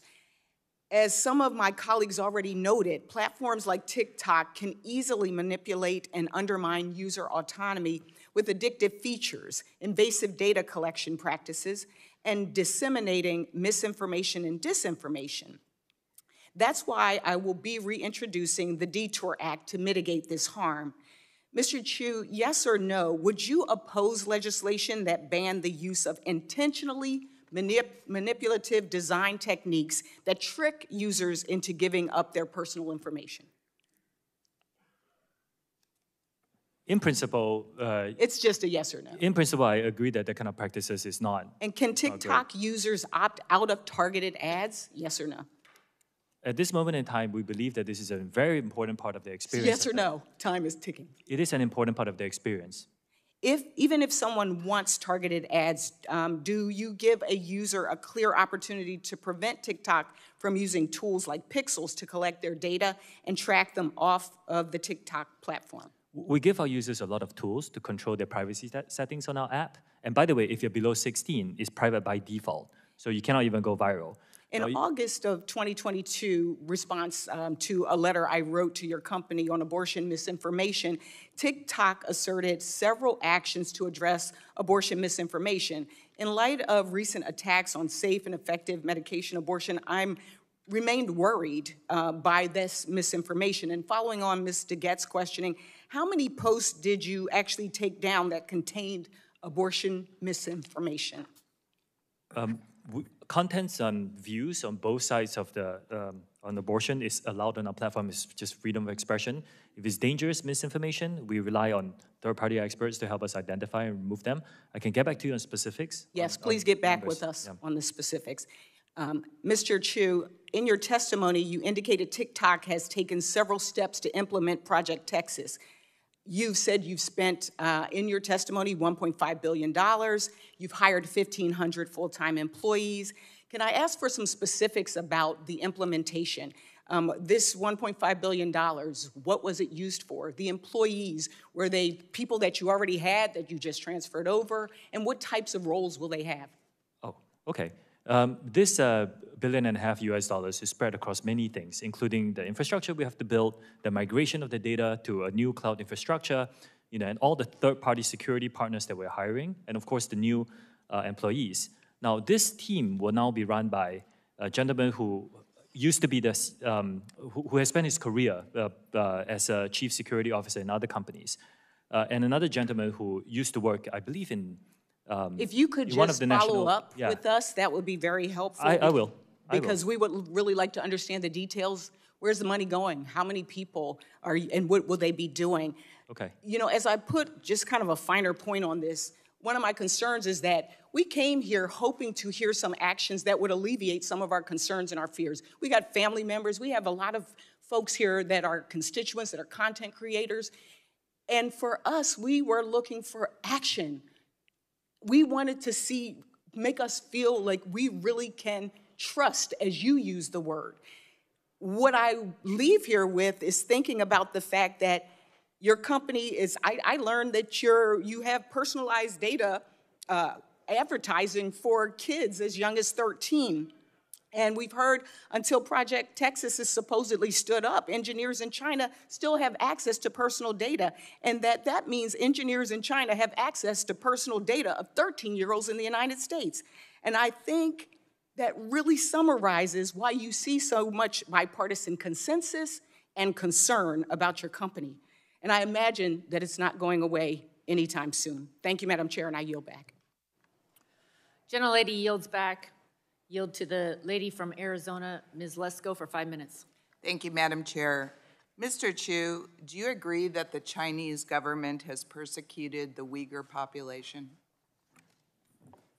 Congresswoman, if you use our app and you open it, you will find our users who give all sorts of content. That's not my question. My question is, do you agree that the Chinese government has persecuted the Uyghur population?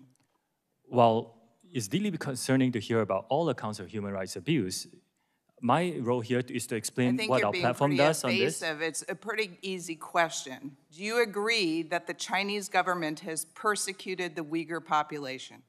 Congresswoman, I'm here to describe TikTok and what we do as a platform. And as a platform, we allow our users to freely express their views on this issue Earlier and any other issue today- that matters to them. Well, you didn't answer the question. Earlier today, Chairman Rogers asked you, and I quote, "Have any moderation tools been used to remove content associated with the Uyghur genocide, yes or no?" Your answer, "We do not remove that kind of content." Yet, in 2019, TikTok suspended the account of Feroza Aziz, an American 17-year-old, after she put out a video about the Uyghur genocide. So your answer, sir, does not align with history. That particular case was a mismoderation. I believe that video had a picture of Osama bin Laden, so we thought it was content that was inappropriate. Yeah, I looked it up. That was a different post that they banned. I can get back on the specifics, yes. My next question. India banned the use of TikTok in their country in 2020. New Zealand has banned the installation of TikTok on devices connected to the country's parliamentary network. Canada banned the installation of TikTok on government devices. The United Kingdom has banned the TikTok app from government-owned devices. Belgium banned the TikTok from government phones. The European Union banned the installation of TikTok on government devices. All cited security risks with the company's data collection and connection to the Chinese Communist Party. Recently, our U.S. FBI Director Christopher Wray said about TikTok, quote, "This is a tool that is ultimately within the control of the Chinese government, and to me, it screams out with national security concerns." Mr. Chu, how can all of these countries and our own FBI director have been wrong?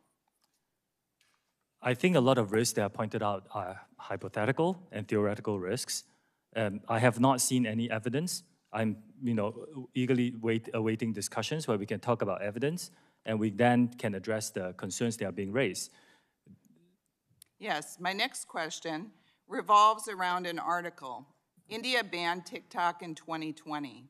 A March 21st Forbes article revealed how troves of personal data of Indian citizens who once used TikTok remain widely accessible to employees at the company and its Beijing-based parent ByteDance. A current TikTok employee told Forbes that nearly anyone with basic access to company tools, including employees in China, can easily look up the closest contacts and other sensitive information about any user. This current TikTok employee also said, quote, "If you want to start a movement, if you want to divide people, if you want to do any of the operation to influence the public on the app, you can just use that information to target those groups." Why would Mr. Chu, why would a current TikTok employee say this if it wasn't true? This is a recent article. I have asked my team to look into it. As far as I know, we have rigorous data access protocols. There's really no such thing where anybody can get access to tools. All right. So I disagree with a lot of the conclusions of that. Madam Chair, I request unanimous consent that the Forbes March 21st, 2023 article be added to the record. Without objection. And I would like to turn over the rest of my time to Mr. Abernoldi. Thank you, Madam Chair. Mr. Chu, I'd like to continue asking the question that we ran out of time last time. So as part of Project Texas, you're going to have engineers at Oracle review the algorithms, the machine learning algorithms that TikTok uses to ensure that they're free from foreign influence. But as you and I were discussing, reviewing the algorithms doesn't do anything. The algorithms were simple. That's not where the secret sauce is. The secret sauce is in the data used to train them and the outcomes that you're asking them to predict. Would you agree with that? No, I actually believe that with third-party monitoring, you can identify a lot of the motivation of the code.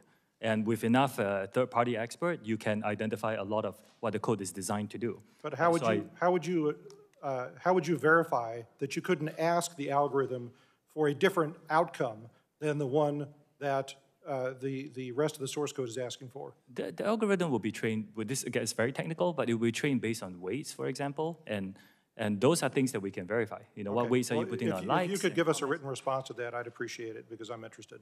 Thank you, Madam Chair. I yield back. The lady yields back, gentleman, lady yields back. Chair recognizes for 5 minutes, gentleman from Florida, Mr. Soto. Thank you, Madam Chair. The genie's really out of the bottle on this now, so to speak. 150 million Americans are now on TikTok. That's almost half of America. They're expressing themselves in art and music, poetry, short film, comedy, among other creative expressions, and many of them are inspiring, talented young people. But we also on the committee recognize there's a darker side to it, right? Violence, adult themes, drug and alcohol, sexualization, suicide, all major issues on TikTok, but also Twitter, Facebook, YouTube, and other social media platforms. So the solution, as I see it, is to regulate TikTok and other social media platforms. And that job, Mr. Chu, as you know, really falls to us.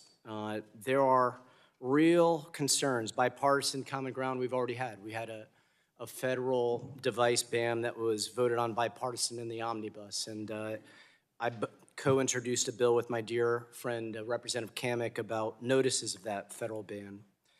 Madam Chair, I think the first key is privacy. We have to pass the comprehensive legislation that got out of this community but eluded us in the last Congress. I'm really hoping we can get that done, and I'm really excited about hearing that from folks. The other thing is that TikTok needs to be an American company with American values and end its ties to the Chinese Communist Party. This is something that'll be critical as we look and go forward. And then 3, we all agree we have to protect our kids. The committee should consider banning the use for children under 13 of not just TikTok, but all social media platforms, or at least empower parents. In addition, have rules of the road for teens that are 13 to 17 so that families can do what's right for their families. So for privacy, that's on us. Internet privacy is on us. As far as being an American company, Mr. Chu, as you know, the Committee on Foreign Investment in the United States at the Department of Treasury reviews foreign investment that affects national security. Right now, they've negotiated with your company about this Oracle setup that you've talked about, servers in an American company in America and Texas, and then Oracle would monitor the algorithms. But pressure is mounting. So, Mr. Chu, would TikTok be prepared to divest from ByteDance and Chinese Communist Party ties if the Department of Treasury instructed you all to do so? Congressman, I said in my opening statement, I think we need to address the problem of privacy. I agree with you. I don't think ownership is the issue here. With a lot of respect, American social companies don't have a good track record with data privacy and user security. I mean, look at Facebook and Cambridge Analytica, just one example. So I do think that it is not about the ownership. It is a lot about making sure we have Project Texas, making sure that we're protecting and firewalling U.S. user data from unwanted foreign access, giving third parties to come in to have a look at this, and making sure that everybody is comfortable. We're giving transparency and third-party monitoring, and that's what we're doing for Project Texas. Well, I would at least encourage you all to start having the dialogue, should that be where the President and the Congress ends up going. The third thing is on parents. I had a constituent of mine, Brandy of Lake Nona, say, I'm a parent of 2 teenagers, 14 and 18 years old, both of whom have been harmed by social media. TikTok's algorithms supply my 14-year-old son with a continuous stream of inappropriate content and has negatively influenced his perception of all females. I noticed the attention span of both of my teens has changed or decreased dramatically, and social media has made my daughter insecure, leading to an eating disorder and ultimately depression. What safeguards do you have, and what should we tell Brandy of Lake Nona about how we can help her protect her children? We have a differentiated experience. I mentioned just now about the experience if you're below 13, very, very restricted. If you're below 13 to 17, Congressman, we actually have a whole series of things. First, the content that you see, we make sure that we remove things that could be mature themes from your feed. We also, by default, do not allow under 16s to use direct messaging. We do not allow under 16s to, we set their accounts to private by default. They can go viral. If you're below 18, we shut off some features for you. Like, for example, you're not allowed to post live streams. Neither are you allowed to send virtual gifts. So we take this very seriously, and we want to continue to build to ensure that we're giving our under 18 teenagers on our platform. Although today they are only a minority of our user base today, but we still take it very seriously. Mr. Chu, I'd encourage you to continue thinking about how to get the word out to parents across the nation on some of these tools as well, as we here craft a privacy law that will help provide well-needed regulation to social media companies across the nation. Thank you, and I yield back. Gentleman yields back. Chair recognizes the gentleman from Indiana, Mr. Pence, for 5 minutes. Thank you, Chairwoman Rogers and Ranking Member Pallone, for holding this hearing. I love both of your opening remarks. Like my colleagues have discussed today, our increasingly digital world leaves Hoosiers and all Americans in the dark about who has access to their information. For TikTok users, that could be third-party data brokers, advertisers, or the Chinese Communist Party. TikTok aggressively feeds addictive content to users to glean massive amounts of personal data that's worth a fortune. For Hoosiers watching at home, this isn't just data about your favorite sports team. You know, if there really are 150 million users in the U.S., this suggests to me that the CCP has a finger on the pulse of almost half our nation's population. I find that hard to believe. But this week, I decided I would ask my constituents in southern Indiana to share their stories with me.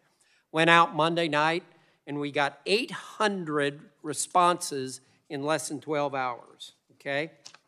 Let me share a couple of those with you. One of my constituents shared, I quote, "I'm a mental health counselor. Most of my teenage clients are on TikTok. They spend hours online being negatively influenced by others. I have seen kids experience self-harm, gender dysphoria, and many mental illnesses they have picked up from TikTok. I will not allow my children to have TikTok. The creators know the algorithms are addicting our children. They know that children are suffering more anxiety and depression from screen time, but they do not care. They will not change their algorithms because it's financially lucrative for them to keep their kids addicted." Another parent said, "We let our daughter try it out. The feed was continuously suggesting sexually explicit, stupid, and vulgar videos. We discontinued it within a week." And there's been many more. Like I said, 800, okay? In your testimony, Mr. Chu, you walked through a number of supposed actions taken by your company to create a safe environment and empower parents to oversee content shown to their children. But virtually everything we've heard reflects the opposite, and some of your answers are a little confusing. You know, all of those sitting here and maybe watching on C-SPAN, this is the 32nd hearing we have held about privacy and big tech. Each hearing I've been part of, we've heard the same stories about our constituents' experience and the same promises for big tech to do better. The truth of the matter is this disgusting and dangerous content littered across your platform is not justifiable, and it's uncontrollable. Americans' data is not safe, and big tech is doing nothing to protect it. Putting aside the dangers of the CCP involvement, and after these 32 hearings, I believe it's actually time to change the narrative, change the focus, and change the outcome by talking about the money you're making at TikTok. Mr. Chu, I have a question. How much revenue is generated per user? Congressman, private company, and you're not going to tell me. Does each user receive a comparable benefit for the amount of profit their data brings to your company? We do share some revenue with some creators who produce, say, 1 minute plus informative content. When am I going to get paid for the data that you are selling, or you're getting revenue from advertisers? When am I going to get paid for the data you're getting from my children, my grandchildren, my neighbors?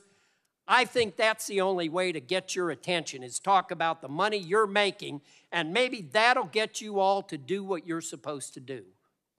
I respect and understand your opinion. The vast majority of our users have a great experience. I sent a video recently as well. I got hundreds of thousands of comments. But what am I getting? It's a great experience. What about these 800 bad experiences that people in the Indiana 6th District have been getting? We will look into them, and a lot You're of going to look into it, but this is a 30-second big tech hearing, and you're always going to look at it. Frankly, I think you're all stalling is what you're doing. You're just trying to buy time while you're making the $18 billion, perhaps, whatever you're making. The majority of our users have a great experience on our platform. It is our duty to keep it safe. I agree with you. That's why our commitment is to make sure that safety is a priority for us. I think it's your duty to pay attention to what you're doing, and maybe you paying people for the information that you're getting from her is a way to get that done. Thank you. Yield back. Gentleman yields back. Chair recognizes gentlelady from Washington, Ms. Schreier, for 5 minutes. Thank you for being here, Mr. Chu. I'm really concerned about everything that we are hearing in this conversation today, and I appreciate your good intentions, but the actions are really falling short. As a pediatrician and the parent of a teenager, I'm particularly concerned about how social media generally, and TikTok specifically, is affecting our kids and teens. We just heard a lot about this from testimony from a psychologist. Last year, the American Academy of Pediatrics sounded the alarm about our children's mental health crisis. And as a pediatrician, I know this has been going on for more than a decade. In fact, it tracks perfectly with social media engagement. And during the pandemic, teens who are missing out on in-person interactions turned even more to social media to connect with friends. Social media is designed to be addicting. That's the business model. And your platform is the most addictive of all. And this endless, mindless scrolling takes teens away from human relationships. And here's what's important. It keeps teens awake all night, well past their bedtime, at a time in their lives when sleep is critical for brain and physical development. In fact, sleep deprivation alone, ignoring even content alone, can cause depression, anxiety, social withdrawal, inattention, poor coping skills, and academic failure. So, Mr. Chu, I just want to follow up a little bit on what my colleague, Mr. Sarbanes, was discussing.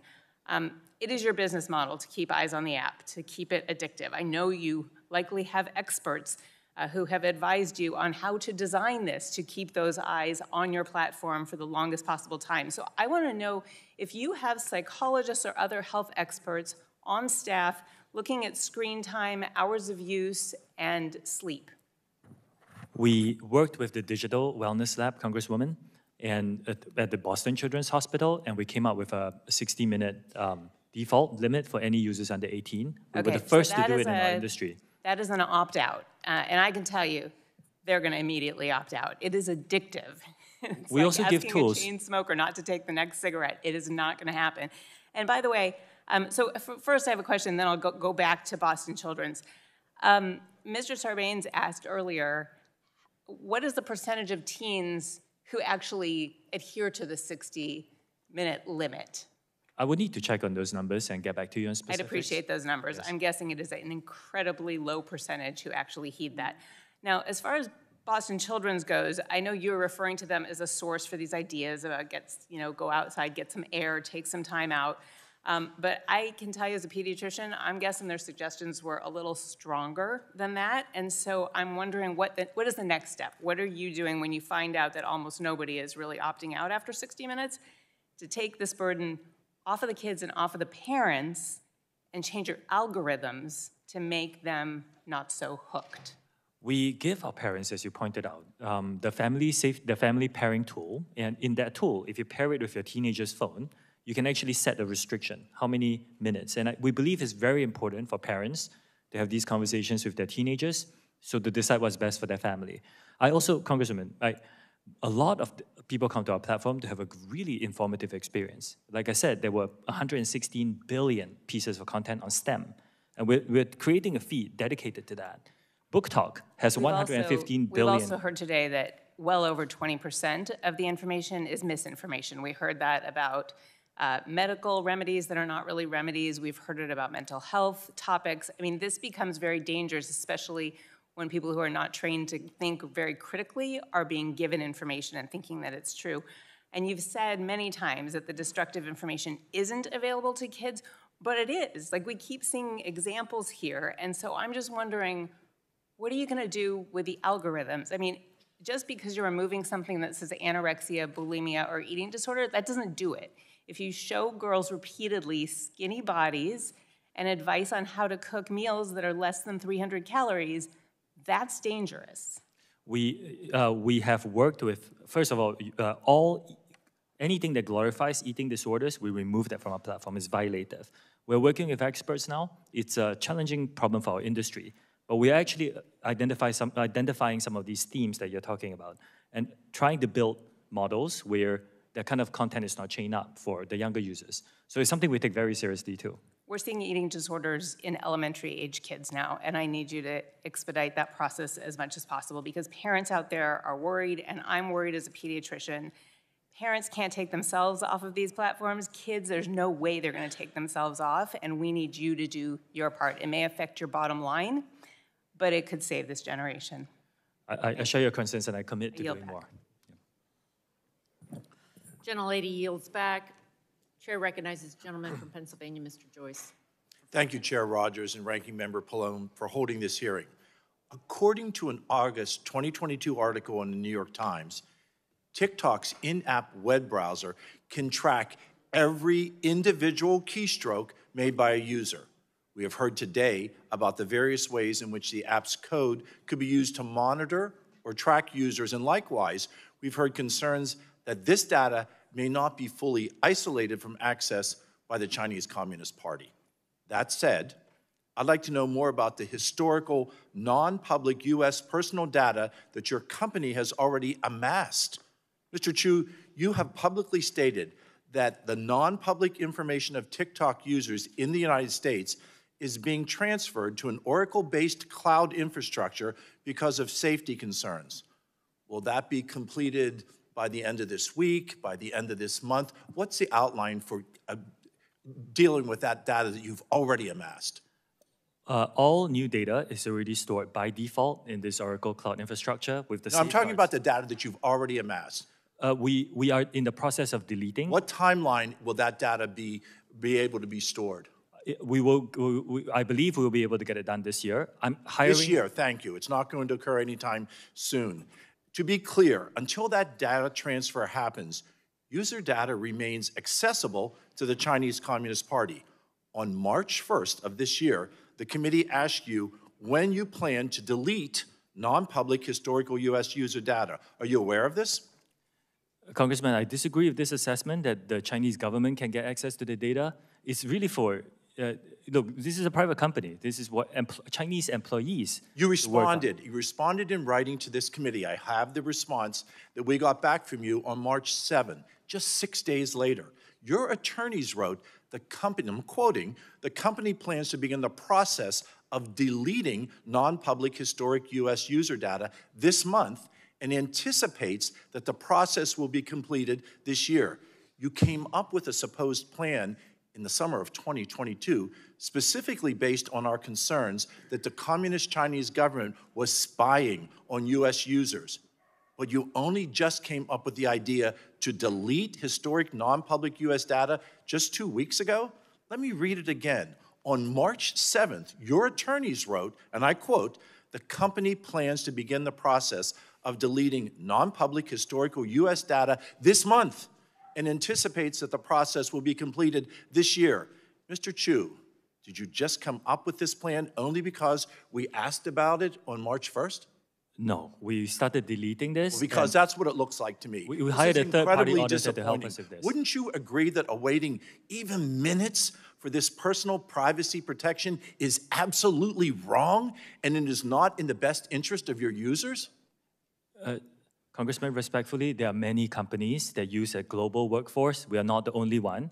We are just taking action after hearing Given the delay in many other deleting companies this have data not. and what we've already established about the ability of the Chinese Communist Party to access personal user data, would you agree that no U.S. government electronic devices should have access to TikTok platform as your lackluster security currently stands? I disagree with that characterization. Like I said, Do you think the U.S. that any individual should be utilizing that on any government platform? I think the government devices shouldn't have no social media apps, to be honest, but and not targeted to us. TikTok. Mr. Chu, during this hearing, you have mentioned several times that there is a, quote, different experience, your words, for children under the age of 13. That is correct. Different experience. Mr. Chu, do you allow your children under the age of 13 to participate in TikTok? Yes or no? I did just explain this in detail. This experience doesn't exist in Singapore where my children live. If my children lived here, then yes. Based on what we've heard today, it's clear to me that TikTok as a company cannot be trusted and that Americans remain significantly at risk because of the TikTok app. I still contend that TikTok is the spy in Americans' pockets. I want to acknowledge that TikTok does have the ability to make those changes, but unfortunately, we have not heard that from you today. We have not heard a commitment to be able to protect the personal privacy that Americans expect and that Americans deserve. Thank you, Madam Chair, and I yield the remainder of my time. Gentleman yields back. Chair recognizes Ms. Tran for 5 minutes. Thank you, Madam Chair. Mr. Chu, many big tech CEOs have sat where you're seated today and tried to run out the clock during a hearing like this one.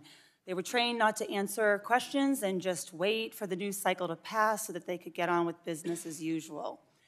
Those same executives want this moment, TikTok's moment under the microscope, to distract Congress and the American people from the very real issues that exist on their platforms.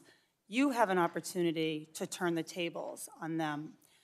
While US-based social media giants have regressed on protections for children and teens, on protecting our data privacy, and on embracing transparency, you can lead, and you should lead. Last month, you announced that TikTok would expand access to its researcher API, but I'm concerned that your new policy could be more bark than bite, that it won't actually lead to the rigorous research that we as lawmakers and that parents and everyday TikTok users need. In fact, your terms of service demand that researchers delete their data at TikTok's unilateral direction. It puts onerous restrictions on how researchers' findings can be published, and it only allows access to public data, which researchers already have access to within the app. In order to actually address the content moderation and algorithmic amplification concerns that my colleagues have raised here today, and that I've heard about directly from parents in my home state of Massachusetts, independent researchers, not just other tech companies like Oracle, need to be able to evaluate how TikTok's algorithm is making decisions to promote content. Mr. Chu, will you commit to expanding your API to include data that would let researchers investigate how your algorithm is pushing content to users, whether it's showing up on your For You page, the hashtag page, or somewhere else? We are, one of the commitments I gave in the opening statement is a commitment to transparency and third-party monitoring. So, Congresswoman, I will look into the details of that and get back to you. And as well as the algorithm, including data on what types of users were targeted by the algorithm so that researchers can fully understand what content is being prioritized and who it's being pushed to. Again, we have a commitment to transparency. These are very important questions, and I will get back to you on the specifics. Under this same proposal, you require that researchers give TikTok, quote, worldwide, free, non-exclusive, and perpetual, end quote, rights to their papers. This threatens to clash directly with well-established practices of exclusive publication rights in research journals. Mr. Chu, why does TikTok need those rights? I would need to get back to you on that specifics, if that's okay. Yes, I don't see how we can expect researchers to do their work under these terms and then tout transparency. I'm going to shift gears with the time that I have remaining, Mr. Chu. I'd like to talk about TikTok's efforts to protect children and young users. In 2021, the UK's Age-Appropriate Design Code went into effect, mandating 15 standards that companies like you need to follow to protect children on your platform. You still operate in the United Kingdom, which means you should be in compliance with this code. So my question is simple. Will you commit to extending the protections currently afforded children in the UK to the millions of kids and teens who use your app here in the United States? We take the safety of the younger users on our platform very seriously. This is a good way to prove it. Every country is a little bit different in context, and in, so Let me look at the specifics and bring some of the best practices across the world. But well, those best practices they're being executed around the world. We just want the same for our kids here in the United States. I mean, Mr. Chu, when we spoke a couple of weeks ago, you indicated interest in taking steps to earn trust, our trust. And to me, it hasn't happened today so far. But rather, you've ducked behind industry standards and comparables to your competitors, which we know are woefully insufficient. I strongly urge you to consider these terms, these commitments, make the case for why you're different from your American competitors and do better than them on transparency, which you've mentioned countless times today, but which we don't really have anything tangible to point to. Yes, I don't want to make excuses for our industry or ourselves. I think there's a lot of work that needs to be done. We take this very seriously. Nothing is not perfect. We need to keep investing to stay ahead of our growth. So I agree that we need to prioritize safety and continue to do that as part of our company. And well, I'll look forward to getting back your comments and your commitments and those updated terms of service when you write back to the committee. Thank you, Madam Chair. I yield back. Gentlelady yields back. Chair recognizes the gentleman from North Dakota, Mr. Armstrong, for 5 minutes. Thank you, Madam Chair. We've heard a lot today about the procedural safeguards, independent code review, server locations, and the corporate independence between ByteDance and the CCP. But I think there's something else a little more telling. When you were asked about Chinese censorship, you pivoted immediately to drug use in Singapore. You have absolutely tied yourself in knots to avoid criticizing the CCP's treatment of the Uyghur population. And I think it begs the first question, before we ever get to Project Texas, which I'll get to in a section. If the CCP demanded that ByteDance hand over all of the data that they had on US users in their possession, and ByteDance refused, I wonder what would happen. I wonder if Jack Ma might have an opinion on that, and I wonder if he'd be allowed to give it. But let's talk about Project Texas for a second. Project Texas envisions a new US-based TikTok subsidiary. You have stated that this arrangement is unprecedented. I'd argue the reason it's unprecedented is because it requires continual oversight and monitoring by the US of a private business because it poses a national security threat. The new subsidiary's board would report to and be approved by CFIUS. CFIUS will also specify hiring requirements as well as interact with Oracle as it performs its data role. That is an extraordinary corporate governance structure. I have questions whether it complies with corporate law and fiduciary duty to shareholders. Yet the core concern is that the proposes unparalleled integration with the US government with a private company, which will require significant government resources. All of that to allow a continued operation of a social media platform that has serious national security implications. And CFIUS's workloads already dramatically increased in recent years, with a 30% increase in declarations and a 45% increase in joint voluntary notices. And there's bipartisan consensus that CFIUS needs to be expanded as we speak. Mr. Chu, can you identify a similar corporate arrangement that requires federal government to expand such resources to monitor an alleged data privacy and national security risk? Congressman, I'm not an expert on this matter. I believe that there are certain similar arrangements, but I'm not the expert on this matter. Well, the only one I could find was the UK created the Huawei Cybersecurity Evaluation Center in 2010 to assess Huawei's tech and to detect malicious activity and guard UK's networks.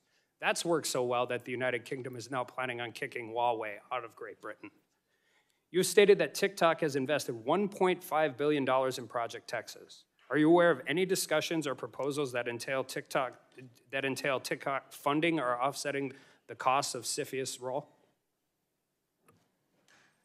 Those discussions are, I need to get back on the specifics, but I can tell you, yes, we did spend approximately $1.5 billion on our side. You spent $1.5 billion on Project Texas. But do you have you agree that if CFIUS takes on this role, they're going to need a massive influx of dollars in human resources, right?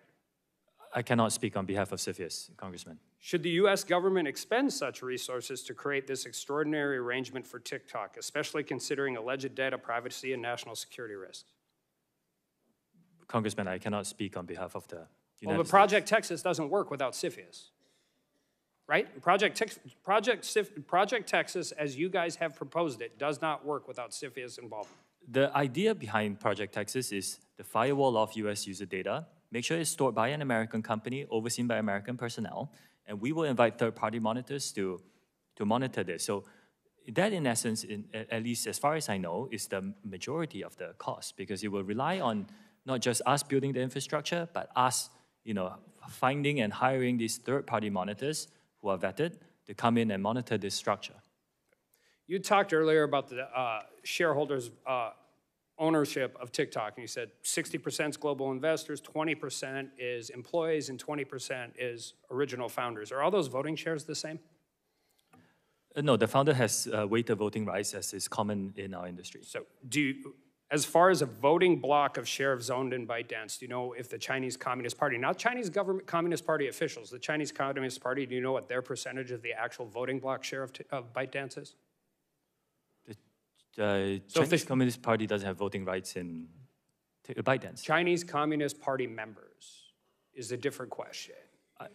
Do the founders control the voting block of ByteDance's shares? I do know that the founder himself is not a member of the Communist Party, but we don't know the political affiliation of our employees because that's not something we ask. Does the Chinese government know the political affiliation of their Chinese citizens? I cannot answer that question on their behalf. I yield back. Gentleman yields back. Yield to the gentle lady from New Hampshire, Ms. Custer. 5 minutes. Thank you, Madam Chair. Mr. Chu, I just want to say I agree with all of the comments of many of my colleagues today that we need to take a close look at whether TikTok poses a national security risk. For today, I'm going to focus my limited time on how TikTok can better protect its youngest users. And I think a number of us have identified as parents today and have serious concerns as we relayed to you. Just this week, I heard from a parent in my district in Nashua, New Hampshire, whose child was served harmful content on TikTok and has needed counseling as a result. This experience is not unique to this family, and it underscores the need for better child protections on your app. I'd like to dig further into TikTok's current safety and privacy controls for children. I understand that TikTok restricts certain app capabilities for users under age 18 and has additional restrictions for users under age 16 or 13, such as limiting who can interact with them on the platform. However, these protections are worthless if any savvy child can easily bypass these age restrictions by deleting their own account and creating a new one with a different age. And by easily, I mean you can literally go in and open another account using the same email address. So I've been made aware by child safety groups, including Fair Play for Kids and Common Sense, that it is that simple for young users to bypass the age restrictions on TikTok. Yes or no, are you aware of this issue? I apologize. I think that's a great question that you raised. If a user inputs an age and is blocked, my understanding is that if the user tries to do it again within a short period of time, and I won't disclose publicly. We did it in our office yesterday. You can go right back in, use the exact same email address, and open a new account. So can I get your commitment that you will at least fix that bug? I will go and have a look at it, yes. Thank you. If we're here today to talk TikTok and not other platforms, but I'm happy to look at legislative solutions. In the interim, TikTok has a responsibility to do more to protect its young users, and I will accept your commitment to take a look at fixing that issue.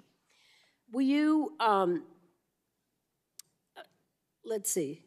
Sorry, I recognize that TikTok has made efforts to provide parents and guardians increased options to monitor and limit their child's activity on the app, including family pairing and time limit features.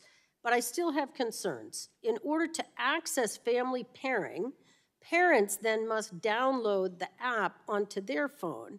And this sounds like a design to lure more users onto the app rather than a practical safety feature. Furthermore, downloading the app may not be a viable option for many parents. Mr. Chu, will TikTok commit to developing other methods for parents to monitor their child's use of the app without having to download the TikTok app on their phone? I can look into that specifically and get back to you. But the family pairing that you mentioned is a very good tool that we developed. I encourage parents with teenagers But it's not a to use perfect it. tool. And let me just say, one of my concerns is that the minimum time limit TikTok lets parents set for their children is 40 minutes, which for a young child is a very long period of time. Actually, giving parents control would mean providing them the freedom to set the screen time that makes sense for their family. Now, I've got a copy of the app page that shows just the 4 options. Would you commit to adding an other option so that the parent can easily set their own screen time limit? I can take a look at that. I think it's important. I think parents are looking for control. They're looking to allow their family to use these apps without TikTok taking over their child's media use. I've heard reports of users struggling to access the feature, and so I will look forward to hearing back from you on adding an other so that a parent can add a custom limit. So finally, I ask that you commit to report back to this committee and the American public on how TikTok addresses these safety issues and the steps that you are taking to default children's accounts to the most protective possible settings. And with that, Madam Chair, I yield back. Gentlelady yields back. Chair yields to the gentleman from Ohio. 5 minutes, Mr. Balderson. Thank you, Madam Chair. Thank you, Mr. Chen, for being here today. I would like to start by inserting into the record a report entitled TikTok, ByteDance, and Their Ties to the Chinese Communist Party, which was published by the Australian Parliament just over a week ago. If I could add that to the record, Without please. objection, so ordered. Thank you, Madam Chair. Mr. Chu, we know that your company's algorithm has been exposed for delivering videos to China that encourages them to develop eating disorders, promotes challenges that have caused children to accidentally commit suicide, glorifies the use of drugs and pornography. Despite the constant media coverage of this issue, your company continues to feed our children this dangerous and harmful content. Can you explain to parents back in my congressional district why it should be their burden and not TikTok's to set up the guardian parental controls for their children so that they do not view content which encourages eating disorders or committing suicide? Congressman, I take these issues very seriously. If the user is a teenage user on our platform, we actually have a differentiated experience, including certain models that we are building with experts to help identify certain content that's not inherently harmful, but could lead people to eating disorders. Anything that glorifies eating disorders is violative of our platform, and we remove that. And I want to assure you that I take this very, very seriously, this commitment. Mr. Curtis, my colleague, mentioned the use of heating tool on your platform to make specific videos go viral or get more views. Does TikTok use a cooling tool where employees can manually limit the amplification of content that TikTok should hide, like content that promotes eating disorders, drug use, or suicide among children? The only promotion tool that we have is approved by the local teams, so in the US by the US team, and it's for commercial purposes like Taylor Swift. I think when she onboarded, we, So heated that'd a be little. a yes or no? I just want to make sure that I'm answering your question with specifics. If this tool exists, why isn't it being used to cool then the spread of dangerous content? I mean, why is it still happening? Dangerous content has that violates, we remove them. When we see them, we actually remove them from the platform. Okay. The fact of the matter here is that despite whatever action you take, that TikTok is taking to protect teens, your algorithm continues to promote harmful content, Wouldn't you agree that indicates there is something inherently wrong with the algorithm your platform employs? I do respectfully disagree with that. The algorithm drives a great user experience for many, many users. Well, I talked about STEM content. That has 116 billion views on our platform. One more example. Book Talk is a trend that happened on our platform. It's to encourage people to read. And globally, it has 115 billion views, and it's fantastic. I've heard people telling me that they are reading more because of Book Talk. So there is a lot of good and joy and positive that can be derived from the TikTok experience. Yes, there are some bad actors who come in and post violative content, and it's our job to remove them. But the overwhelming experience is a very positive one for our community. But if it's your job to remove them, it's been said many times here today about the 41 days that video stood up with addressing the chairwoman. After this, I'm going to go and look into the specifics of that. All right, thank you. Madam Chair, I yield back. Gentleman yields back. Chair recognizes the lady from Texas, Ms. Fletcher, for 5 minutes. Thank you, Chairwoman McMorris-Rogers, and thanks to Ranking Member Pallone for holding today's hearing, and thank you, Mr. Chu, for appearing today.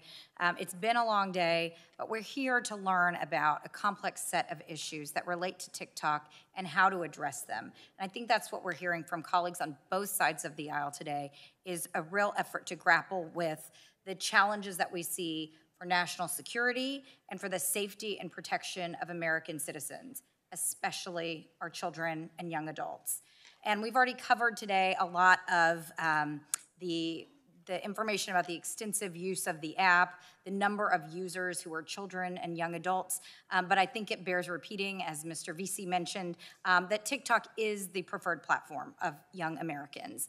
And they use it for all kinds of creative and important things, and we have seen that. But there are also some dangerous things that we know it has and continues to be used for. And that also, that the data that's collected is posing additional dangers. And that's what we're here for. Most people using TikTok do not realize that TikTok is collecting data about their keystrokes or about their browsing history on other sites and so much more. And I agree with my colleagues that we need a comprehensive set of data privacy laws here in the country, and we've heard some very good ideas today. And Mr. Chu, you've mentioned several times today that these are industry-wide issues, and I agree with you that there are industry-wide challenges here. But there are also some specific things relating to TikTok that I want to focus my questions on and really want to understand where there's a difference and how we can craft legislation that addresses the very real challenges that we've been hearing about today. As you know, states across the country have joined an ongoing investigation into possible violations of consumer protection laws by TikTok as they pertain to TikTok's effect on the mental health of American children and teenagers. As part of this investigation, states have requested to review internal TikTok communications that takes place on LARC. That's TikTok's primary instant messaging system. Is that right? Yes. Okay. And does every TikTok employee have a LARC account? It is very similar to companies that use Slack or any other instant messaging tool. But LARC is a proprietary instant messaging tool. It's not Slack. It's something that was developed, yes, by ByteDance. It was developed by TikTok? No, it's developed by ByteDance. It's developed by ByteDance. Okay. And so a couple questions stemming from that. Is it true that LARC video conferencing has a translation feature in which Chinese is translated to English text and vice versa? That is correct. It helps with global cooperation. Okay. And those translated conversations are somehow saved into the LARC system? I will need to get back to you on the specifics. Okay. There is, I'll get back to you on the specifics. Okay, that would be great to know. And I neglected to ask, but does every TikTok employee have a LARC account? Yes, I believe so, yes. Including you? Do you have one? Yes, I believe so. Yes. And then do you have there's some kind of profile for your instant messaging system, so every employee identifies their manager and their department, who they work for, what they do. Is that all included in their LARC profile? Do you know? It's very common for companies to have enterprise messaging tools that companies use. It does, and I guess I'm asking specifically about LARC since it's specific to TikTok, whether it includes information like identifying who, for example, your manager is. Do you know whether that's something that's identified in LARC? Yes, again, some of these HR features are built into a lot of enterprise tools that we use, and yeah. So like for your own profile, does it identify who your manager is? Yes, it does. And who does it identify as your manager? I report to the CEO of ByteDance. Okay, and so that is Zhang Yiming, is that identified as your manager? That's the former CEO. He has stepped down from the board and so- as the CEO, yes. Okay, so Mr. Rubo is identified now as your manager on Yes. the system? Okay. And as you mentioned, it was developed by ByteDance, so it's not just used by TikTok employees, it's also used by ByteDance employees, is that right? Also by other companies now. I think Lark is selling it, and it's a good tool for instant messaging. So Lark is available to third parties outside of the ByteDance system as well, like Yes. Slack? And do you personally ever use Lark to communicate with ByteDance? With employees at ByteDance? Yes, I do. You do, okay. Well, I'm running out of time, and I'm sorry to say, because this is really interesting. I do think it underscores some of the concerns that have been raised in this hearing. So I think it's clear we have work we need to continue to do here in the Congress to address data protection and privacy. And with that, Madam Chairwoman, I thank you, and I will yield back. Gentlelady yields back. Committee stands in recess and will reconvene immediately following the third vote being called.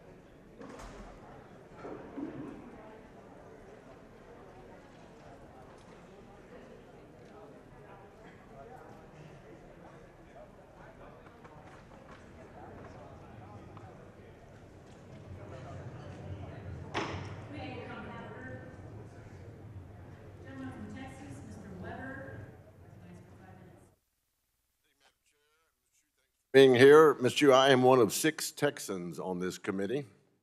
I'm over here. So when you invoke the name of Texas, you get my attention. Ms. Chu, when you were the CFO of ByteDance, did the Chinese government instruct you on how content was to be moderated on Douyin or TikTok, yes or no? Sorry, Congressman, would you mind repeating that question? When you were the CFO of ByteDance, did the Chinese government instruct you on how content to be moderated was to be moderated on Douyin or TikTok? I was not in charge of that. That's You were the not. CFO of Okay. ByteDance. We have a discrepancy there. Reports have shown that TikTok accounts managed by Media Links TV, a propaganda arm of the CCP, pushed divisive content before the recent midterm election. Mr. Hsu, yes or no, to your knowledge, has the CCP coordinated or utilized TikTok to influence users through algorithms, state-paid content creation on how content to be moderated was to be moderated on Douyin or TikTok? I was not in charge of that. That's You were the not. CFO on behalf of the Chinese government. You don't, but did the Chinese government, do you have any knowledge of that? We do not do, Congressman, we have only one process of removing content on our platform. Okay. And the process is done by our content moderation team, headquartered in Ireland and Ireland and the US. And we will only remove content if it violates our guidelines, and that's something that we audit, or if there's a valid legal order. So, okay. Several reports, hearings, and leaked internal documents have indicated that TikTok has repeatedly censored or de-amplified content that is critical of Chinese Communist Party policies in the U.S. and abroad. Are you aware of those reports? I don't think that's accurate, Congressman. Are you aware of those reports? There could be some reports that say that, but that action itself is not Your something testimony here today is that you can keep up with stuff and make it as clean as possible, quote unquote. Are you aware of those reports? I want to make it very clear that there is content on TikTok that's great and fun. There is content that's critical of China. That's and not it's what, not there. not what I'm saying. Are you aware of the reports citing that fact? Again, like I said, the fact is, if you go onto our platform, you will find content that is critical of China. Well, we're going to talk about that. Now, this committee is looking at reforming Section 230 of the Communications Decency Act, which has already been mentioned here today. Do you think that censoring history and historical facts and current events should be protected by Section 230's good faith requirement? Congressman, that is a more complex topic. I will need to speak to my team and get back to you on the specifics. Is your team behind you?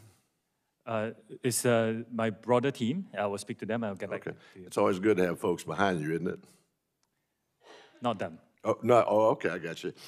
Here are my concerns with TikTok. Your claims are hard to believe. It's no secret to us that TikTok is still under the thumb of CCP influence. And let's be honest, TikTok is indoctrinating our children with divisive, woke, and pro-CCP propaganda, all while threatening our national security with Chinese spyware. In fact, let me look at my notes here. You had an exchange with Anna Eshu. In your exchange with Congresswoman Eshu, you said that, quote, extreme fitness videos shouldn't be viewed too much. Do you remember that exchange here today? What extremist videos? With Anna Eshu out of California. Any content that is has extremist content is not allowed on our platform, and we identify them. And Was that also true about the gun video that you saw today? Was that extreme content that should have been taken down? I would need to look at the specifics of the whole video. There was a bit of lag just now. We couldn't see the whole video. Okay, you know it threatened our committee chair here. That is unacceptable. Okay. And, so you're aware of that extreme video. And why did it take 40-plus days to get it down? Does it take literally an act of Congress? Should we plan to have a committee hearing every day, every time there's something brought up so that we can limit the content on TikTok? Should Congress plan to do that, Mr. Hsu? Congressman, we work very hard to remove violative content on our platform. Okay, well, let me move on. With Congressman Huston, he asked you about your wages and your stocks, and you said you prefer to keep that information private. Now you know how we feel about American public's information. We prefer to keep it private as well. We don't think TikTok does that. So, Madam Chair, my time is up. And if this committee gets its way, TikTok's time is up. Madam Chair, if I may, in my response to an earlier question. Gentlemen, I'm sorry, gentleman's time has expired, Chair recognizes Mr. Ruiz from California for 5 minutes. Thank you, Chair Rogers. I echo my colleagues' concerns about TikTok's impacts on the health and well-being of the American public.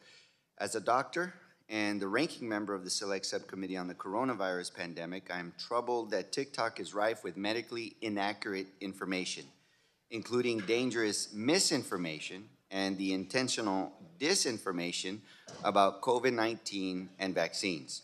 TikTok's community guidelines state that the company will remove content or accounts that involve, quote, misleading information that causes significant harm, unquote. However, since the early stages of the pandemic, TikTok has been used as a platform for people pushing misinformation, disinformation, including by those casting doubt on the safety and efficacy of life-saving vaccines. And despite TikTok's pledge to address harmful misinformation, these videos are being viewed millions of times. For example, the Institute for Strategic Dialogue found that a sample of 124 TikTok videos containing vaccine misinformation were viewed 20 million times.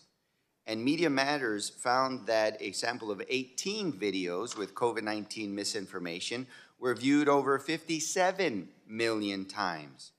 Here's another shocking study. The Journal of American Medical Informatics Association found that when searching hashtag, quote, coronavirus on TikTok, almost 30% of the videos that came up contained misinformation.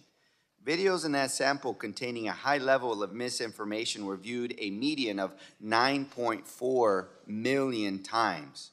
Mr. Chu, why are these dangerous videos falling through the cracks of your company's efforts to enforce its own community guidelines and remove harmful misinformation? Before I answer that, in my response to an earlier question from Representative Dunn, Mr. Chu, you're in my time. Answer my question. I understand, but if I would like to clarify something. Clarified. I have 5 minutes. Okay. In my time. You're in my time now. Answer my question. Yes.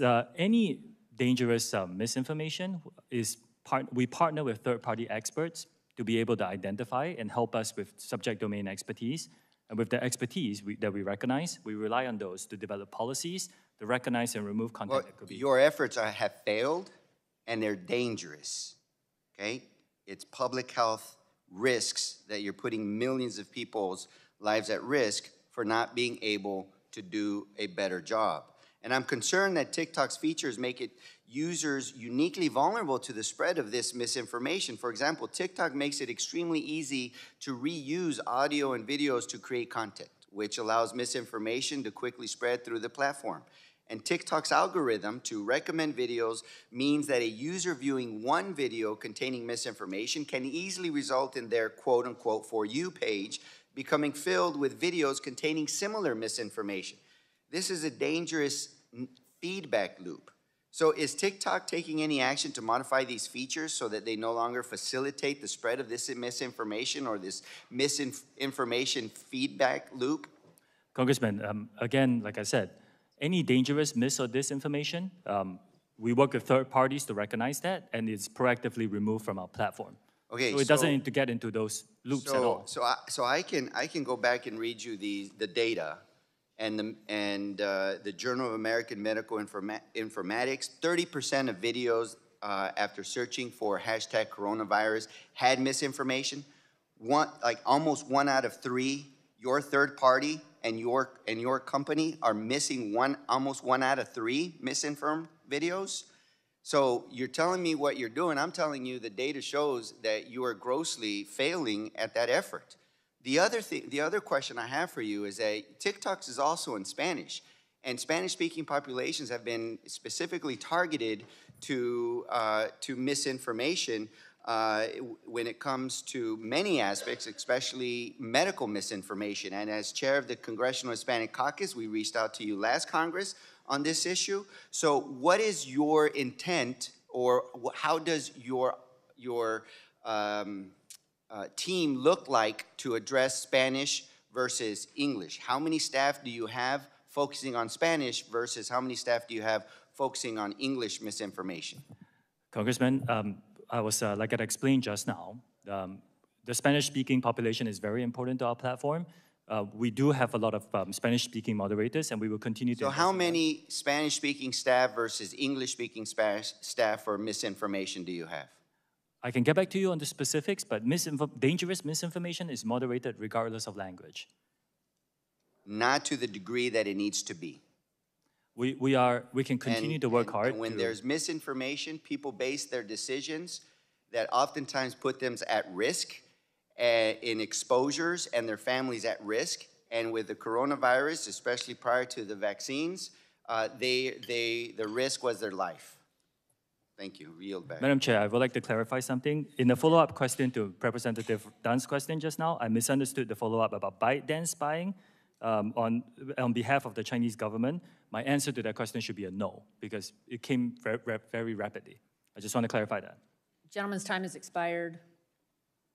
Gentleman, or the chair recognizes the gentleman from Idaho, Mr. Fulcher, for 5 minutes. Thank you, Madam Chairman.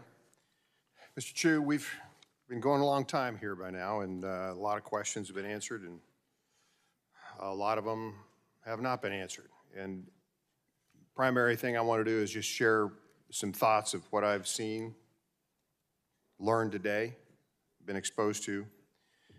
First of all, I've got to compliment you on having a product that's impressive.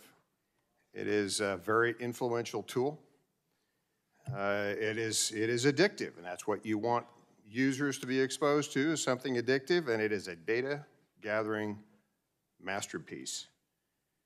So clearly, it's got the potential to sell products, connected like-minded people with that artificial intelligence capability in a viral fashion, and perhaps spread information quicker, better than anything else that's been developed out there.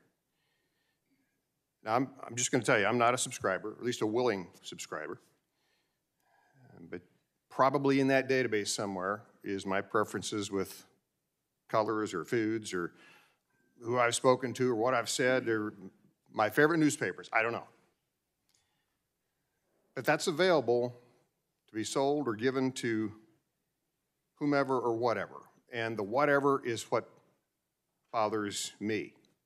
And I'll use myself as an example again. If, for whatever reason, I became a target in this, I became somebody you didn't like, and I know that'd be hard to believe because you gotta like me. But let's say you didn't, or your company didn't, or for whatever reason I became an app target.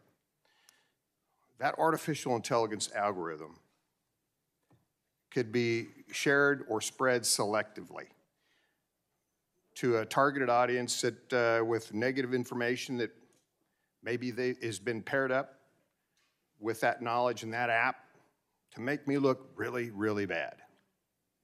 Or to the converse. Same thing could be done to make me look really, really good. Here's the problem. It's someone else or some artificial intelligence algorithm that has inordinate power to subjectively combine strategic data with strategic audiences to shape whatever thoughts and news they want. And I've equipped it, not even knowing it.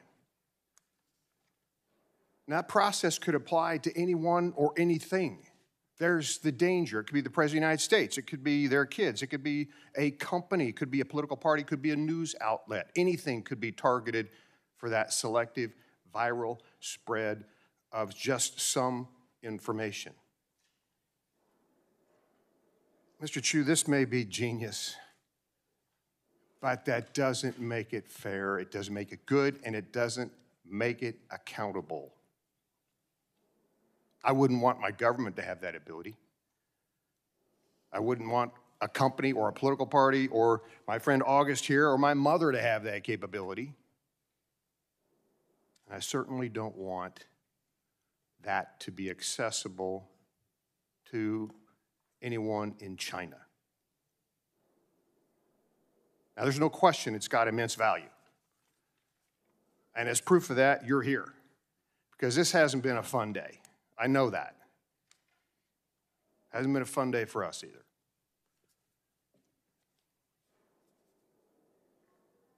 Artificial intelligence is difficult to manage once it's on auto cruise control, and it's, as we've talked about, nearly impossible to wall off data. I know the idea, I know a little bit about databases, I know a little bit about corruption of those databases. It's very difficult to wall things off. And unfortunately, there's this thing called human nature where there's some dark components from time to time. There's always a temptation to monetize things or perhaps use some of these tools for nefarious purposes, and they can have absolutely devastating consequences. So, Mr. Chu, I'm going to wrap up my comments and just say that this is so attractive. TikTok poses as a Mr. Rogers neighborhood, but it acts like Big Brother. And that's got to stop. Madam Chair, I yield Will the back. gentleman yield? Gentleman yields back. The gentleman yield?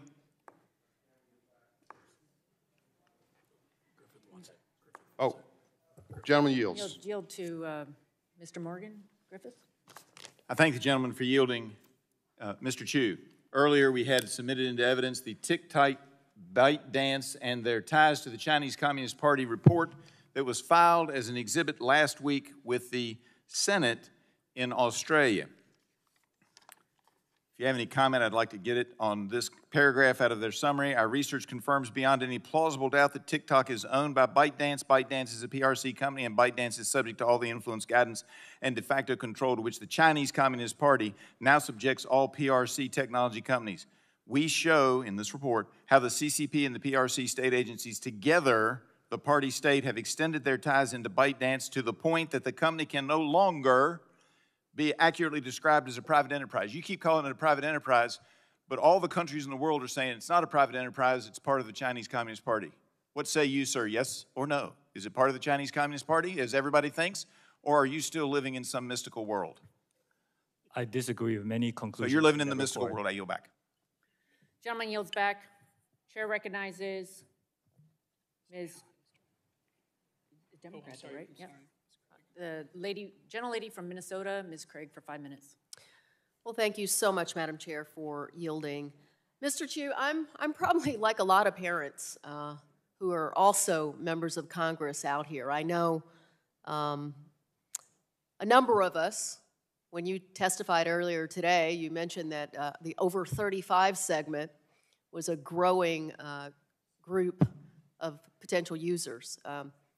As if over 35 is old, and I realize that my own children think that I'm ancient, our 4 boys. But like a lot of us up here, we understand that there is some potential good, and of course, many of your influencers are doing what they're doing for all the right reasons. But one thing in your testimony you said a lot was safety. But as a mother and as a member of Congress and as someone who's very concerned about drug use in our country, I was surprised that that didn't come up once in your testimony, no real reference to it here today. You know, I've raised my concerns in general about social media platforms serving as an illegal marketplace for drugs in prior big tech hearings, and I plan to continue that focus during today's hearing.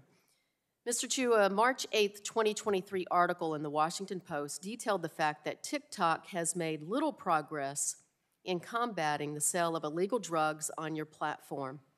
In fact, Colorado Attorney General Phil Weiser said that getting drugs on a platform like yours was nearly as convenient as using a phone to order a pizza or call an Uber. That same article mentions that law enforcement agencies have been frustrated by TikTok's lack of competition in the form of data sharing. In my view, TikTok has taken little action in response to this crisis. According to a May 2022 blog post from TikTok, you donated $125,000, or 0.001% of your 22 revenue, to an anti-drug effort on your platform in the form of ad credits. You also redirected #drugs, #fentanyl, and other obvious hashtags away from posts selling drugs to a community resources page, as if a teenager looking for drugs is going to look for them at hashtag drugs. Drug dealers have easily worked their way around this, using emojis and slang to communicate that they have drugs for sale. To this day, it is possible for anyone to log into your platform and acquire drugs, and the consequences of that can be fatal. What are you doing to move past these token efforts to prevent teenagers from accessing drugs on your platform? Look, as parents up here today, we may not understand everything about your platform. I'm not a tech guru. Many of us up here may not use exactly the right language, but we know when our kids are at risk, and our kids are at risk on your platform. So what are you going to do to move past these previous token efforts? Congresswoman, we do take illegal drugs content on our platform very seriously. It violates our guidelines to proactively identify and remove them. And as you pointed out, if anybody searches for any drugs on our platform, we do point them to resources to help them with that. At the same time, we have also taken product changes. Like, for example, we don't allow our under 16 users to use direct messaging. And the reason is because, we wanted to, there was a trade-off here. And we believe that, it will protect these younger users better from getting contacts from people trying to push illegal activity. So we will continue to work on it. Again, no company can be perfect at this. We're not saying we are. Mr. Chu, I, with all due respect, the no company can be perfect line has been used way too much today. I'm going to reclaim my time. Clearly in the 3+ hours you've been before us today, what you're saying about Project Texas just doesn't pass the smell test. My constituents are concerned that TikTok and the Chinese Communist Party are controlling their data and seeing our own vulnerabilities. If you were an American company, we could look at your 10K, we could see who your shareholders are. The answer you provided earlier today, you'd rather not tell us what your compensation is or how it's derived. Well, no American CEO would like to tell us that, but they have to because they're an American company. So what you're doing down in Texas, it's all well and good, but it is not enough for us to be convinced that our privacy is not at risk. So how can you say that you're protecting American users' privacy with the CCP being so heavily involved with ByteDance? It's not possible. China won't even carry your product. How is it that you can convince us that our privacy is not at risk? And more than that, our kids' privacy is not at risk in this country. In my opening statement,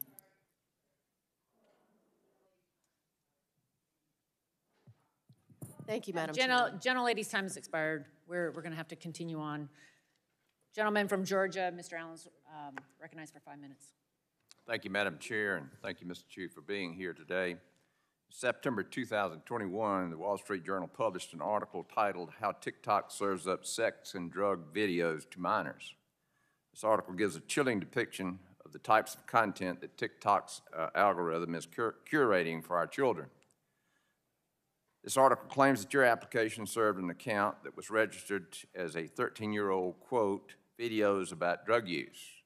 It referenced to cocaine, meth addiction, and promotional videos for online sales of drugs. The algorithm was also found to have delivered countless videos depicting, quote, pornography and other adult content to the device of an account that was registered as a 13-year-old.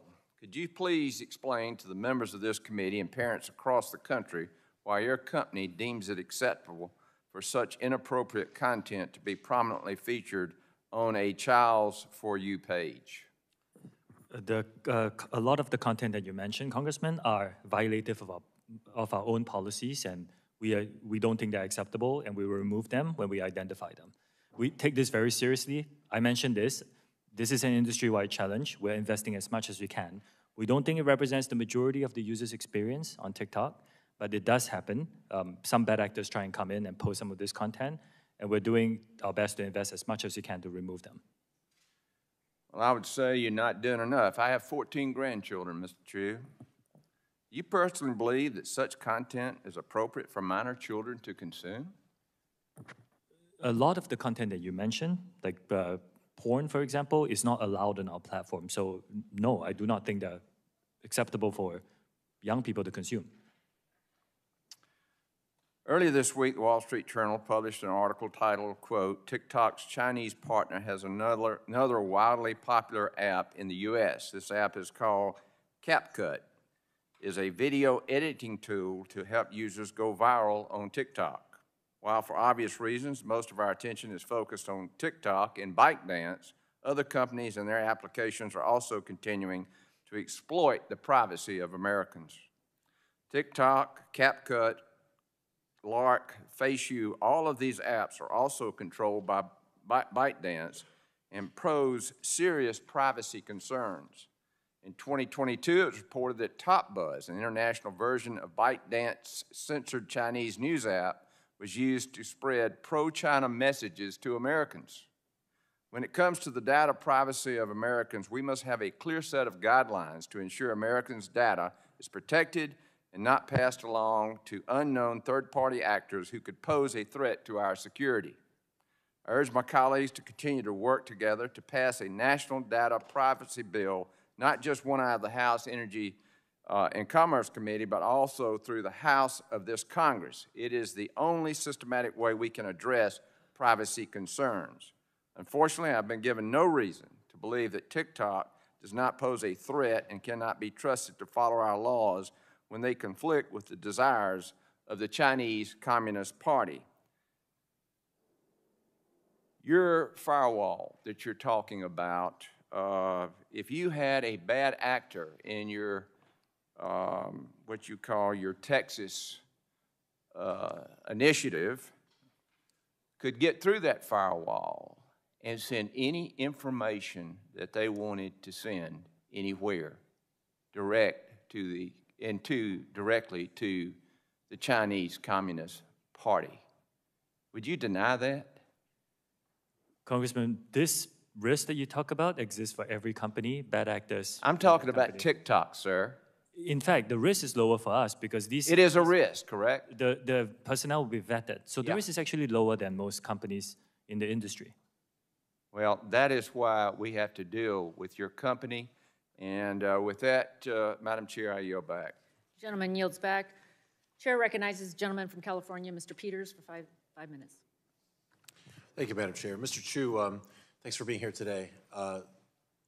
Your testimony discusses an effort your company has named Project Texas and the investments your company has made in creating a firewall between the United States user data and entities in China susceptible to influence by China's government. And with your company's recent announcement by CFIUS that CFIUS has instructed TikTok to separate itself from ByteDance or face a ban, TikTok's commitment to retaining this firewall is at a crossroads.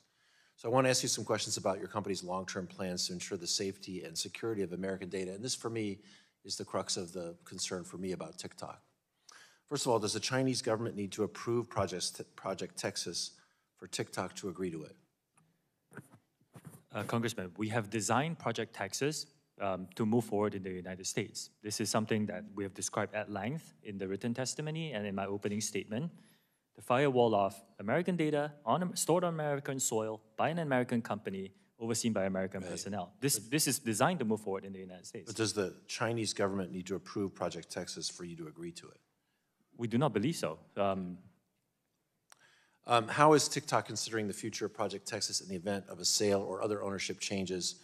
Are there elements of the Project Texas that TikTok would change prior to, or? I cannot speak on this hypothetical or on, on potential, owners who I cannot represent. Okay, you don't know. I don't know, yes. Despite Project Texas's planned positive changes, it does include several broad exceptions that would allow large amounts of U.S. user data to routinely leave the country. I want to know a little bit more about these exceptions so I can understand whether Project Texas can live up to its promise of protecting Americans' user data. I understand that under Project Texas, business data and public data will be permitted to regularly leave the United States. Is that correct? Almost all the data is under the that's not public, is under the definition of protected data. This accepted data that you mentioned, I can get back to your team on this, is really for interoperability purposes, to make sure that the business can still operate and American users are still getting the benefit Can you tell us of a global platform. where the data goes and how it's used by the company? It will travel outside of the United States, but I can get back to you on the specifics. It's data that it cannot be used to identify users, so it really is data that ensures the interoperability of the platform. And I understand that. I think we would want to have some understanding of how we would distinguish that by definition and then also how it would be enforced. I can get back to you on those specifics. How is the U.S. data used to promote certain content back in the United States market, for instance? I'm sorry? So you'll have U.S. data feed the, all right. Can you discuss, when you discuss where the data goes and how it's used by the company, how and at what points of data transfer does the U.S. data feed the PRC developed algorithm used by TikTok? How would the data that you're talking about? TikTok is not available in mainland China. The PRC developed algorithm used by TikTok, how does U.S. data get fed by that? The algorithm that leads to the U.S. app is in the Oracle Cloud infrastructure and is trained by U.S. and global data. Again, TikTok is not available in mainland China. How can we trust that these exceptions for Project Texas won't be abused by China's government or by foreign adversaries? This is the fourth commitment: transparency, third-party monitors, including the definitions of these exceptions, and we can be very transparent on how they're used. Okay, I guess my question will be that you want to get back to me in writing, that's fine, but how we would distinguish between the data for interoperability that you suggest needs to be shared with what data wouldn't be shared? It's again, it's first of all, public data is not part of the protected data definition because public data is what users want to share globally. So if you post a video and you want someone in France to see it, just by definition, it has to leave the United States. Otherwise, the world cannot see it. Now, there are certain aggregated and anonymized data sets that's useful for interoperability for advertising, for example. Right. And that is part of what we're talking about. Right. I can get back to you on the specifics, but I think we'd also want to know how it's anonymized and what oversight and enforcement we can count on. Okay, I can get back to you on specifics. Thank you. I yield back. Gentleman yields back. Gentleman from Texas, Mr. Pfluger, is recognized for 5 minutes. Thank you, Madam Chair. Mr. Chu, I got to hand it to you. You've actually done something that in the last 3 to 4 years has not happened, except for the exception of maybe Vladimir Putin. You have unified Republicans and Democrats. And if only for a day, we're actually unified because we have serious concerns. Does TikTok support good? I mean, is TikTok a platform for good? Just yes or no? I believe yes. Okay. Does TikTok support freedom of speech?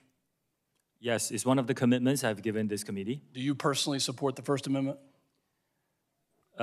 Congressman, I'm here to talk about TikTok. As the CEO of TikTok? I'm here to talk about TikTok. As the CEO of TikTok, do you support TikTok supports freedom of speech. Thank you. Does TikTok support genocide?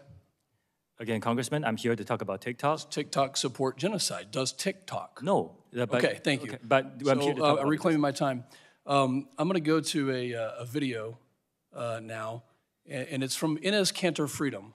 And I'd like you to see Inez Cantor Freedom, who has spent his entire career post-MBA fighting against human rights violations within the Chinese Communist Party. Go ahead and play this video, which highlights a situation that allegedly shows some human rights violations inside China. Please play.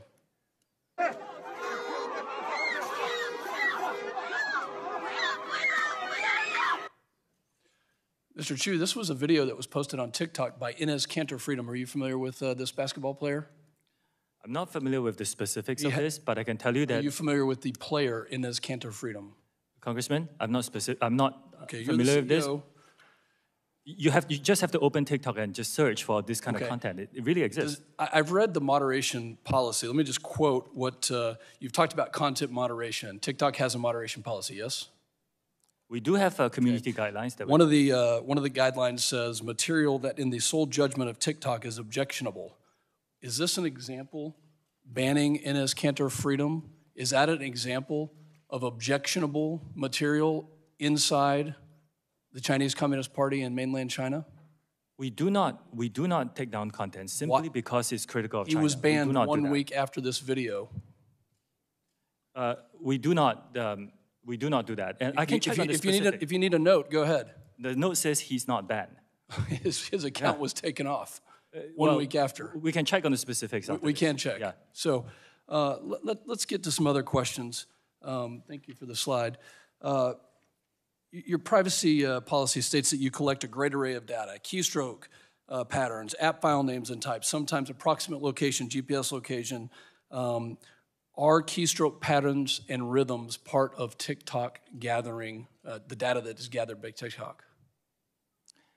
If you're talking, Congressman, specifically about keystrokes, keystrokes, we do not engage in keystroke logging to monitor what the users say. It's to identify bots. Okay. It's for security purposes, and this is a standard industry practice. You gather a lot of data, it's safe to say. We don't believe we gather more than any other social media company. TikTok gathers a lot of data because your value proposition, as you sat in my office and told me, was to connect people to each other around the world. You told me this in my office. So you gather data on what they like and what they don't like, and then you show them things that they don't know they like, but eventually they may. You told me this. I think that's, I don't think that's what I said. What I said is that we connect people together, yes. These are interest signals, and that doesn't mean that we collect more data. Are you aware of any instances of TikTok distributing content from Chinese state media?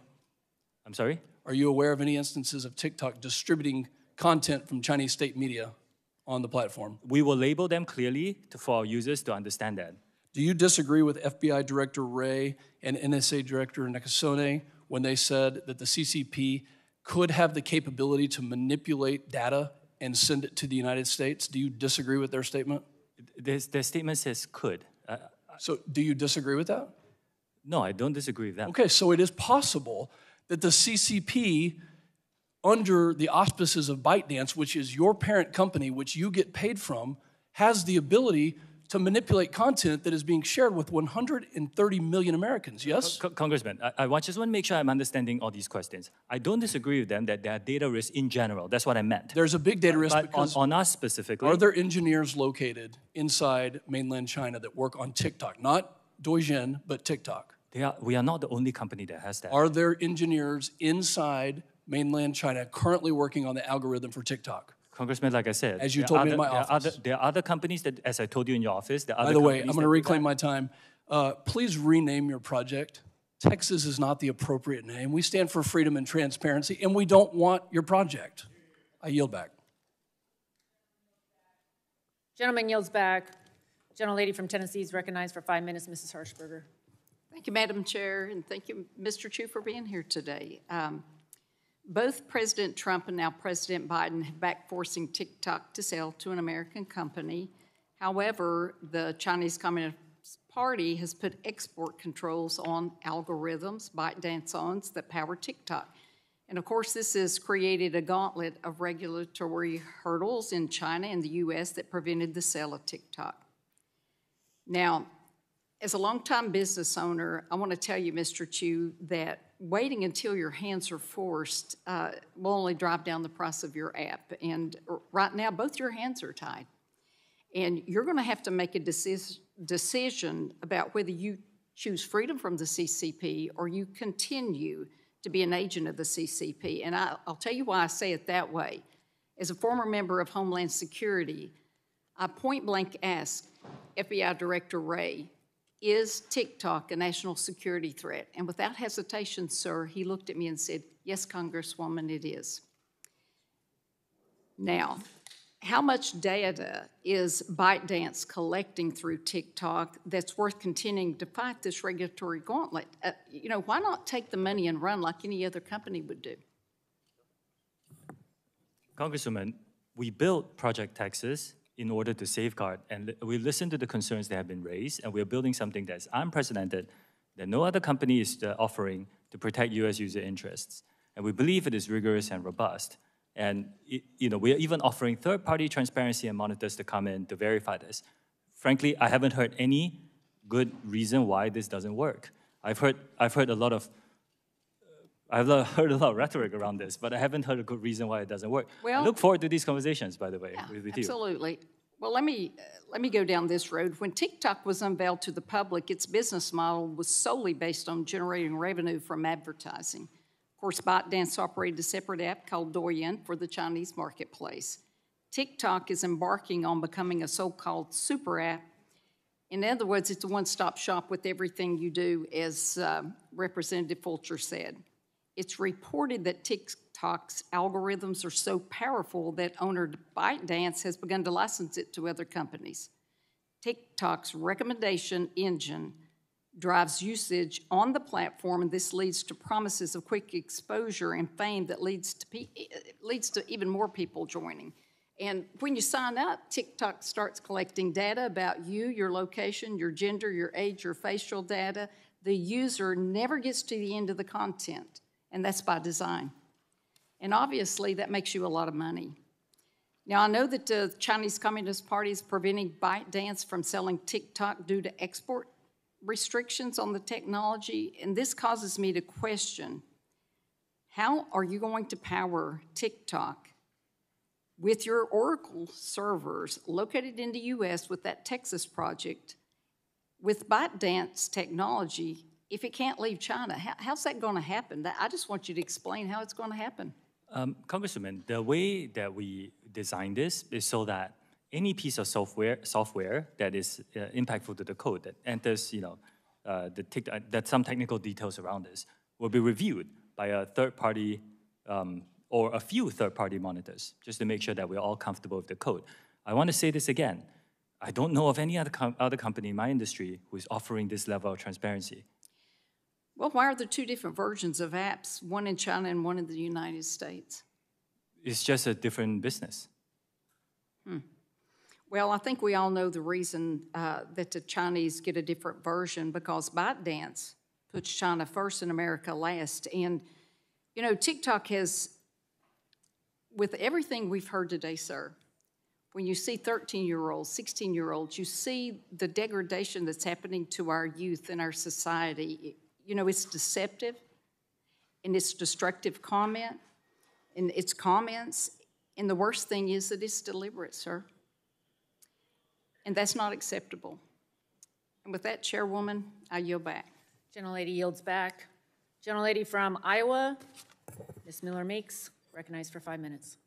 Thank you, Madam Chair, and just like to thank our witness, Mr. Chu. Having been in the hot seat, so to speak, before when I was in State Senate, I know how challenging this can be, and thank you for your demeanor throughout all of this. But certainly, as you can see, in a bipartisan way, we have concerns, and those concerns are valid. And this is a yes or no question. Does TikTok track users' individual keystrokes? Only for security purposes, for example, detecting bots, but we don't monitor what users say. So the only purpose that you would monitor keystrokes is for security purposes? I can get back to you on more specifics, but this is not unlike what many other companies in the industry does. So the keystroke monitoring does not go beyond what common industry practice in comparison to platforms like Facebook or Instagram use? Yes, I believe so. Okay. And does TikTok keep records of users' credit cards and passwords? I'm not aware of that. You don't need that to log in. Of course, I can get back to you on specifics if you make a transaction on an e-commerce platform. But regardless, all that US data will be stored within the Project Texas firewall, within the Oracle Cloud infrastructure and overseen by American personnel. So you would store credit card and password information? I need to check on the specifics. We are launching a pilot e-commerce plan, and we're making sure that that data is very secure within the Oracle Cloud infrastructure.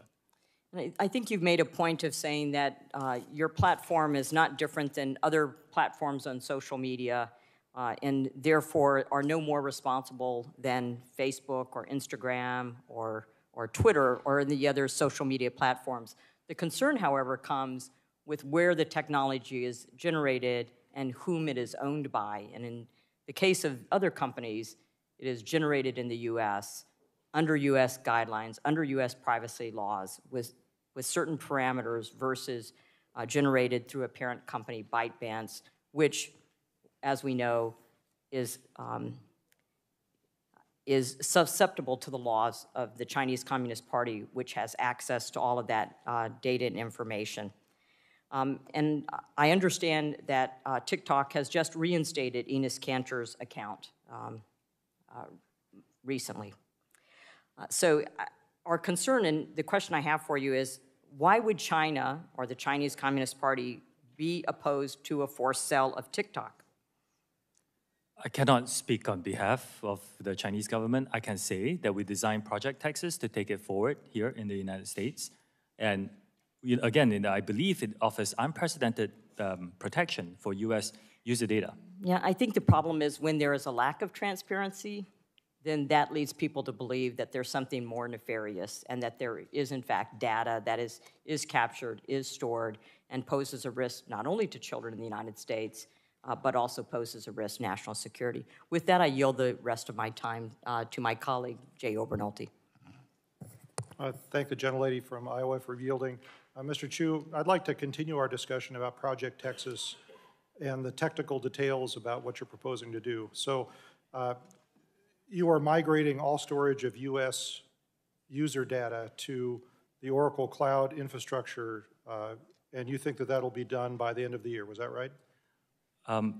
Again, I can get back to you on the technical parts of it. The migration today, by default, all new U.S. data is stored by default already. Sir, I'm just using what you said in your testimony in your opening here. It is stored there by default. What I said in my testimony is I'm deleting legacy data. This is in Virginia and Singapore. That's the difference. When this migration is complete, who will have access to that data? Right now, a team called TikTok U.S. Data Security, led by American personnel, they have access to that. We have begun this operations already. Okay, but the app itself has access to the data, correct? Only through them. Any employees that have the data are through no, what I mean is, like, if I lose my iPhone and I reinstall the app and I put in my username and password, my app will reconnect to the mothership and download some of that data, my settings. That's not the way it works, no. That's not the way it works. It will go through the Oracle Cloud infrastructure and that team that looks after this. Yes, I realize that. So let me ask you this. What would prevent, then, someone with detailed technical knowledge of the way the app is constructed from creating an almost identical version of the app that could also access that data? That's what we are giving you third-party monitors and transparency. Yeah, but they're monitoring the source code for your app. I mean, ByteDance, these engineers have been working on this app for years. What would prevent them from making an app that could also access that data? Congressman, I think we're going into the area where, what if there's a hacker? What if there is this? This is a common industry problem, as you know. Well, I mean, it's just, I see my time's expired. It illustrates the point. Okay. I'm just skeptical that you're technically Gentleman's able time to has do expired. what you Gentlelady's time promised. has expired. Mr. Chu, I recognize that we have run over. I appreciate your time. We have just a few members left and would appreciate the chance for them to get to answer or ask their 5 minutes worth of questions. Gentleman from Virginia, Mr. Griffith, is recognized for 5 minutes. Thank you very much, Madam Chair. Mr. Chu, you share legal counsel, lawyers with ByteDance, yes or no? Yes, we do. And you testified that you prepared extensively with your legal team for this hearing, yes or no? With my team in D.C., including some of your legal counsel? Yes. Right. And did they tell you about the report to the Australian Senate of March 14th that I referenced earlier? Did they tell you that that report was out there, yes or no? I cannot recall how I found out about the report. But you know about the report? I can check, and yeah. And did they tell you to favorably cite the Citizens Lab in your written testimony today, yes or no? Congressman, I need to get back to you on specifics. They helped you with the preparation of your written statement, though, didn't they? A team prepares, yes. Yes. And did they tell you that the director of Citizen Lab says he has called out your company for misrepresenting their report repeatedly and did so as late as yesterday? Did they tell you about that, yes or no? Congressman, the Citizen Lab is saying they cannot prove a negative, which is what I've been trying to do for the last 4 hours. All right. But you cited it favorably as saying that it did positive things for you. That being said, let me ask you this. You keep talking about transparency. but you haven't been transparent with us here today. You were asked earlier by Mr. Hudson if you own stock in ByteDance. You said you didn't want to reveal that. Well, we're trying to figure out what the ties are between ByteDance and TikTok.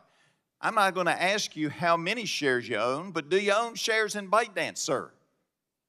Yes, I do. All right, there you go. How about in TikTok?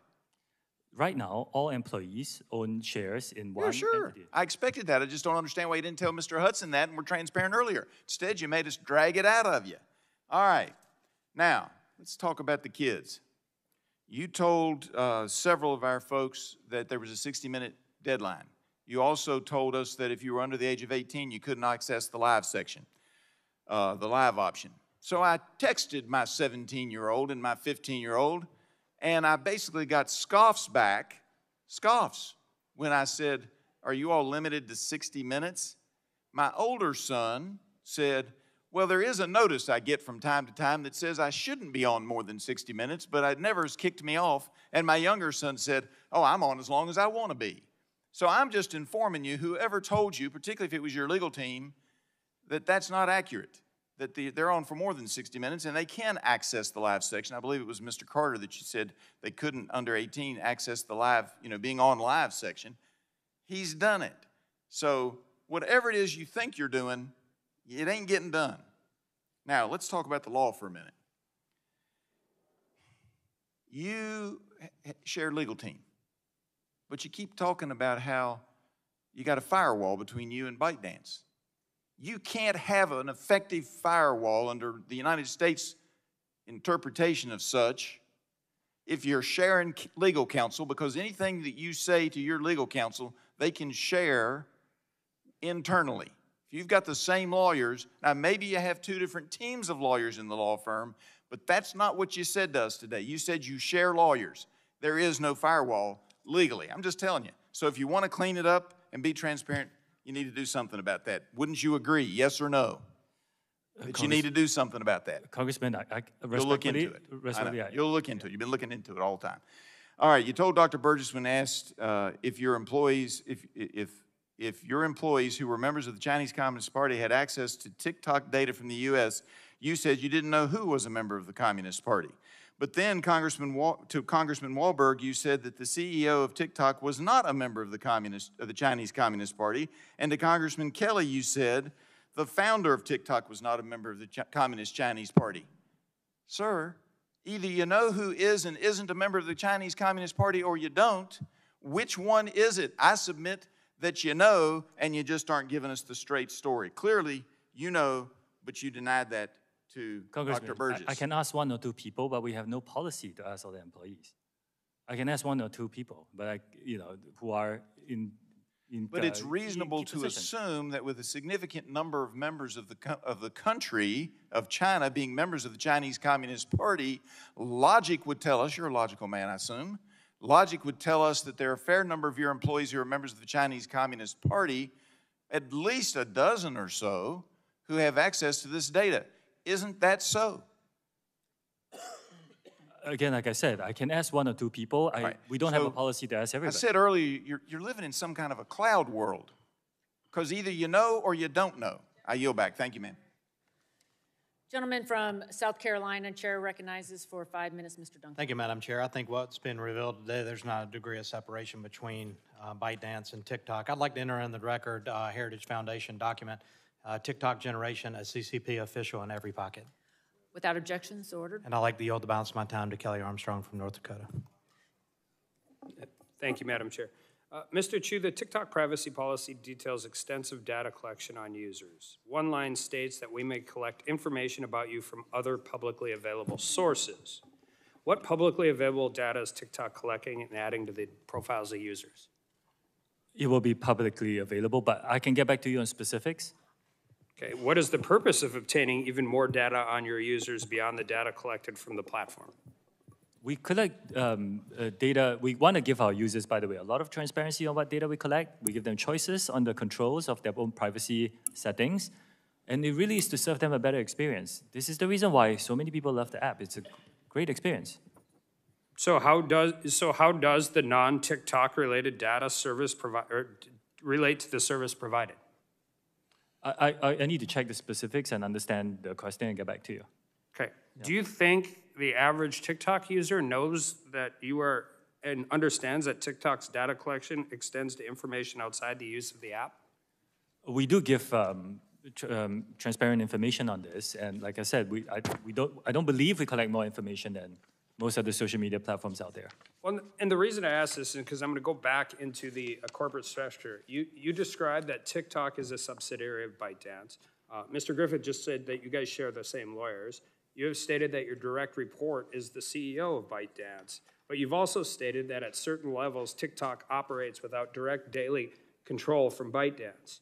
You have used content moderation as an example for that. TikTok's privacy policy states that you may share user data within your corporate group. Does that corporate group include ByteDance? If you are talking about that one entity that has the share for Chinese media licensing purposes, I think it's called Beijing Douyin Services. If you're talking about that entity of the government share, the answer is, we have cut off, all access of U.S. data sets to that. So employees of the entity. But your user privacy, so your corporate group, ByteDance is part of your corporate group. ByteDance is the top company. So yeah, you're talking about the other entities within the group. So you just testified that you firewalled this. Does that statement, so you're saying the TikTok's executives that operate independently of ByteDance, but does that statement not hold for sharing of access to data? Well, I was talking about that one entity that has, many of you have raised some concerns, that's the entity that I'm talking about. The entity with the Chinese government's investment that is for the purpose of Chinese internet licensing for the Chinese business. Well, let me ask it a different way. What other entities have access to TikTok user data? Well, after Project Texas, we're going to move it so that only TikTok user data security has controlled the access of that data. Okay, so, and we could bring you back either after Project Texas is done, but right now, what other entities have access to TikTok's user data today? Only by requirement. It's really only by requirement.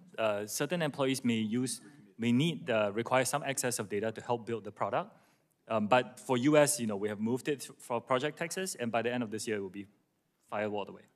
But this is your privacy policy today. Like, I understand what you're telling us, what's potentially going to happen in the future. I have concerns, again, about CFIUS and government involvement, private organization, all of that. I'm just saying this is your user agreement today. So your user agreement says that you share access with your corporate group. You're telling me what's going to happen whenever Project Texas gets done. I'm asking you today, who has access to TikTok's user data? In our user agreement, Congressman, in our privacy policy, we also added a link so that our users in the US can be informed about Project Texas. The link is there.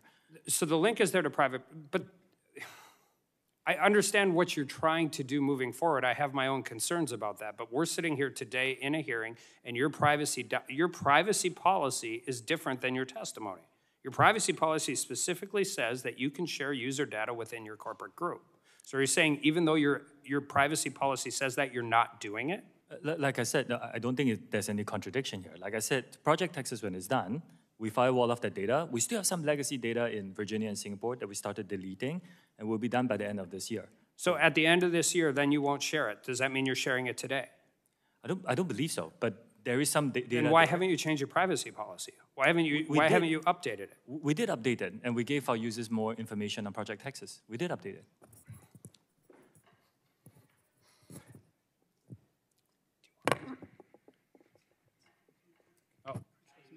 Oh, sorry. Gentleman yields back. Gentleman from Texas. Chair recognizes for 5 minutes Mr. Crenshaw. Thank you, Madam Chair. Thank you, Mr. Chu, for bringing Republicans and Democrats together. Appreciate that. I want to get right to the critical point of concern. So TikTok is able to collect massive amounts of personal data. We all know that.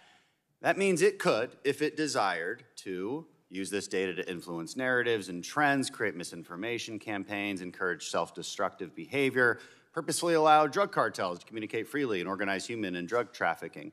Now, to be fair, all social media companies could do that. But here's the difference. It is only TikTok that is controlled by the Chinese Communist Party. All these other social media companies are not. Mr. Chu, do you agree that TikTok is controlled by the CCP? No. Okay, I thought you'd say that. I disagree, as you thought I might say. Here's why I disagree. Your parent company is ByteDance, right?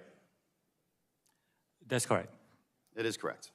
So, many of the workers who work at ByteDance, they're Communist Party members, right? I wouldn't know. Well, I think, for example, the chief editor at ByteDance, Zhang Vuping, is the Communist Party secretary, correct? He works on the Chinese business, not on TikTok. Right. He works for ByteDance, the parent He works company. on the Chinese business. Right. The parent company of TikTok. The Chinese business is called Douyin. Yeah, but it's all associated with ByteDance, right? So ByteDance owns a number of businesses. Right. They are You all report to ByteDance. Everybody's part of ByteDance. Okay? And do you know of any other employees that work for ByteDance that are part of the Chinese Communist Party? Like I said, ByteDance owns Chinese businesses and they operate in China. You don't know how many, but you acknowledge many must be card-carrying members of the CCP, right? They're in the Chinese business, yes. Yeah, I mean, the CCP holds what's called a golden share in ByteDance that allows the CCP to control one board seat in ByteDance. That's publicly That's reported. not correct. It's not correct? It's been publicly reported. They admitted to it. You can, on our website, we have updated it so we can give people more transparent information on this. They have a share in a subsidiary that is only for the Chinese business. It has nothing to do with TikTok. And it's for the purposes of content licensing in China. So there's not an internal CCP committee, which is a regular thing that happens in China. They have a CCP committee internally inside the company. I run TikTok. I cannot represent the Chinese business. Talking about ByteDance. No arrangement in ByteDance? So Again, here's the main point of concern. China's 2017 national intelligence law states very clearly that, quote, any organization or citizen shall support, assist, and cooperate with state intelligence work in accordance with the law and maintain the secrecy of all knowledge of state intelligence work. In other words, ByteDance, and also your TikTok employees that live in China, they must cooperate with Chinese intelligence whenever they are called upon. And if they are called upon, they're bound to secrecy. That would include you. So, Mr. Chu, if the CCP tells ByteDance to turn over all data that TikTok has collected inside the U.S., even within Project Texas, do they have to do so, according to Chinese law? Congressman, first, I'm Singaporean. That's fine, but there are employees of yours and ByteDance is in China. We understand this concern. In my opening statement, we said, we hear these concerns, we didn't try to avoid them or trivialize them. We built something where we take that data and put it out of reach.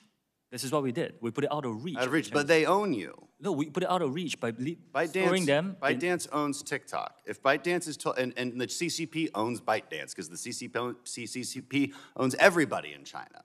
And so by law, they can make them do whatever they want, and they say that by law, you can't tell anyone about it. So they can make you hand over that data. Is that correct? The data is stored here in American soil by an American company you say that. overseen by American We thought that, but leaked audio from 80 internal TikTok meetings shows that U.S. user data has been repeatedly accessed from China when you said it hasn't been.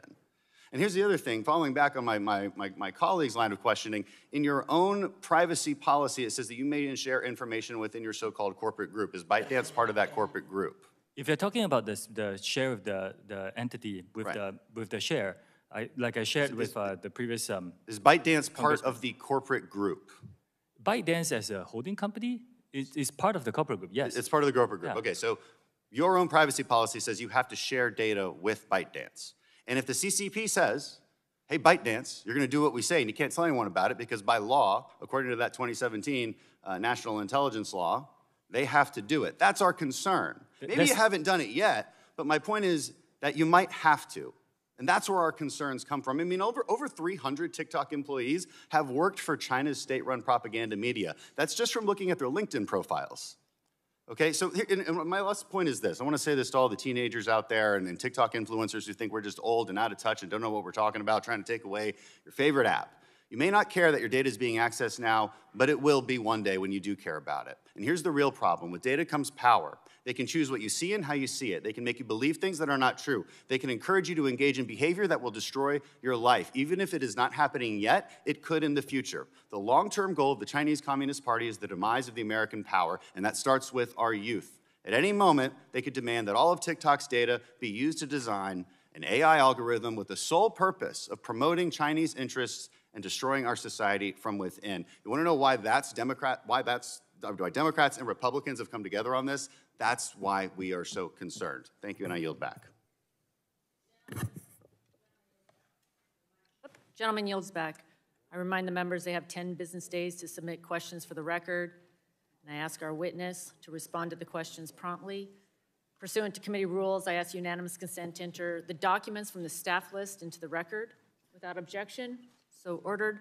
Members should submit their questions by the close of business on April 6th. Without objection, the committee is adjourned.